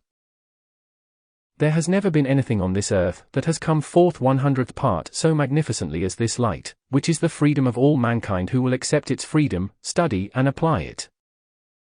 Therefore, beloved ones, I say this at this time. I presume it will be taken up in the class, but the mighty Astrea, the Archangel Michael, and the mighty Divine Director are rendering a service and will render one during the remainder of this class in Chicago. Even beyond that which was done in Seattle. Chicago will now become the real heart atom of light where it began.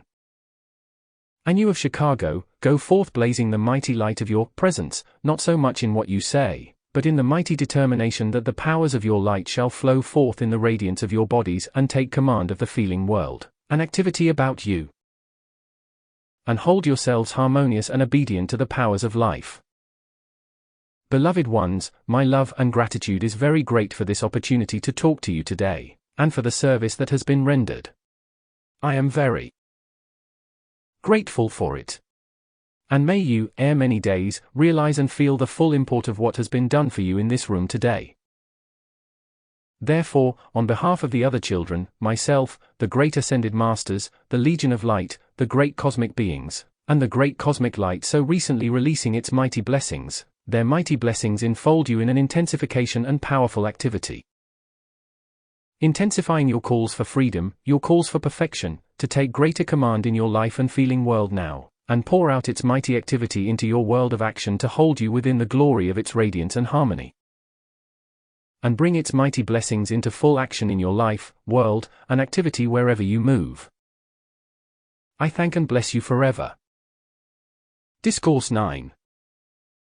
November 19, 1938, Tenafly, New Jersey. Beloved ones, what a joy it is to be present with you, giving forth the radiation which we always do at these times, and to enfold these beloved children in that radiance. The Divine Director will by his projection of the light rays project that liquid, golden substance into their feeling world which should within 3 years bring such perfection into their life and activity. Such courage and strength that will make each one the dominion of the light through the outpouring of divine love and kindliness. While it is absolutely necessary to be tremendously positive to human qualities, yet always remain humble before your presence of life and before the ascended masters. They are the only ones who know what perfection is, because until you have experienced it, you cannot possibly know. One may discuss it, one may think of it, one may even vision certain activities of perfection, but until you are there, have tasted the glory of it, you cannot possibly know in the human octave just all the perfection of life means. But since you are ready to accept the ascended Master's radiance, the ascended Master's substance, the ascended Master's direction for your assistance, then you have placed your attention upon the right activity, upon the right source that will one day bring its ever-increasing perfection into your world of action. All that your heart has desired. HAVEAMOTTO, MAYBESEVERALINYOUR schoolrooms to keep the children reminded that the motive acting in the feeling, or in other words the attitude of the feeling acting within the individual, is the decreer of how the energy of life is going to act for that one. If the motive and attitude be right, life will charge the quality of perfection into the energy going forth from that individual, which is an ever-increasing activity. Beloved children, remember that as you hold the right motive in your feeling world, life, being by far more powerful than any human quality, will take command. It will keep charging and building into your feeling world this dominion of the mighty I Am presence, and the light which every human being in his heart really wants.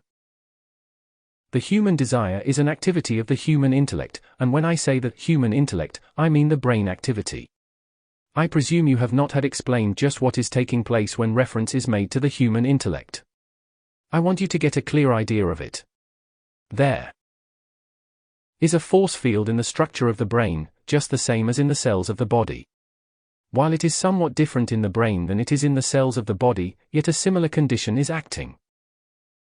There is a force field in the brain which is charged with human qualities, the same as that surrounding the points of light within the cells of the body. The force field comprises what you term the human intellect. It is a gathered force which is qualified energy acting through the brain structure of the individual. It has been qualified by the reports of the appearance world which has not taken into consideration the source of itself. It has accepted from the outside world the qualities of human conditions, all of which are more or less distressing, and all are limiting. When you give your attention to the presence of life, your mighty I Am, you are causing to be held in abeyance these human qualities of the force field within the body and within the brain structure. As you do that, call forth perfection through your attention to the presence, and then directly to the expansion of the points of light within the cells of your body. You will find a trinity of action taking place which brings the results so much more quickly within the entire human form, the intellect, and the feeling world of the individual. Try not to feel that this is abstruse. These are things which need to be understood in the school. You are dealing with a direct current of light. As you give attention to your mighty I Am presence above you which beats your heart, you will have more and more of its perfection. To the degree that you silence and hold in abeyance the human desires, will your perfection come forth more quickly. Let us enumerate a few human desires so you get the idea clearly. For instance, any kind of discord, criticism, condemnation, or having an opinion about others is the thing that starts a feeling revolving within you, which after a while builds into a habit or becomes temporarily a dominant action in your life. If you will give your attention to the mighty I am presence, giving obedience to life, which is harmony within your feelings, the points of light within the brain expand. Then, as the presence pours forth this greater intensity of light, there naturally comes the expansion of the light within your brain and body. In this way, the force field which has been charged with human discord is dissolved. Since the atomic pressure of the human discord of Earth is so tremendous, one has to be very firm in holding the human desires inactive until the time when the substance within the atmosphere of Earth is dissolved, and consumed by the great beings of light. This time is coming very near. After the substance within the atmosphere of Earth is consumed, dissolved, cause, effect, and record, then you will find it is just like a great shadowy garment has been dissolved and you are released from it. It will be almost like you stepped out from a shadowy world into one of brilliant sunshine. Humanity is struggling under this garment, the shadowy garment of its own creation, and you who are students today are the most fortunate of beings, since you have begun to learn how to call the mighty I am presence into action to dissolve and consume the accumulation of your own, and hold in abeyance that of others whom you might contact. Then you will find a happiness impossible in any other way, a courage and confidence in your endeavor, which holds you so steady. As Mr. Rayborn so ably stated, each individual then becomes, through the power of his presence, like an instrument of great hydraulic pressure. If you children do not understand that, let me explain in a few words that hydraulic pressure is a tremendous force of water going through a great hose which forces water upon a given point. That pressure is sufficient in Western mining to break down the side of a mountain, even to release great boulders weighing tons. This is the pressure of the light in the presence through its currents of energy which go forth at your call and become a great hydraulic pressure from your heart into your world of action, dissolving and consuming all discord or similar obstructions and releasing the pure gold of life into your world.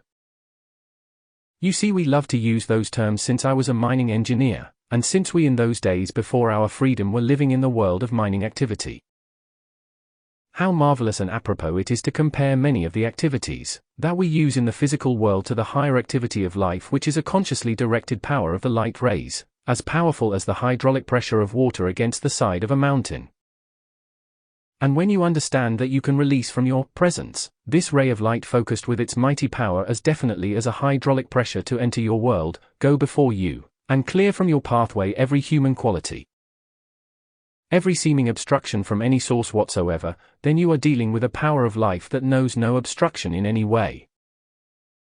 To the degree you are conscious of this and consciously call it into action definitely with firm determination, will you find that activity going forth into your world before you, making easy your studies, clearing your world, and gaining a momentum so that when you go into the world of action as an individual governing your own life and world, then will you feel a confidence, a power, and an authority of the presence of life which will give you the mastery over, above, and upon all that you choose to fix your attention on as a service to life.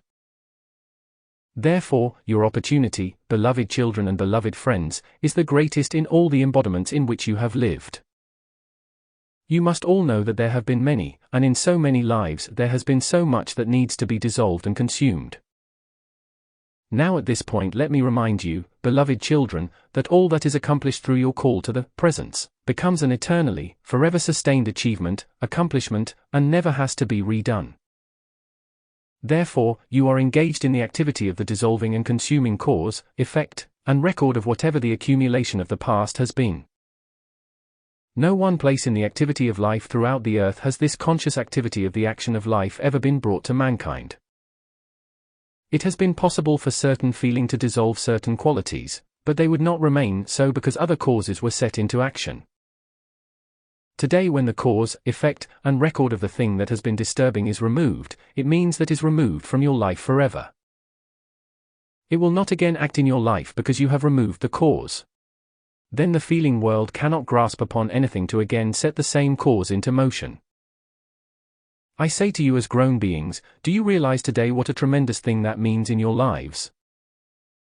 And I think you are going to feel while I am talking to you this morning, the absolute necessity and perhaps a little clearer reason why the violet consuming flame is absolutely imperative in your life, because it does dissolve at your command, cause, effect, and record of everything that has been your own creation, everything that has been projected in your world. Now do you not see, if you will call the presence to use the violet consuming flame with great intensity, it cannot harm you in any way. It will dissolve the discordant records. Therefore, within 2 years it has been made possible to have all this, cause, effect, and record, dissolved. Then you are clearing forever from your pathway every particle of obstruction that you have accumulated through the centuries, cause, effect, and record. I cannot impress that too strongly upon your mind.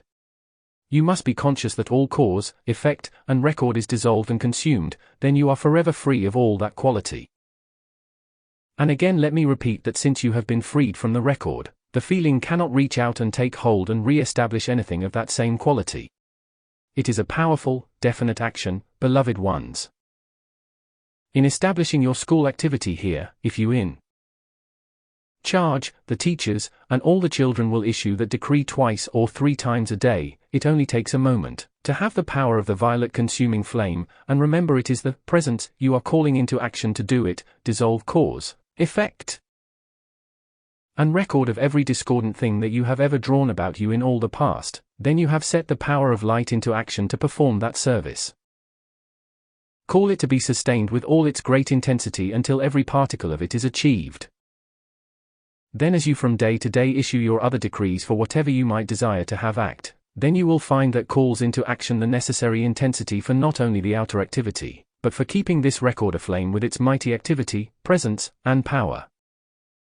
We see so clearly the greater necessity, and for the next few months or possibly a year and a half, the group leaders, the students, and the schools must be firm as the rock of Gibraltar to the light and refuse to accept any appearances.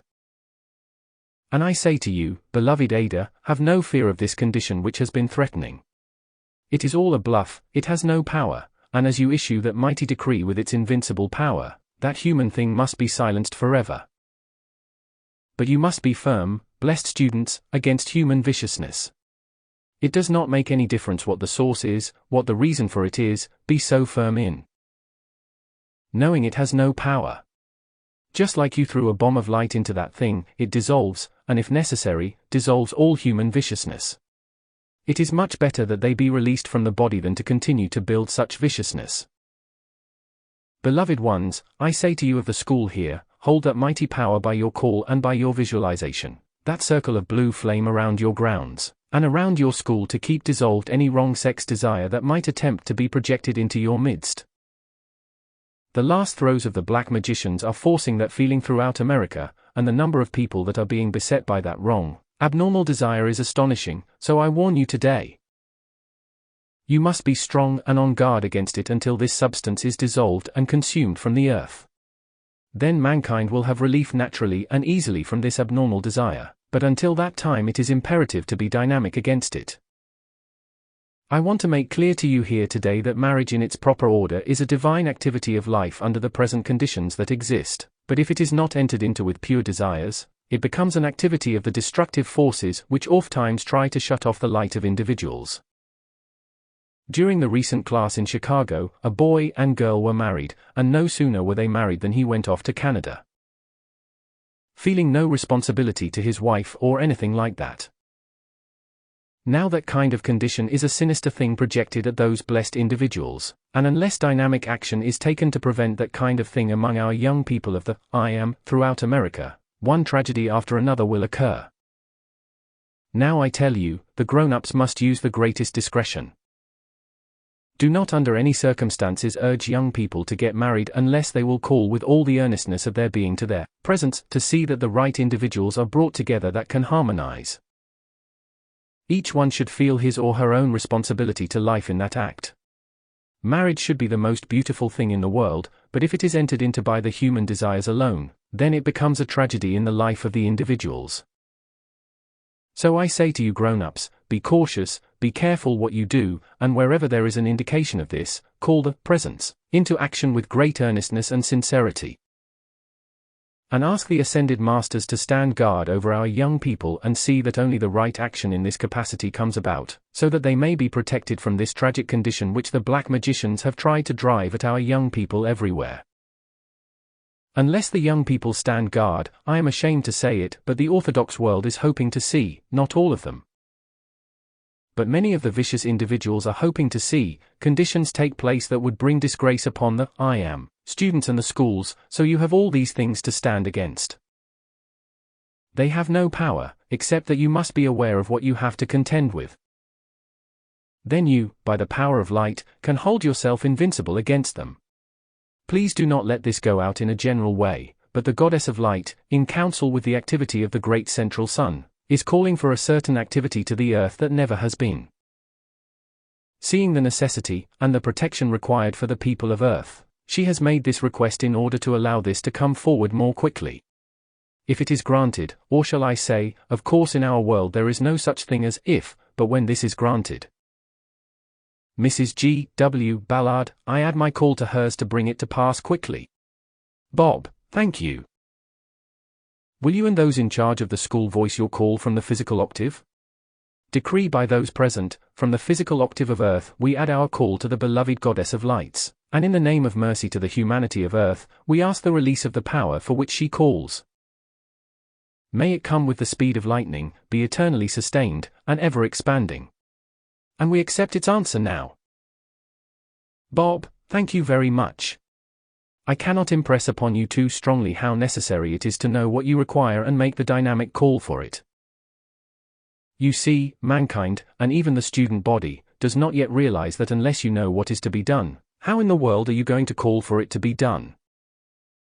Now your general application, of course, sooner or later would govern these points, but if you are informed of the imperative requirements of the moment and then you make your dynamic call for that result, do you not see how then and there it is done? Whereas otherwise it may be months or years before the general application would release you from the condition that is existing. I know it has not been possible for Saint Germain to reveal many of these things. But as the conditions are dissolved more and more and he has more time to go into the details of things, then your attention will be called to one thing after another, and you will find in the momentum you have gained, as he calls your attention to these certain activities. With one swat, excuse me if I use that expression, you will have the thing done, through the momentum you have gained. So do not be discouraged because you have not yet been given information that will come forth, I mean little details so far as your individual lives, application, and requirements are concerned, because it has not been possible. But as these other things are accomplished in the national activity, then these things will be given. Then you won't have to keep thinking, revolving, or repeating them, but as you give one mighty decree for a certain thing, you will know it is finished. And as you go on to another, it is finished. Then it is like you go out into your gardens, and you go into a row of plants and unearth one thing after another. You pull the roots out. That is all there is to it. There is no further growth, there is no further accumulation.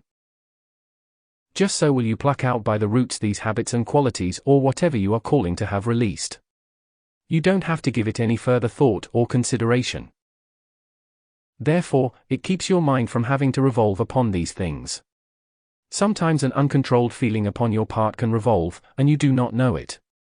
You can revolve a thing in the feeling without the intellect knowing it, or a thing that has been unpleasant.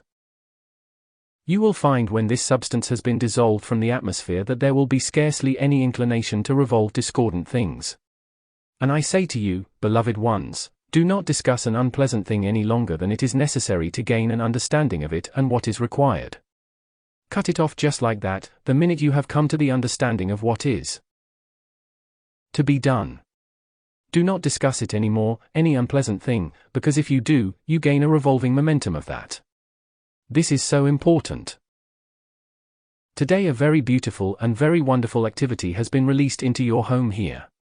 Remember this is God's home, the home of the mighty I Am, the home of light. Lotus, will you take Mr. Hall's hand, and Mrs. Hall, will you take mine? Great presence of light, O mighty I am, great host of ascended masters, charge into these two individuals thy great peace, thy great and mighty directing intelligence, thy great kindliness that allows no disturbance of any kind to arouse any kind of feeling. But through the outpouring of light into the school and to the students, hold that loving kindness that is the dissolving presence of light, the mighty I am at all times, that holds everything in such happy, joyous obedience to life that the fullness of its mighty action takes full command and holds it sustained forever. We thank thee it is done. Oh, there is so much I should like to talk to all of you about today, so many wonderful things. You do not see them yet, but be patient until the day when you see the outpicturing in the human octave of all this mighty achievement. With those who have spoken these words before, I say to you, adding my bit to theirs, the achievement since the messengers arrived in Chicago has been the most stupendous thing ever on this earth. Do not think this sounds sacrilegious, but it is so much greater, as the beloved ascended Master Jesus has said, than at any one point of his activity, that he stands many times in absolute quiet pouring forth his radiance to the earth and to Saint Germain for this gigantic achievement. What a glorious thing to look forward to when the Goddess of Peace will once again be in charge upon earth in the hearts and minds of the people, the Goddess of Purity once again restored to her throne upon earth pouring forth that purity of thought and feeling to mankind. And the Goddess of Liberty with her scepter of dominion. What a great and mighty thing, the Goddess of Light holding the dominion of the powers of light through each one embodied. Try to feel all this means to mankind. I am sure even the students do not realize what groups of individuals like this mean, dotted all over America.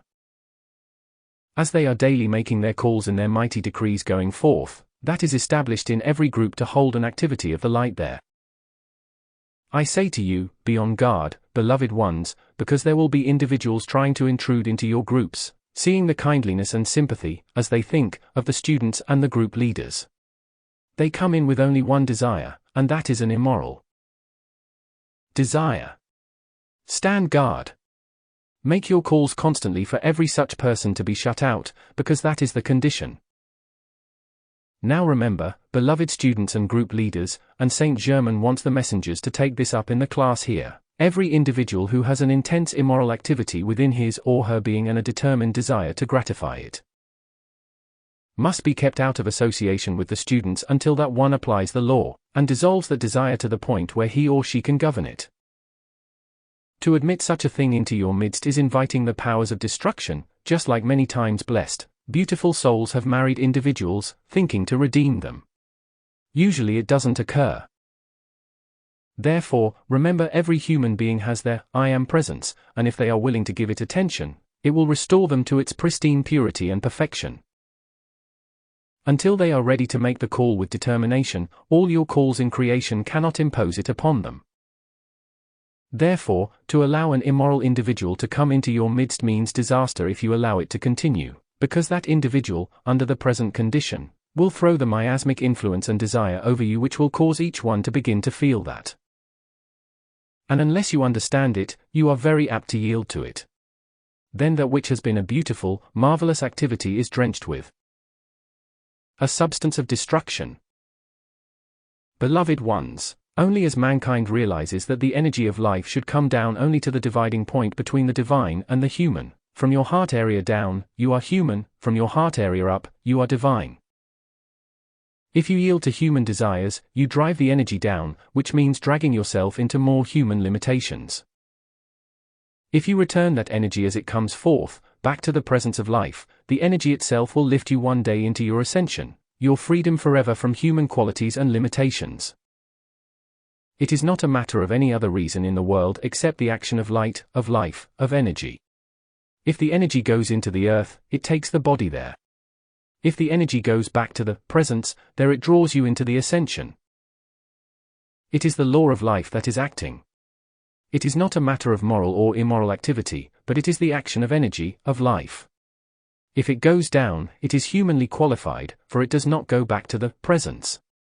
If it is divinely qualified, it produces divine order, divine justice in the life of the individual. Therefore, anyone, in fact everyone, must choose how the energy is going to act for them. Therefore, beloved ones, I just cannot refrain from referring you again to that activity, and all of you know without My explaining that woodsmen or those who are in lumber camps, and those who are in mining have always been considered as being in the most depraved activity of mankind because of the associations, and because of the intoxicants which most of them have chosen to associate themselves with. But in Mr. Rayborn's activities, showing the influence of one man over several hundred, his influence was strong enough to hold in abeyance those desires. His slightest request was law to them, showing how you as a person in the environment, with the outpouring of your light, spread that radiance of purity and perfection to all with whom you associate. And just naturally you will dissolve from their feeling world the undesirable desires.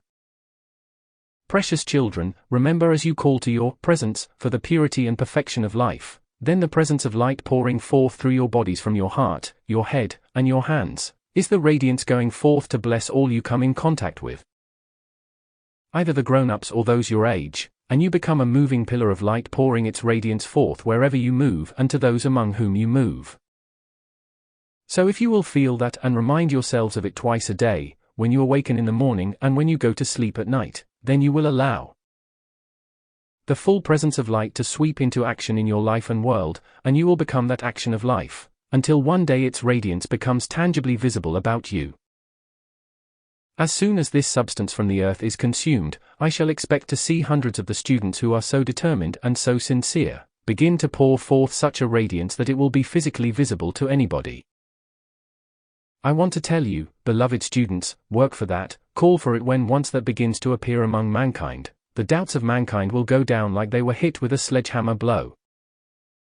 Be assured that life, the great cosmic light, the great beings of light, all are quite as anxious as you are, to allow whatever manifestation in their wisdom they think wisest to come forth, as the great law of life permits, to give mankind the evidence of these things. And while there have been innumerable things occur, yet only a few of the students accept them as unusual manifestations, but they are occurring and will continue to increase and intensify. That is why I say to you, beloved ones, accept even the slightest thing as an activity of the cosmic light of the Great Presence, so that you gain the feeling of acceptance. Even suppose you made a mistake sometimes. Well, what of it? Haven't you made a lot of them? But a mistake in accepting the manifestation is not nearly such a mistake as accepting purely human mistakes. So you would do better to make many mistakes in accepting manifestations and then find they had physical causes, rather than to miss one that was really a divine action.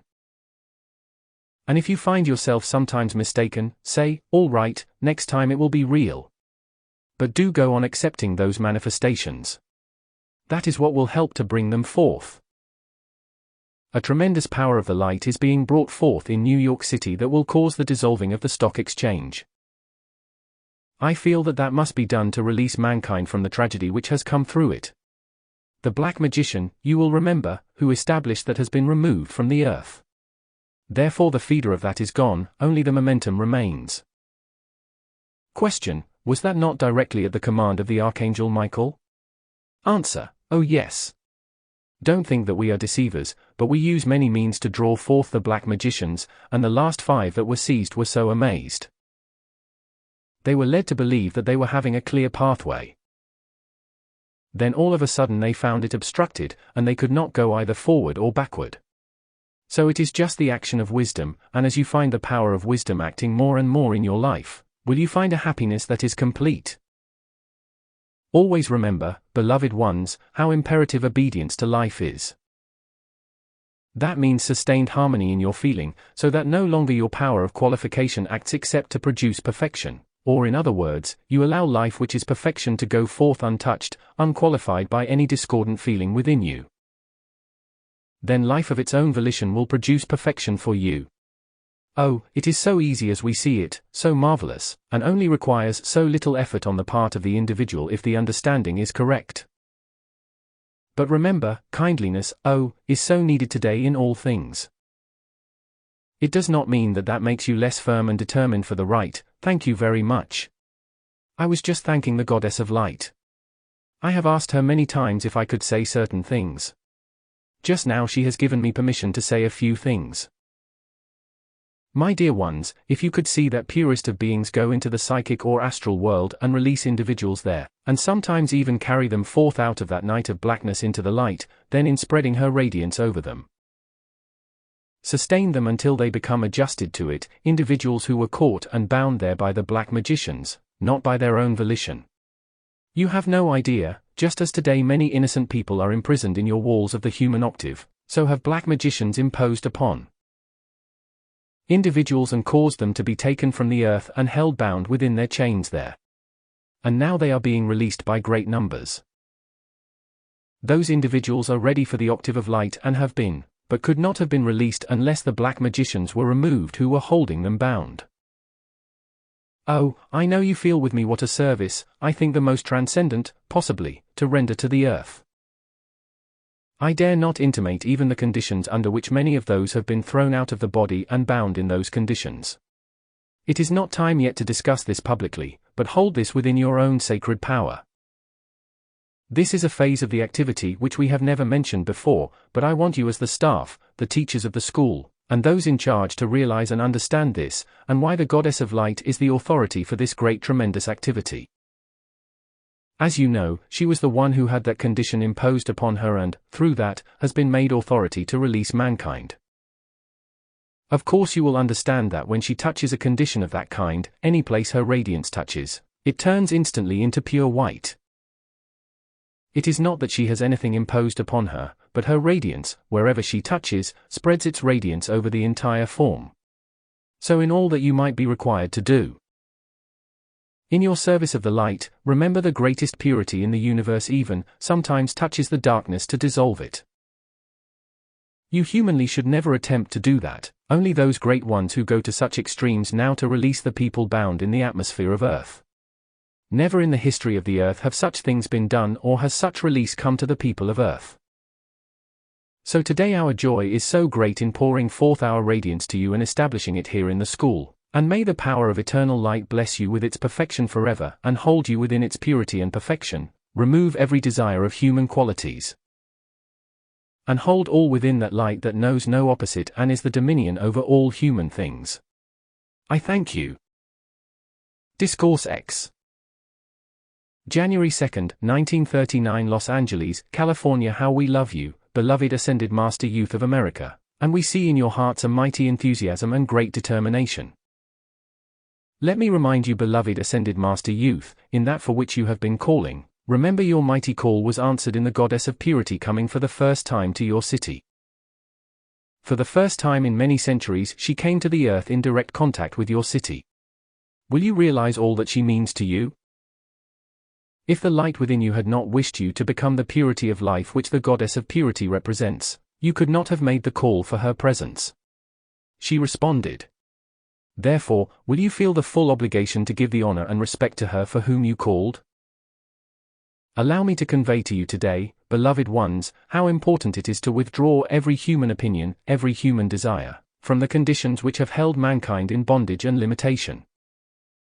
I say to you, we who have been set free, see and know the laws that are acting upon you, and if you do not determine to give full response to that which life requires of you to release its perfection, then you cannot possibly have it, and you have no one to blame but yourselves. Therefore, I prompt you with all the love and power at my command. Watch out for human suggestions. There are people you will meet and you will find they will intrude into your midst every once in a while, of your age and older, who will try to drag down your ideals. Do not let them do it. When you find any such person in your midst, whether that one be of your own age or an older person who is giving you suggestions of immoral practice, throw him out on his ear if necessary. I tell you, beloved Ascended Master Youth, you are making yourselves the representative ideal for the entire world. Blessed ones, do you quite fully realize it? The whole world is looking to you in this focus here for the ideals of the Ascended Master Youth. We know that. While I would not wish you to feel an over-responsibility, it is a great responsibility. I want you to feel this morning all that this means to you, because if a few of you fail to live up to those Ascended Master ideals and leave an example of disgrace of any kind to the world, do you not see, all the youth of the world will say, well, if that is the ideal brought forth and they cannot stand up to it, why should we? Never thinking for an instant that someone else's responsibility has nothing to do with their own responsibility to life. Beloved Ascended Master Youth, the need of the example to mankind of the highest ideals never was so important in this world as at the present time. You are at the dividing line of the light and shadows. The shadows are rapidly disappearing, but they are going to drag a good many down if individuals are not absolutely firm. When anyone comes around you giving immoral suggestions, throw them out and wipe that thing out of your midst as you would a poisonous serpent. If one chooses in the purity of thought and feeling to marry and fulfill that sacred obligation, it is quite all right, and it is quite their own business, but for all of the ascended master youth to think that they must follow such an example, regardless of discrimination, is a great mistake.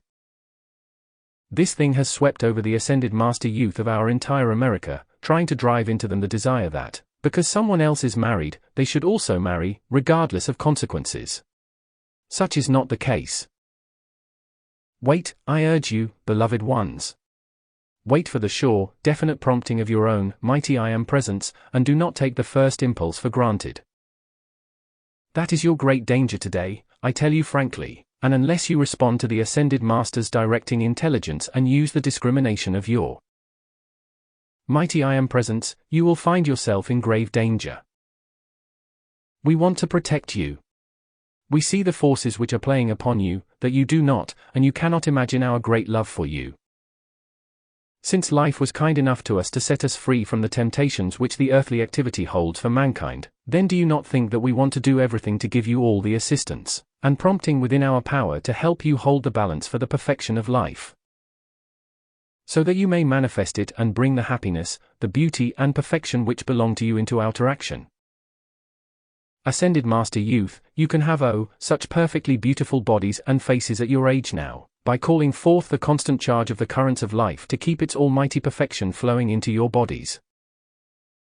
Not only that, but it will make you strong in your outer determination, which is the activity of the inner law of the presence. It gives you the authority and the power to stand your ground in any condition, and to hold your dominion through the ideals which you know are right. There is no one from a 10-year-old child on up who does not know and have the definite prompting if he is about to make a mistake, but because of the outer desires being strong, he often overrules the inner prompting and will not give obedience to it. People do that constantly. It is only by practice, guarding, watching, and calling your powerful discrimination into action, which is your higher mental body, that it can stand guard over you and do the things for you which are necessary. I want you to know and remember that we 4 children are just about your age. Do you not see, beloved ones, how kind life has been again in setting us free so that we might, from the greater expansion of understanding, give you the prompting if you care to have it? Why, we would not intrude anything upon you, beloved ones, for anything in the world, but we have seen, we have felt your call, and it has been mighty intense to the goddess of purity. That is proof positively that you want to be that perfection. Therefore, with your cooperation and with your obedience we will move heaven and earth to give you ascended master protection, blessing, and strength to hold to your ideals. Someone in the world of the ascended master youth must be strong enough to do this, but you cannot be if you listen to human suggestions. Now ascended master youth, I would not wish you for 1 second to let down your guard because the black magicians have been removed and so many discarnate entities. There are still a lot of entities. Just because the black magicians have been removed, don't think that the energy which they have charged has been all dissolved yet about the individual. So keep up your determination, keep up your ideals, and hold them steadfast until the mastery within yourself by the power of your own light has come forth into action. So far as your outer activity in the world of service is concerned, if you will start now and call definitely for the mighty I Am presence to put you in your own right avenue of service and see you are abundantly supplied with the money you require, start in now. Even if you had 1 million, it does not make any difference. Call forth that mighty momentum into action for you and every ascended master youth in America because, remember, you have been given tremendous privilege here. I sympathize a little with the other cities that have not had the privilege that you have had here, your climatic condition, your sunshine. All that is naturally helpful to the creation of happiness, and yet I want you to realize that you do have an opportunity here the other cities do not have in the East. And remember, you are not piled on top of each other here. Think of 35 or 40 stories piled on top of each other in New York. Do you wonder the people do not know what they want? Why, I tell you, before the messengers went there. Next to the last time in New York, if you had seen the confusion and chaos in the atmosphere of that city, you would have been terrified. That does not exist here, and I want to tell you that your condition of human creation here hovers largely close to the surface of the earth. It does not extend in the atmosphere like it does in the eastern cities. Therefore, as you are upon the surface, call this mighty perfection into action and release the power of light and the power of radiation through yourself, and you will find that will be compelled to dissolve and disappear. I mean by your direct call. I call your attention to it today. Call that light and energy down on the surface of the earth to sweep in and through your cities, and not just in the atmosphere, but on the surface of the earth, because that is where you need it, here. As you continue to call to the ascended master youth of America all over the United States, that will enter into the mental and feeling world of mankind, and you will give them the assistance and courage that will begin to draw them more and more into the work, in the East. You will remember they were told in New York that they need Los Angeles very much, and that was no figment of anybody's imagination. They do, and remember you must have something to do with New York. You might say that was not any of your business, but since the great cosmic light has connected you with New York, there must be a reason for it. Remember, the rainbow connects you. And that is the cosmic rainbow, mighty currents of energy. I say to you, I cannot take more time, but I want you to feel that in every effort you make for purity and perfection, we are pouring forth that sustaining power and courage and strength.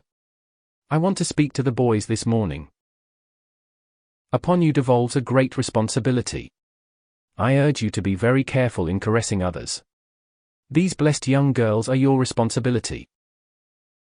Maybe you do not quite feel that, but you are the masculine element, the positive element, and if you put forth a wrong suggestion through your feeling, which finds action in one of those pure girls, then you are responsible for the consequences. Call with all the power of your being for purity of your thought and feeling and full command of yourselves. It would be a wonderful thing if mankind were in command of themselves to put their arms around each other and over each other's shoulders, and give encouragement and strength, but I tell you today it is a dangerous thing to do. Ascended Master Youth, girls and boys, guard yourselves against that. You are endangering everything, because it is so easy for it to go too far. Have the dignity of life in your love for each other. And do not let the human creation, in order to gain its control over you, draw you into a thing that seems justifiable. The radiation of the ascended Master Youth is not yet to the point where you are sure of yourself when you do these things, and if you will be careful about it and have a great dignity in your actions toward each other, you will find so much greater happiness, so much greater freedom, and so much greater sureness of your own self-control.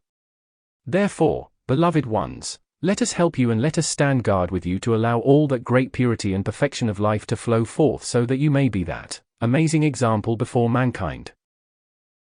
And remember, the messengers cannot tell you what you should do. We cannot tell you what you should do, except to point out the law to you as they do, then you must call your presence to stand guard and direct you. But blessed ones, please don't accept your first impulse as being correct when you call to the presence for direction. Wait a little and see whether you are having that direction from your presence or not. Just because you call for it, does not mean you always get it instantly. After a time, as you continue to call and cleanse your atmosphere, then you will almost without exception receive the direction. But as yet, when there is so much charged into the atmosphere, something else might intrude, some other suggestion, even as you call to your presence. And you might think it was your presence answering. Wait and be sure of it before you act. Won't you do that? You will have tremendous guard. You see, just because you have become aware of your presence and call to it, does not mean the atmosphere is yet clear enough so you get its clear, direct action. Not that you could not, because many do, but be sure of it before you act. Then I am sure you will have great happiness. I wish I had 2 hours to talk to you this morning, but remember your power, your authority in your call to life, to your presence, to hold you within its invincible protection, its mighty directing intelligence. As you do that, you will find it will eventually come forth, so there is no question as to its mighty direction. Then as you go forth, what a wonderful privilege it is to serve that presence of light.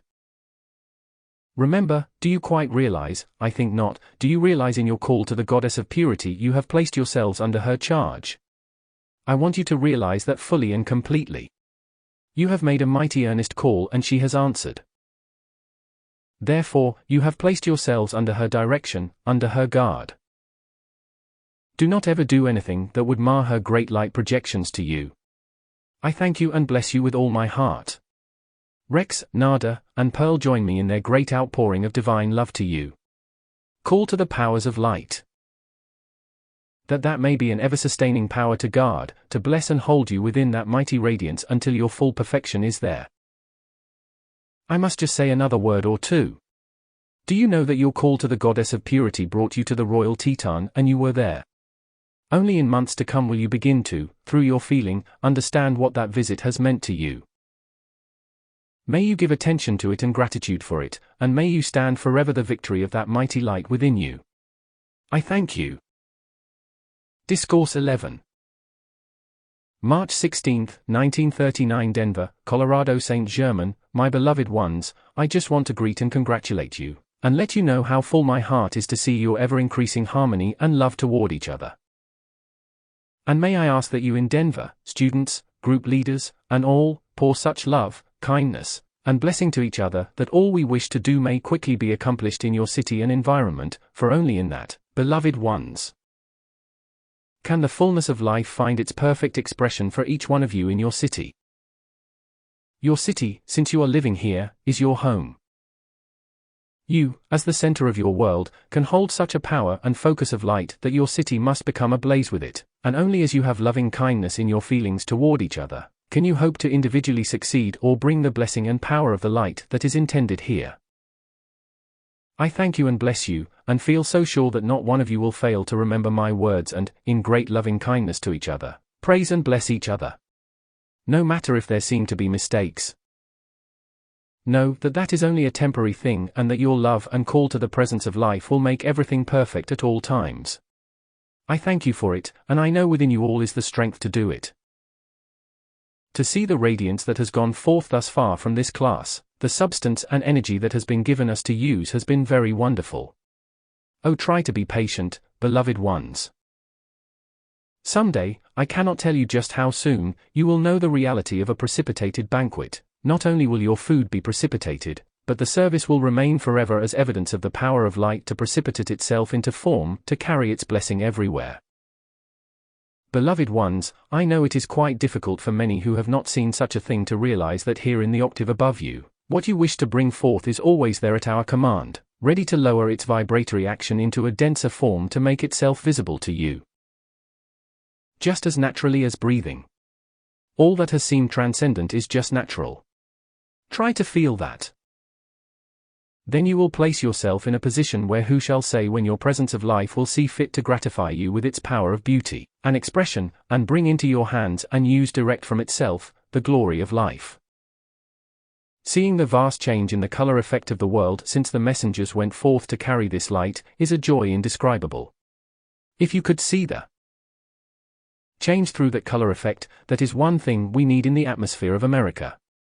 And what do you think I use this opportunity this morning to show you? How the cosmic light and cosmic beings respond so readily and quickly to your slightest effort in this change of color that has taken place, throughout America, the prismatic colors of the cosmic light. They are taking advantage of it and are intensifying it with tremendous power to hasten the greater change of the color effect to the earth. You will find within your home decorations, within your outer light effects, and in all conditions in which the light color is most effective, it will naturally take its action in the feeling world of mankind. And the demand through the feeling will bring about the glory of the further beautification by the power of light. It will render your cities beautiful and your homes, and make them a fairyland of color and beauty that will change much, beloved ones, in the feeling world and attitude of mankind. So today I rejoice with you, and of course you know it is almost 600 years since I began my determined effort to assist mankind to change all, including the government, into the ascended master perfection. My courage is boundless today that we are proceeding with great speed and power in that achievement. And may your joy and the intensity in your devotion to the light, and your call to light for its perfection to take command, may this hold steady and unyielding as the weeks and months pass. until you will finally see that almighty momentum of the cosmic light sweep into action to produce its beauty and perfection, its harmony, its power of divine love. Oh, what a joy to see everywhere the students standing firm against human gossip, refusing to accept it or listen to it, and to see the great added harmony among the student body everywhere. Oh, once they realize that that is the open door to the immediate perfection of everything that every heart desires, then someday, I hope not far distant, the light will permit me to stand in my tangible, visible form and talk to you, then forever will disappear the doubts and fears of mankind.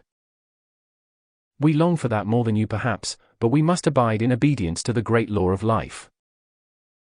You are fast coming to that realization, even many without knowing it outwardly, in giving obedience to that great light. May it bless you forever. Now I shall ask Bob to continue our morning's visit.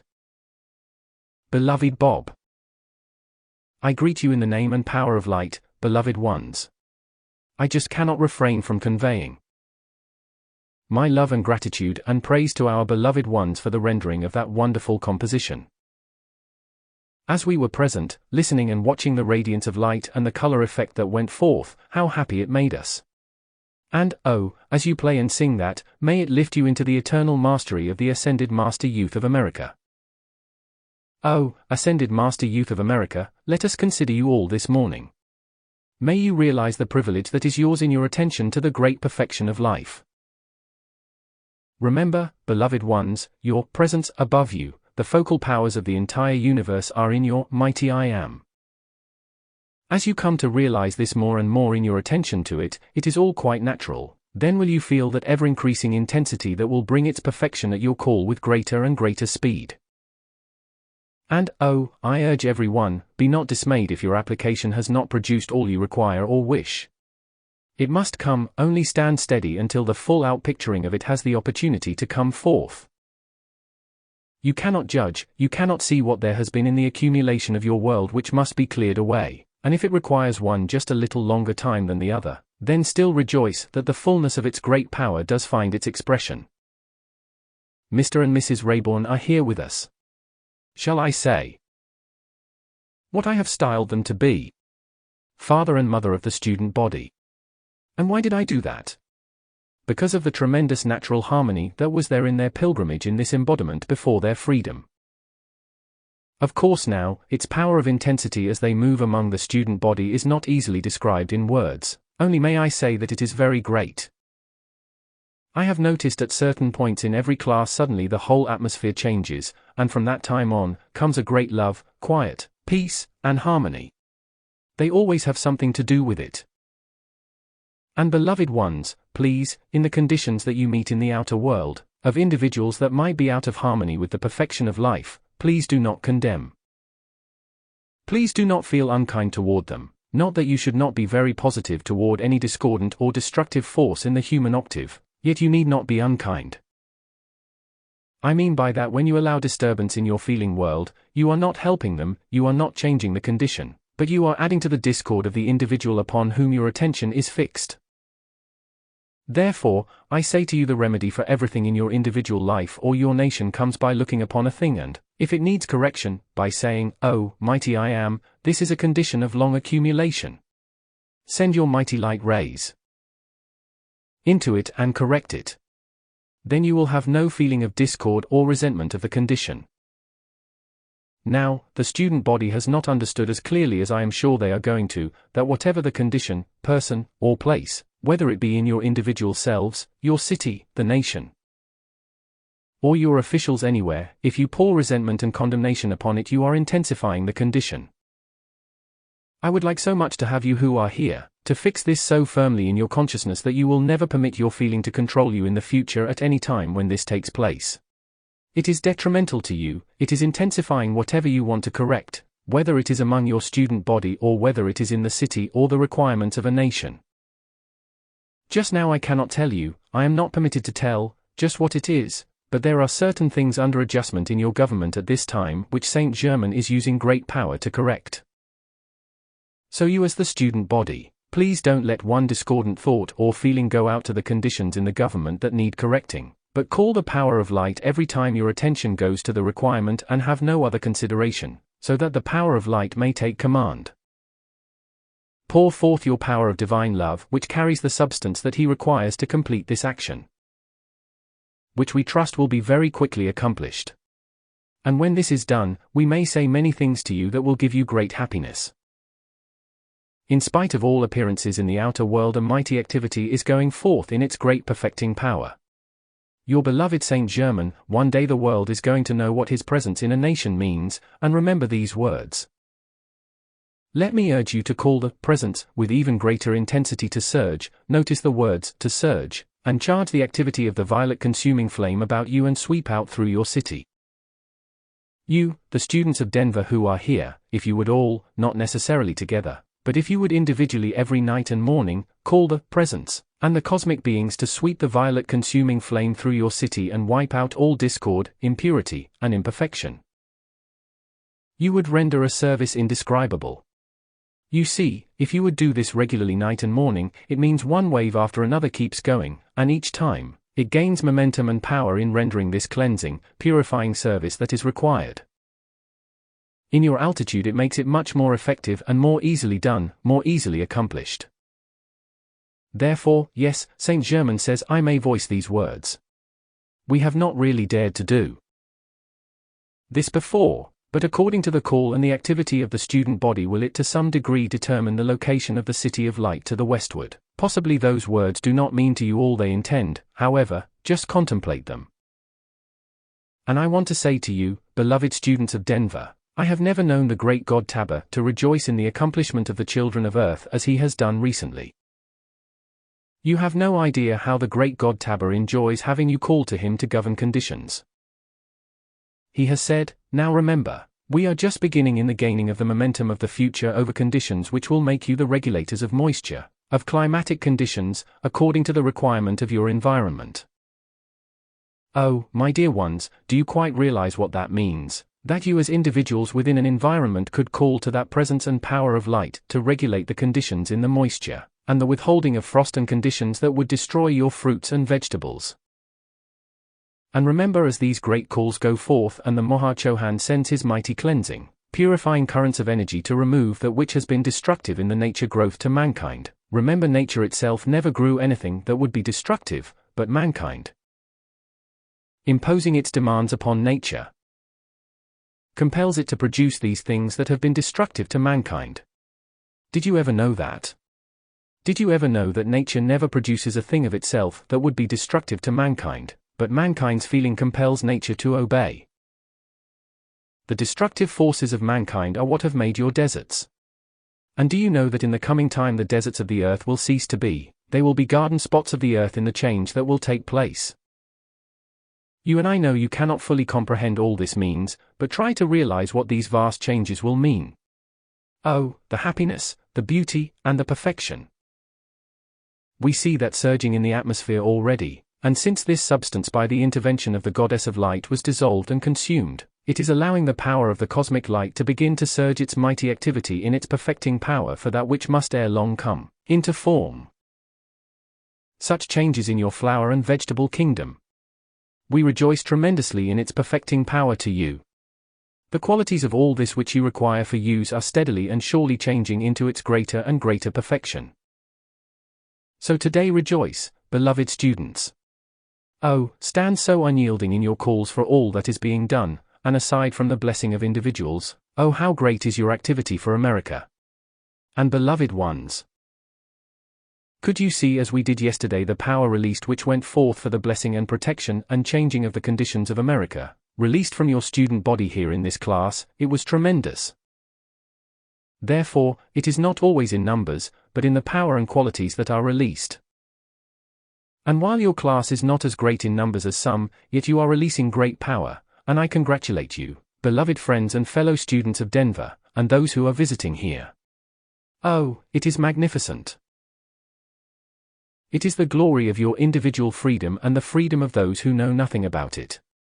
Because they do not, they feel unkind and make unkind remarks, just repelling it and keeping it out of their worlds. Oh, listen to no such thing, then go forward in the call to the light, and the victory of your presence.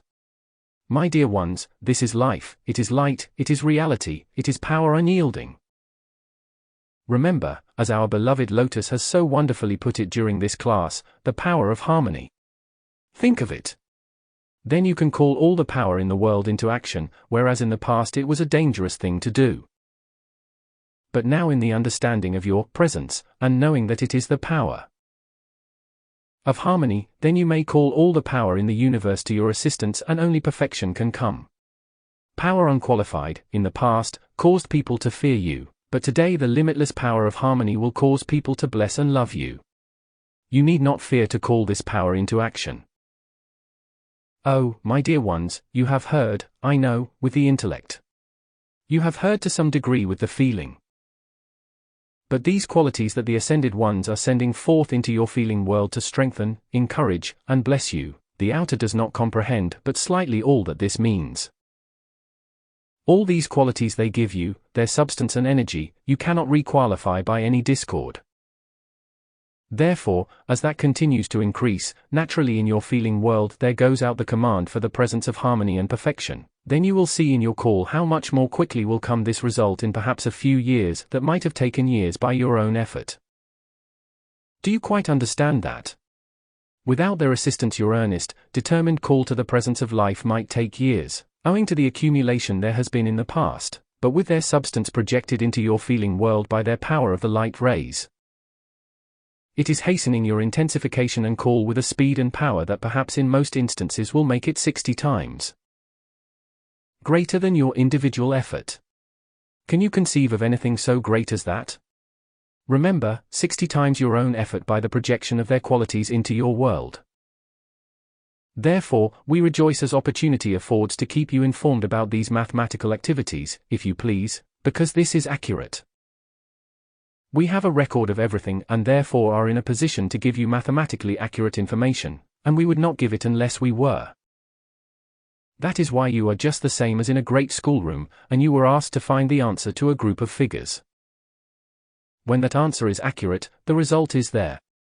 Just as certainly are you going forward today with this mathematical precision in your call, and with the assistance of the qualities of the great ones, as certainly as anything in your mechanical world of accomplishment today. Therefore, feel all of this is very practical, and there is not one impractical thing in all that you call to life for all life wishes to give. I tell you, beloved ones, it is beginning to take its mighty action in the official world today, and when it gains sufficient action in the official world, what magnificent things will take place. Then clearly divine order and divine justice will begin to find their full power of action and expression. Just recently a set of the books was placed in the library in Cape Town, South Africa, and the rejoicing of those people. Oh, weeks ahead are those applications waiting for those books. I tell you, beloved ones, you don't comprehend yet, most of you enjoy and appreciate them, but you don't realize all that those books convey and what they mean to mankind. It is the glory of the ages.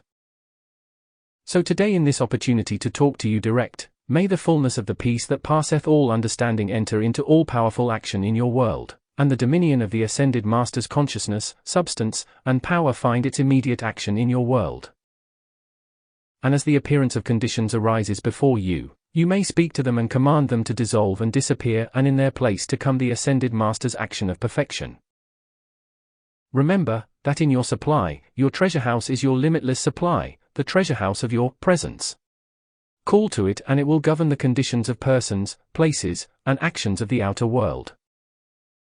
You cannot do it yet, my beloved ones, but as you call to the presence, remembering that it is your treasure house, while it does not hold so much coined gold for you, yet it is the intelligence, the power that regulates all out here that is in form, to bring it into use. Since the presence of life is the owner of all, you are but the custodian. Then if it wishes to shift from one to the other, the presence, being your treasure house, will govern conditions. Then you are not deprived of anything. Oh, turn to your presence as your supply. The presence will do the things that are required for you, then all human responsibility is quitted. You see the messengers, how they never think of an individual as the supply. They turn to their presence and the presence regulates the individual activity. You see how beautifully and joyously is the release of what is required to carry on the work. If they look to you as students, how quick it would all fail. Therefore, in conclusion, may I add just a word again to the group leaders? Please, beloved ones, do not criticize and condemn each other. Please do not do it. If you do, your groups will fail. Your groups will disappear, and you will have missed an opportunity to serve. Since you have chosen to establish yourself as a group leader, remember your responsibility to life. If you criticize and condemn, you cannot hold the people to you. It is impossible. The fault of another is not your concern, but if you pile criticism upon another and then a wrong happens, you are responsible for it. So feel your responsibility to life. Harmony is the need. Therefore, as you pour out divine love to bless each one, then will every group be full and running over, and there will be a constant demand on you to find a larger place to accommodate them. That is the joy of life. I thank you, love you, and bless you.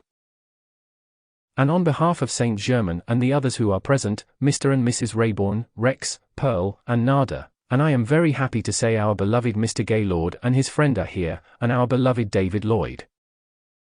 How they rejoice!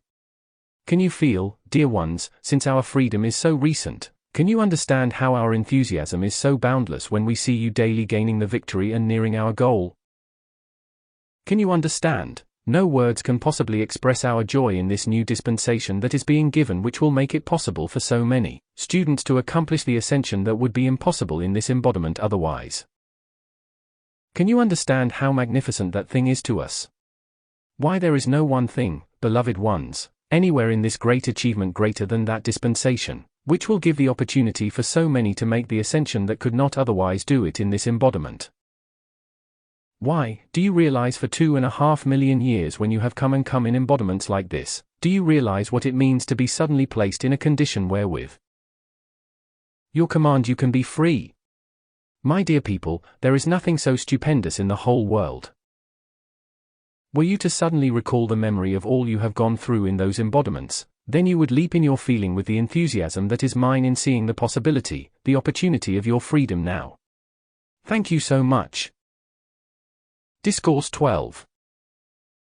April 29, 1939, New York City, New York. Thank you, Ascended Master Youth of America, and I mean all of you. I love to greet you thus, for that is how we see you always, and will every one of you feel that presence of life which is the Ascended Master Youth of Eternity, charging, electrifying your bodies today while I speak to you. When we realize from our standpoint of freedom how each one today could, now notice, beloved ones, when I say could, I mean just that, release into your bodies, into your mental and feeling world the full power and activity of the Ascended Master Youth. Is it not almost pitiful that mankind has accepted this appearance of age when such a thing does not really exist? It but has an appearance, and it is not a reality. May I have the power and the privilege to impress that upon you today, so that you who have the appearance of age may feel the full power of the light within you to change that even now. It seems such an unhappy thing that mankind should have allowed that to become the governing presence just through its appearance, because I know many of you feel that same power of youth that you have always felt. That is life acting within you, and I am going to try while the messenger is voicing my words to you to so charge into your feeling world, every one of you, my feeling of the eternal youth, beauty, and perfection, so that it will find its full power of anchorage there to act within your feeling world. You see, beloved ones, not one thing can find expression, can appear in your flesh structure which has not been admitted into your feeling world. That is the cause of all outer things. And will you see this morning in the messenger's earnest, tremendous endeavor to have you see and feel the necessity of governing your feeling world, how there is the cause or the removal of whatever has been drawn into action there. Your feeling world is your powerhouse, your strength, your courage and energy by which there flows into the outer world of expression what you would have there. Since you realize you must govern your power of feeling, which is qualification clothing that energy of life as it flows forth, then you become the chooser, shall I say, of all that you wish to have done. Life will not produce anything for you but perfection of itself, and when you determine to stop all discordant qualification or limiting qualification of the energy of life, as it flows forth through your body and out into your world, or directed from your higher mental body into your world of action, then you become the master of every situation, of every condition that touches your world, Because that light which beats your heart is the governing power, carries the invincible intelligence, and is the commanding presence of all energy that flows forth when once your negative power of qualification is stopped. It is a magnificent opportunity. And really, since mankind has so long held itself in the belief of these limitations of the appearance world, well now, since you find you can change that and there is no opposition to this presence of life, its currents of light and energy that flow forth. And since your qualification is the clothing of that which has produced these conditions, then is it not quite easy to discontinue that and just let this great stream of life and energy flow forth and produce its perfection?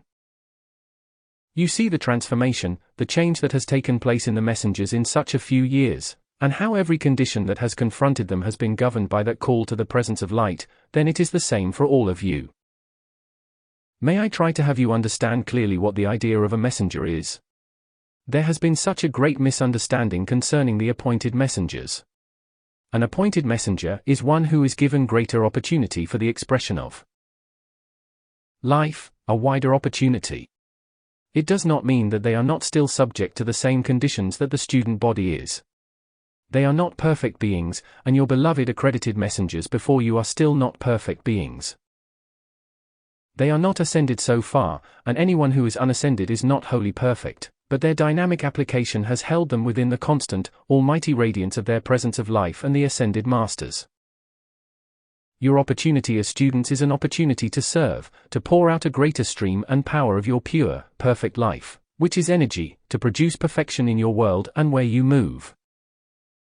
Few yet understand what magnificent opportunity there is in allowing their presence to pour its radiance through them everywhere they move to bless mankind with its blessings. For instance, observe this lovely room you are in today. The radiance that is drawn here will forever remain a blessing to this room. If the management of the beautiful theaters and auditoriums of America understood what this blessing would mean, they would invite the messengers there free of charge. That is just as true as I am telling you. There is no such blessing ever offered to this earth as is brought forth through these classes of the messengers and the power of the ascended masters, the Legion of Light, the cosmic beings, and the cosmic light. And just since the messengers came to your city has there been one of the greatest, notice now, the greatest releases for the individual or student body that they have ever experienced thus far. That is why we are so rejoiced in the opportunities that offer, to call it forth. And now shall I explain something to you which the messengers I believe have not explained. Take this instance just now. While he is voicing my words to you and this radiance is drawn here, that is directed, my beloved ones, from your presence of life. There is no human qualification in that. There cannot be, because it does not flow through your bodies, but that energy is released direct from the energy in this room, and the power it carries is not touched by human qualification. Therefore it is the pure energy, light, and power of life. It is a magnificent thing, and one day when mankind understand all that it does mean to them, they will then feel and rejoice in the privilege and opportunity which is theirs to have this.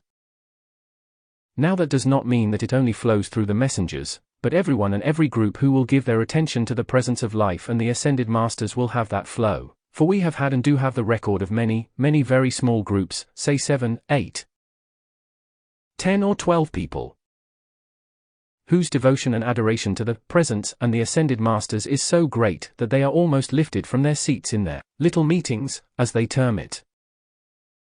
Well, that is a magnificent service, because that is a release and power of radiance poured forth that probably covers miles and miles of environment. Now take for instance the radiance drawn here. The radiance drawn in the auditorium for the classes is a concentrated, definite action and power of light, but that radiance spreads throughout the city and touches the mental and feeling world of mankind as few can understand in the outer so far. But if you saw its action from our standpoint, you would see how magnificent it is. Because as I said a minute ago, all cause comes from your feeling world and through it. Therefore, when your attention is upon the presence of life, you are having the perfection of life flow forth because you are not qualifying it with discord. Will any one of you tell me that you can have your attention upon the presence and feel discordant or unkind? Could you? I think not. If you were extremely discordant and held your attention a few minutes upon the presence, the discord would not be there, therefore showing that the attention to the presence, whose light is the governing power, does govern even the human feeling. That is how anyone can harmonize themselves, still themselves sufficiently to allow this power to flow forth and render whatever service in their body, in their world of action is required. The messenger just had a letter he opened last evening before retiring, that we have been watching for some time. These individuals were having a little difficulty in getting the full power of feeling into their application, but in answer to a letter, now notice this, in the answer to their letter, not in the words that were stated there but in the radiance that went with the letter, did their release come. And it came instantly as soon as the letter reached their hands and the radiance contacted their physical structure. That is only one of the thousands of instances where that same thing has occurred. But these blessed ones' words could not convey to you their gratitude, their rejoicing, for they had held steadfast. And yet constantly the wonderment kept rising within them as to why they had not had greater results. Then on the instant they realized that their attention in spite of their effort had been somewhat divided, and in the radiance that went forth with the letter that wavering in the consciousness, in the feeling, ceased. And of course instantly flowed forth the power to render the service. May I try to convey to you just now in connection with that in your endeavor, in your call to the presence of life you need to watch and guard that your feeling is not divided in your attention to the presence in your application. And I know your blessed hearts still are not firm enough against sympathy, against self-pity, against self-justification. And shall I say something to you that is almost startling? How do you think it is that individuals sometimes turn aside from this work, this great light? Shall I tell you the secret back of most of it? Self-justification. It is one of the most dangerous things in human qualities. My dear ones, watch, guard yourselves so firmly against human sympathy, which is agreement with imperfection. Guard yourselves against self-pity and self-justification. Self-justification is one means by which the discordant qualities of mankind will rush in upon you perhaps quicker than on most any other thing, because it is so very subtle. And would you believe me when I say to you that it is even more dangerous than anger, because it is so much more subtle? That is why this morning, I am taking advantage of this opportunity to prompt you on some of the things which I am sure most of you are quite unaware of. Now there are 3 activities of life when once held in their purity and perfection that will produce immediately any given result your attention is fixed on. Few yet understand the infinite power of their attention, and yet every one of you who has held your attention fast, unwavering to the presence, has felt and had the immediate results. Then may I add another thing that is so vital to stand guard against, human suggestions. My dear ones, you have no idea how tremendously you are affected, and that does not mean just through outer expression, but it means through the feeling acting in those about you. You can take on suggestions from the feelings of individuals quite as readily as from the spoken word, because the feeling is more subtle and less on guard. If something is spoken that you do not agree with, you are immediately on guard, but not so in the feeling. You many times feel a discordant feeling and of course you do resist it, but you don't hold that guard. Something else takes your attention, and to some degree some of that feeling has reached into your world. Now that is why, beloved ones, the messengers have urged the student body throughout America to use the violet consuming flame, and hold the tube of light about them in their call to the presence. These things could not occur, my beloved ones, I mean the feelings from individuals could not enter into your world if the violet consuming flame was kept in action, and the tube of light drawn for your protection. Now you only have to make the call to your presence, and your presence will do that, but notice please, don't be off guard. If you have called the presence to produce the tube of light and hold it invincible, and then you become violently discordant, you will break through that tube of light and make an opening, because you are the one who called the discord there through the discord in your feeling world, if your feelings are strong. Call the presence to hold its full protection about you. Oh, my dear ones, please understand these are not just words, but they are laws of your life in its simplicity, in its glorious, almighty action, and if you will give heed to these things in the requirements for your perfection, you will have it very quickly. I never cease to marvel at our freedom, seeing as we do from the unlimited standpoint. Oh, my dear ones, just think, so few years ago we stood in limited bodies just like yours. Can you wonder at our enthusiasm, our eternal joy that now we have this freedom, still seeing what a short time ago it was that we were here, as limited as you are? Many times people have felt, well, if those children without any more effort than they made could have their freedom, why can't we? Are any of you the choosers of the wisdom of life? Our life stream in its wisdom saw fit to give us our release. I cannot tell you why your life stream compels you to make effort, but do you not see that it is necessarily the law of your being that has something there that compels the necessity of your effort, which is your conscious application? I cannot tell you why your life stream chooses to cause you to make application. Of course I consider myself one of the most fortunate of beings, for good heavens, dear ones, I made so little application. And if this good messenger thinks he was fortunate in being taken under Saint Germain's wing, I think I am still more so, for in the great service he has rendered to the world, I feel I was rendering so little for my freedom. Do you not see, my beloved ones, in these illustrations how it is the wisdom of life that knows, that chooses? We cannot choose in the outer limited understanding what the presence of life shall do for us and through us, what it will do for one and not apparently for another, but if there seems to be the necessity of your application, for heaven's sake, make it with all you are. That is the thing that counts, dear ones. How do you know, you who are still in these limited bodies, how do you know that when you finally achieve the victory that you may not go far beyond me? How do you know that? You might say to me, well, how can we go beyond each other in the ascended state? Only in the amount of service we render. Do you quite understand, my beloved ones, how it is that your beloved Saint Germain still bows in adoration to the great divine director? Try to understand these things, because when a service has been rendered you, throughout eternity there is that humbleness to that one through whom that service came. That is gratitude, and it lasts forever. My dear ones, I shall never forget through eternity that night Saint Germain came for me at the mine and took me to the cave of symbols for the first time, knowing that I could function clearly out of the body, but in a tangible body. And when we arrived at the cave of symbols and for a moment I stood there on that table looking at those there, just as clear as I would stand here in the physical body and look at you, can you imagine the astonishment, the joy that it was to me? I am saying these things this morning to try to release you, relieve you of having any feeling or trying to judge in the outer why this, that, or the other thing is. Do not be concerned about it or someone else. Just in your adoration to the presence, call its mighty powers into action. Your world is the only place you should be concerned with.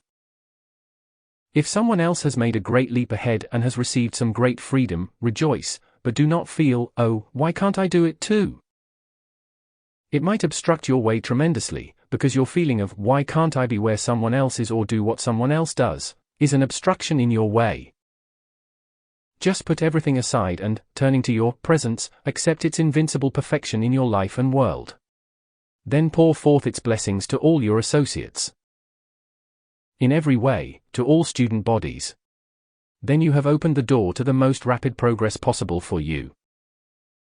Now for instance in the recent ascension here in New York, my dear ones, if the children of that family, if the wife of that good man should feel all puffed up about that achievement, then they would have placed a great obstruction in their way. That was his achievement, not theirs. Now this is what mankind must understand. Because someone else has achieved their ascension does not relieve those of the family from making the effort that will bring them to the same point. It is life within the individual that does these things. Now it might be thought that he had not made as much application as others. Well, how shall you judge what his life stream chose to do? And really it was just a little too much for some in New York that this man should have made his ascension. Well, be careful. Be careful, beloved students. Your ascension might be very close, and such a feeling might shut your door. I tell you, my dear beloved friends and students, if you have had such a feeling in your being as trying to judge another, stop it this instant if you want to be free. I am going to say something that sounds quite rude. You know you New Yorkers, and I do not mean just you students, but the New Yorkers and the Bostonians have felt that they were quite an authority in the world. Oh, that is true, but I say this very kindly because I want you to be free from it. Who is authority in this world?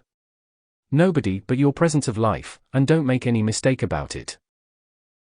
My dear ones, the people of wealth and social position who stand and look upon the world and say to the rest of the world, you are crude, I have to draw myself away, that individual is drawing himself away from life. And to think that one day not so far distant all of that foolishness and prejudice of mankind must vanish. In the humble hearts of mankind sometimes is that great magnificent light. When we wish to draw aside from our fellow man, we are drawing aside and away from life. And I say to you, whatever your position in life may be kind to your fellow man. Be willing to reach forth a helping hand through your mental and feeling world to bless them in all their ways. Only thus can you have freedom, beloved ones. Mankind, oh how we rejoice, is coming into an understanding of life that is changing everything everywhere. This vast, magnificent change that has occurred in your cities is glorious to behold. Now this activity is taking place in the mental and feeling world, dear people, and you will see the outpicturing of it some more. And when we have witnessed the attempt to ridicule this great light and the messengers, what a pitiful thing it is on the face of this earth. Any person who tries to ridicule this work, this great light, or the messengers is not fit to shine their shoes. This is a mighty truth of life, my dear ones, and you have observed no doubt that we do not spare human beings' feelings. We tell the truth and they may like it or not. That is how mankind is to be set free. That is why we love you so much, because we can tell you the truth. You will observe, my dear ones, that the beloved messengers have never sought wealth, they have never sought influence, because this work, this great light must stand upon its own, and it has and always shall. Of course the messengers and we appreciate every assistance and every endeavor to carry this light forth, but the light must stand upon its own. It cannot stand through human influence. It cannot stand through wealth, but it is its own wealth and will one day release from the treasure house of America that limitless wealth so that every student in America and the world will know what it is to be free of want of any kind. That comes from the treasure house of your individual presence of life and the treasure house of America. If the presence of life in its great wisdom chooses to use certain channels, then there is not anything can interfere with it. Do you see that? You know I want you to so clearly understand this morning how in the very beginning of carrying forth this light, individuals all over America have wanted to introduce the messengers to people of wealth to call forth that assistance to expand this light. Sometimes the messengers refused to be introduced because they saw that there was unknowingly an attempt there to try to draw from outer sources to carry on this work. That would have meant its failure, beloved ones. All conditions and all activities of truth have sooner or later fallen into that feeling that they must look to outside sources of supply to gain hold and maintain the freedom of the power of that part of the truth which they conveyed. Each time it has meant the failure of it. That shall not take place in this work. What comes forth through the messengers to carry on this work will come through the call to the presence of life, which is the treasure house of this universe. Now then, please understand me earnestly, sincerely, if it were not that the student body must give in order to receive their freedom, Rex, Mr. and Mrs. Rayborn, Nada, and I could have released into the hands of these messengers the limitless supply of wealth for all that they ever needed in carrying forth this light, but we would have deprived the student body of America of the necessary effort for their freedom. There are many ways in which mankind can give. If they have not money supply to give, then they can give kindness, blessings, and the call to life, which is sometimes quite as important. That is the feeling of release within the individuals, blessed ones. Now let me try to release everyone from the feeling of financial fear. Your presence is your treasure house. Its wisdom is the governing activity of your individual world if you let it have a chance to do it, but if your fear is too great, it acts within your feeling world and constantly clothes the stream of energy as it goes forth, holding sustained that fear. Now this good brother, the messenger, had perhaps as great a fear of financial limitation as perhaps any person, but when he found that he could take his attention off of the appearances of that limitation and put it on the presence, which was the treasure house of his world, then that vanished. And it exists no more. That is how every one of you must release yourselves. Every time a thought or feeling comes of financial limitations, say, Mighty I Am Presence, I know this is not true. You know it is not true. Take that feeling out of me and replace it by your strength, courage, and assurance that you are my treasure house, that in my call to you will come the financial release and supply which I require. If you would take that firm, unyielding attitude, there would not be one that would not be able to call forth the financial supply they require for their happiness and comfort, and whatever they wish to do in the service of the light. Why, my dear ones, there is wealth waiting for you that would almost pay the national debt right within our hands, within our grasp, within our control. Rex and I often go to the mine in our tangible bodies. The men do not know that we are ascended beings, because we make ourselves look as natural as possible to them. Then you would perhaps say, well, if you can come to those miners and ranchmen out there, why can't you come to us? Do you know, my dear beloved ones, that the wisdom of your life has something to say about that? Do you not think we would readily and joyfully want to come? Do you not see that? Do you think we would withhold anything that would give you strength and encouragement? Do you not see, my beloved ones? I am trying so earnestly to have you see practically why these things are. We cannot go against what the wisdom of your life stream requires, and I want you to feel that. I want you to feel at ease, and rest in that. Just turn and rest in the arms of your presence, and let its wisdom govern these things that you may not wholly understand in the outer. Oh, my dear ones, in all the magnificent splendor, majesty, and power of these great ascended ones, they are the most practical beings, so wholly unassuming. They would as readily go within your so-called slums of the city and reach forth their perfect hands, and touch those individuals and restore perfection there. Then, is there anyone in the pride of the outer world that should say, I am more holy than thou? Oh, my dear ones, that day when all human prejudice goes down and the great outpouring of loving kindliness and helpfulness comes forth from mankind, then how quickly will all conditions of the outer world be transmuted and mankind will stand in the supremacy of life. How we love you, beloved students! No words could express that to those who are standing so loyal and so staunch to the light. Stand more firm than ever, beloved ones. Stand unyielding in that firm, great calm unyielding call to your presence of life for what you require. Hold your feelings harmonious that the power of life may render that service quickly for you. There are thousands and thousands in America today who are almost at the point of instantaneous answers to their calls. And let me put this one point before you here, when you see new students come into this light, do not forget that your great work. Don't say this to them, however, but your great work, your mighty decrees have gone forth in the mental and feeling world of those blessed ones and have performed a certain preparation. And if they come into the light and apply the law with an apparently greater outer appearance of power than you have done, do not object to it. Do not wonder why it is, because you have been a part in their preparation for it. Because do you not see the preparation must go on in the mental and feeling world first before it can find the outpicturing in the physical, or through it? That is a natural process, it has to be. Therefore, if someone recently came into the work and has great success in their application, well, rejoice in it, but do not feel he or she is an upstart in your midst. Thank you for your loving hearts. Thank you so much, my dear ones. I feel it deeply. That great love in your hearts is the open door to the perfection of life. Let the great power of your presence flow forth, that is the balance of love, wisdom, and power in perfect action to go forth in your world and touch the people who touch your world, and lift them into the glory of its eternal perfection. I thank you. Unveiled Mysteries. Volume 1 by GODFRÉ King. The Magic Presence. Volume 2 by GODFRÉ King. The I Am Discourses. Volume 3 by the Ascended Master Saint Germain. Ascended Master Instruction. Volume 4 by the Ascended Master Saint Germain. I Am Adorations and Affirmations, I Am Decrees. Volume 5 by Chanira. Ascended Master Discourses. Volume 6 by the Ascended Masters. Ascended Master Light.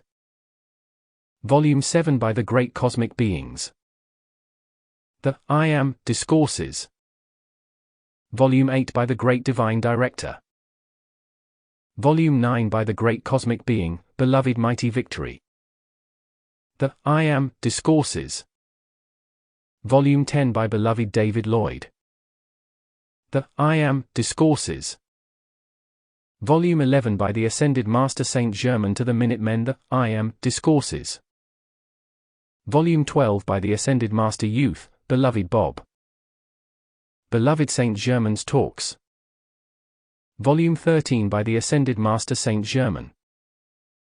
Volume 14 by the Seven Mighty Elohim.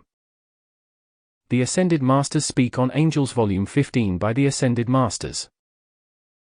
Archangel Michael Speaks on the Angelic Host. Volume 16 by Beloved Archangel Michael.